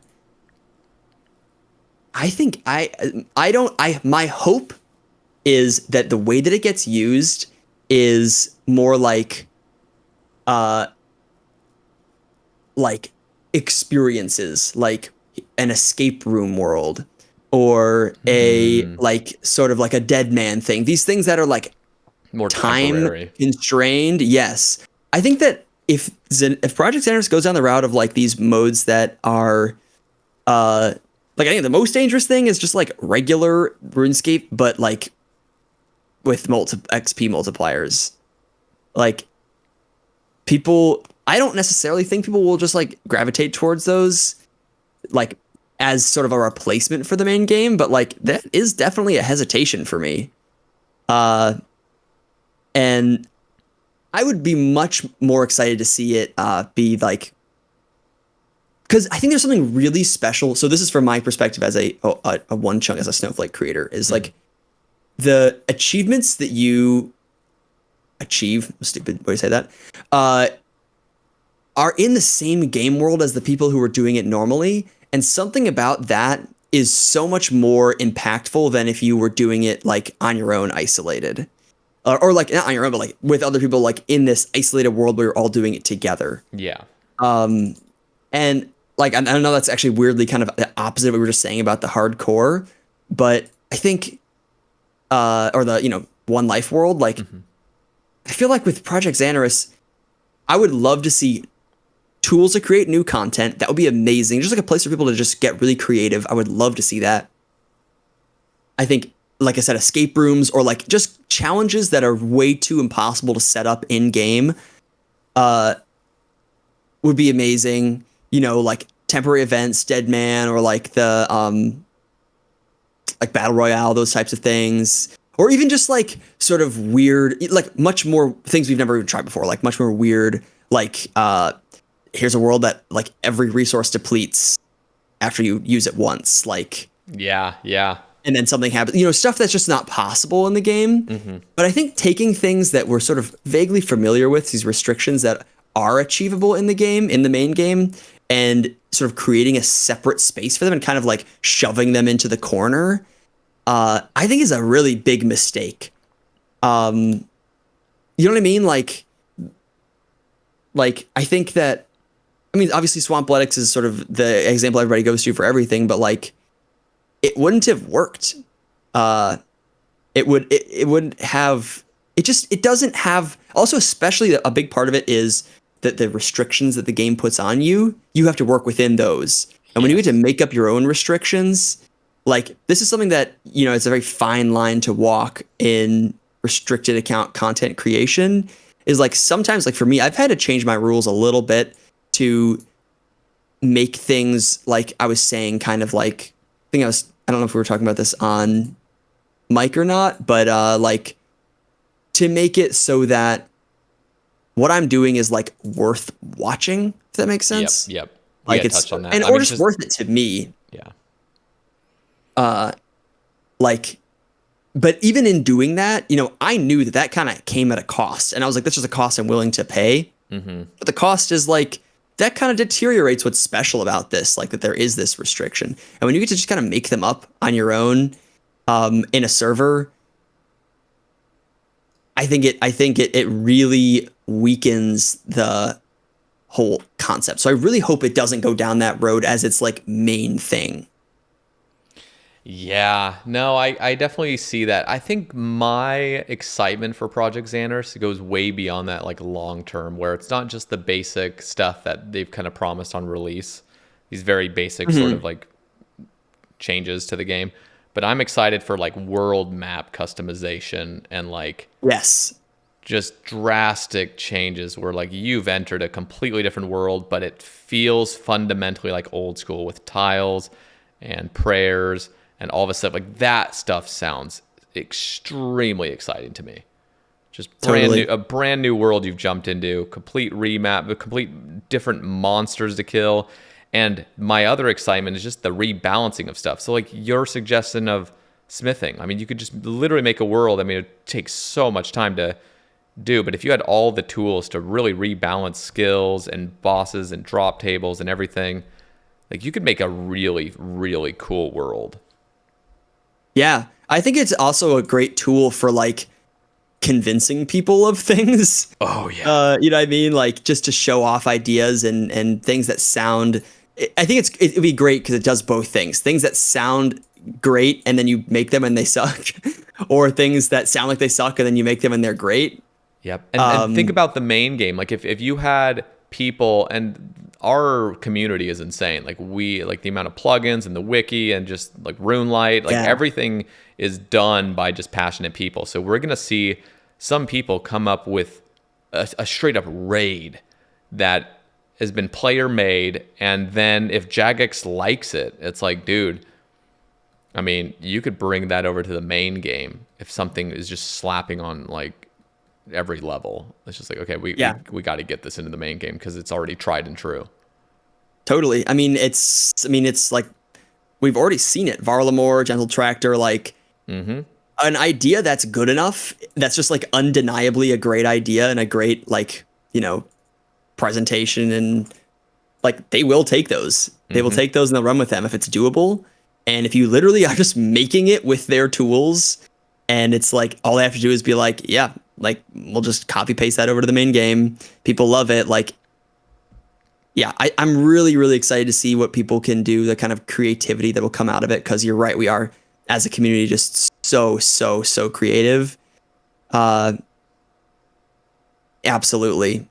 That's something I'm super excited to see. And I hope, like I said, it doesn't just like kind of create these like micro niches of restricted. I think for me it's the long term like idea that you're playing this game mode for a long time on this separate world. I think that just something about that is really icky to me. Yeah, yeah. Like, No, it is. It is. It's like you want it to feel permanent. You want it to feel official. And if it's not, it's like it's the same reason why it's like hard for me to even have the desire to play that new like 2004 Scape that's going around. It's getting pretty popular. It's like mm-hmm. it's not Like it's officially not ran. real.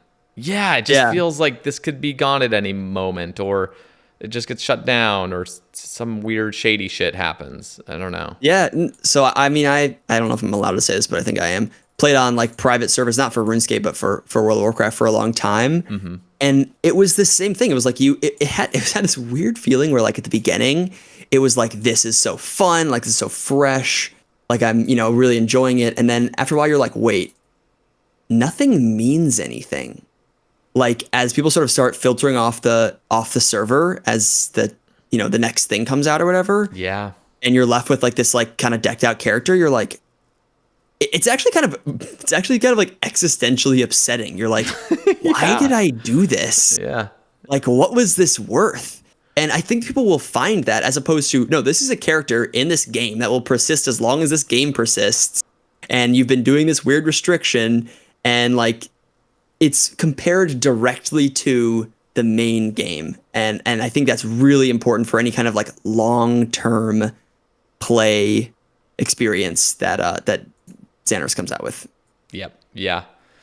It's going to be interesting. I mean, there's so much to talk about. I think, I'll also mention this off mic, but it's just like I'm down to get you and other creators on at a later date when things really start developing more in Project Xanis, because I'm all about talking about it and just what comes to light. They'll probably even hear some more news on it in the next few days at RuneFest. So Yeah, yeah. To wrap things up, I mean, this has been a long conversation relative to like my past, handfuls of episodes. This has been a phenomenal conversation, but one of the things we didn't really touch on much, I mean, we definitely obviously talked a lot about Yanille areas. I mean, it's just the fact that you've been there for thousands of hours, like it seems to be things we've touched on, but I want to hear just your experience playing that Chunk account and what your kind of future is with that account and future of your YouTube as a whole. And yeah, I feel like we didn't really get a touch on that in the beginning. So Yeah. Yeah, this account has been a weird, fun journey for me. Like it I look back on the Yanille days, like literally when I was just stuck in Yanille with so much like nostalgia now, because that was like all of like I don't get my years wrong.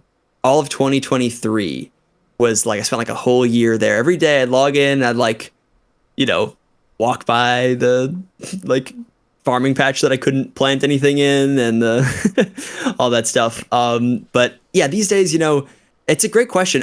Onechunk has been really, really good to me, and it has this inherent greatness to it, which is that it never ends. The content is just like a bottomless pool.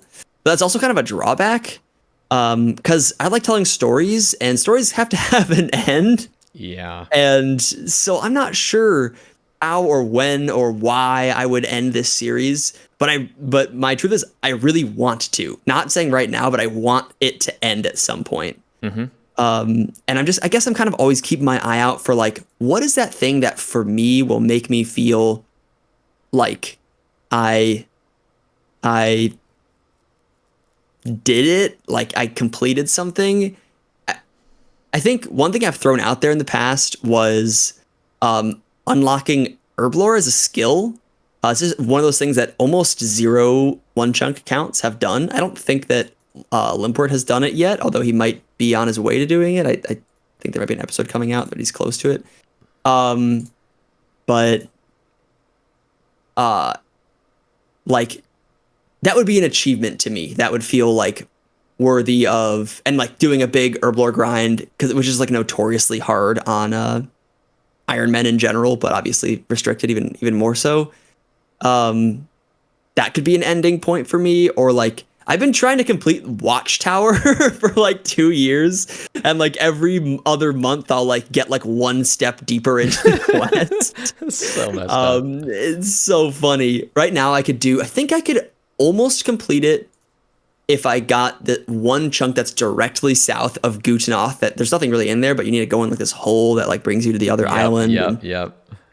I've been like wanting that chunk. It's been rollable for like months and months, and it just have never gotten it. It's the thing that's like I still can't even go into Gutenoth, which was the first chunk I rolled after leaving Yanille. I can like walk up the path, but I can't actually get into the city or into the cave or anything like that. So, or I also had the idea of like, like I said, like 99 magic has been sort of on the backlog since I started this account.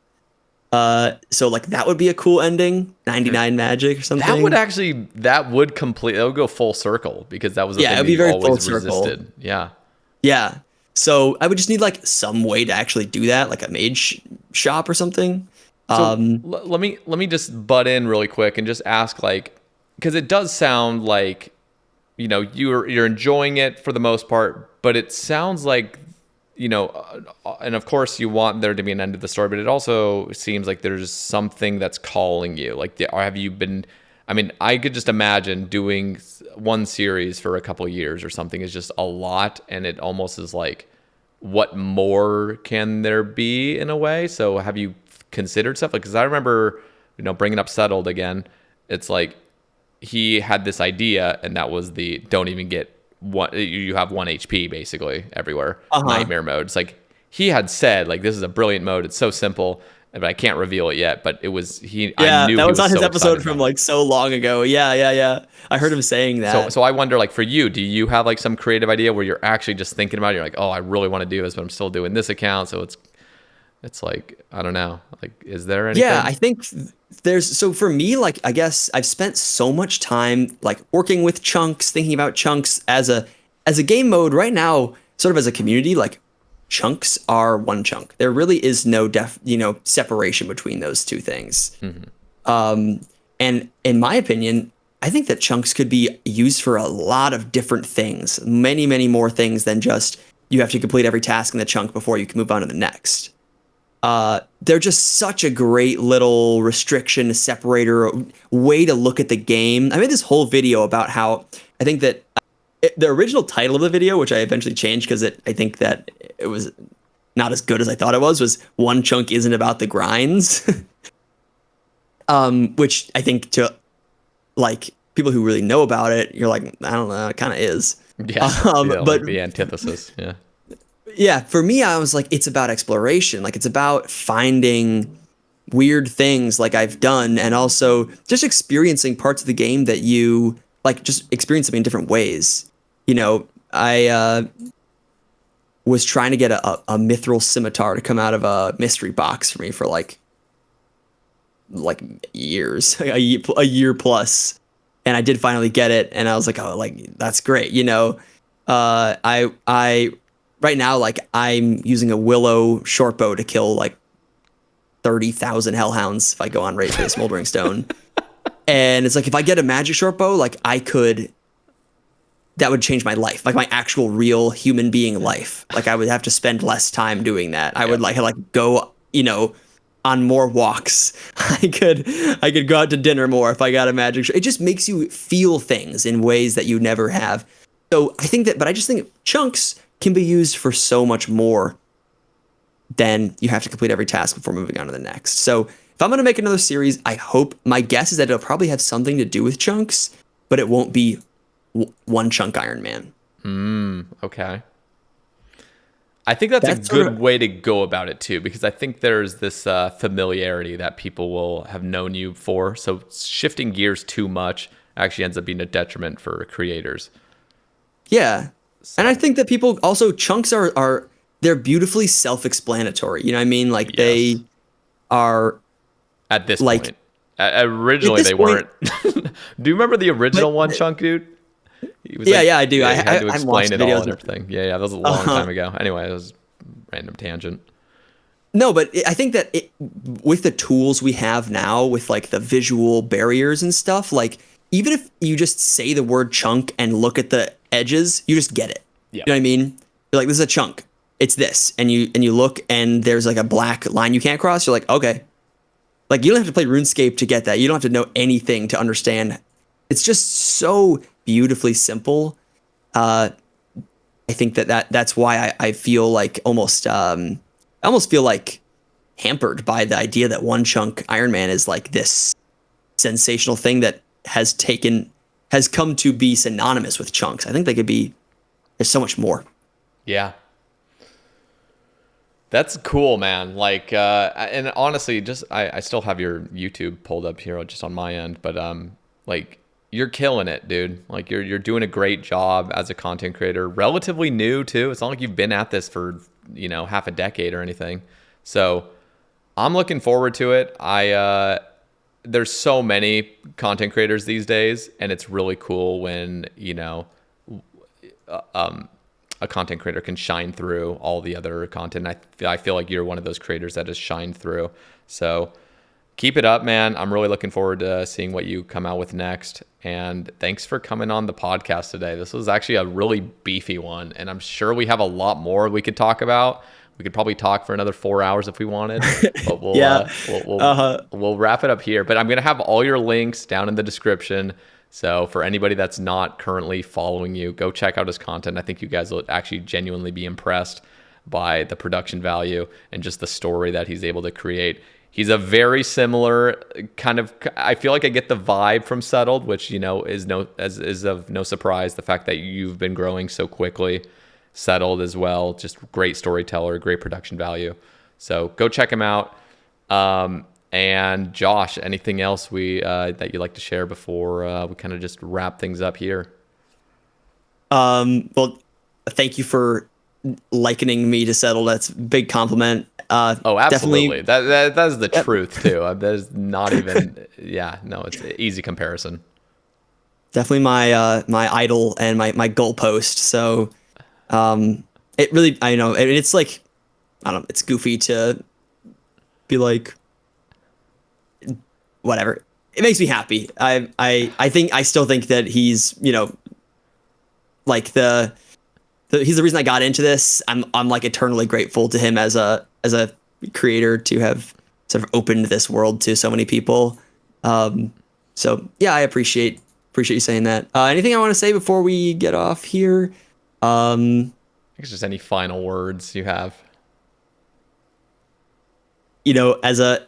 I was telling you this before we got on, but I've been listening to so much Sae Bae cast lately, and so yeah, we could probably keep talking for hours if I just went through your other podcasts. Like everything you say is like, oh, like there's so much there. Like I don't know. I really appreciate what you do. By the way, I don't know if you don't get a whole lot of credit on your own podcast, but I want to give it to you right now and say that you create this space for good, honest discussions about things in the game that, like, I think I've learned so much from listening to your podcast and the things you guys talk about. And so I'm really grateful to you for creating this space where it's like really just like when I load up a Sae Bae cast, I'm like, someone is going to say something and it's going to make me think about something in a new way. And I can't wait. Like that's how I see this. I love that. I love to hear that. And I'm honestly like just honored that you'd even listen because, again, it just feels like it's very simple content, just talking with creators or other players. And I love doing it. It's absolutely so fun. And this is just like talking with you is another reminder of just how much I enjoy this. It's laid back. There's not much pressure to it.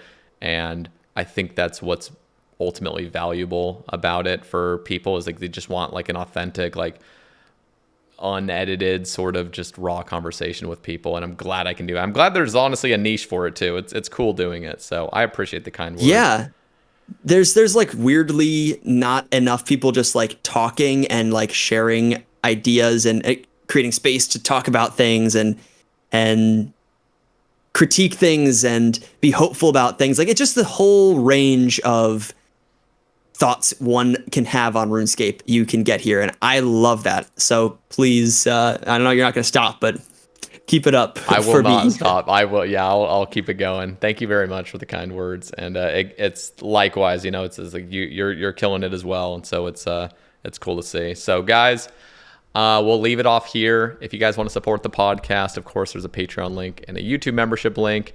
And next, we got another podcast later this week, and then we're also during RuneFest. I'm not going, but we will be getting. Oh, you're not? No, I'm not, unfortunately. But I was hoping to say hi there. Okay. But luckily, Mr. No Sleep will not be attending either. So we're actually going to do a podcast that'll be released, I think, around RuneFest, which I'm super excited to be talking with him. He's been a long time like listed guest where I wanted him on, but just the times hadn't like aligned basically. So I'm looking forward to that one. So anyway, yeah, that's it for me. And you are going to RuneFest, correct? That's right. Yeah, I'll be there. All right. I expect like some sort of collab thing. I'm gonna be watching everybody's live stream and stuff. So you better be on like somebody's live stream. I need to see all the boys. You better be in some pictures too, because I'm on Twitter. So if I don't see you in any pictures, like I'm gonna be wondering what's going on. So anyway, enjoy yourself though, King. All right, guys. Thank you. That's it for me, and we'll catch you in the next one. Peace.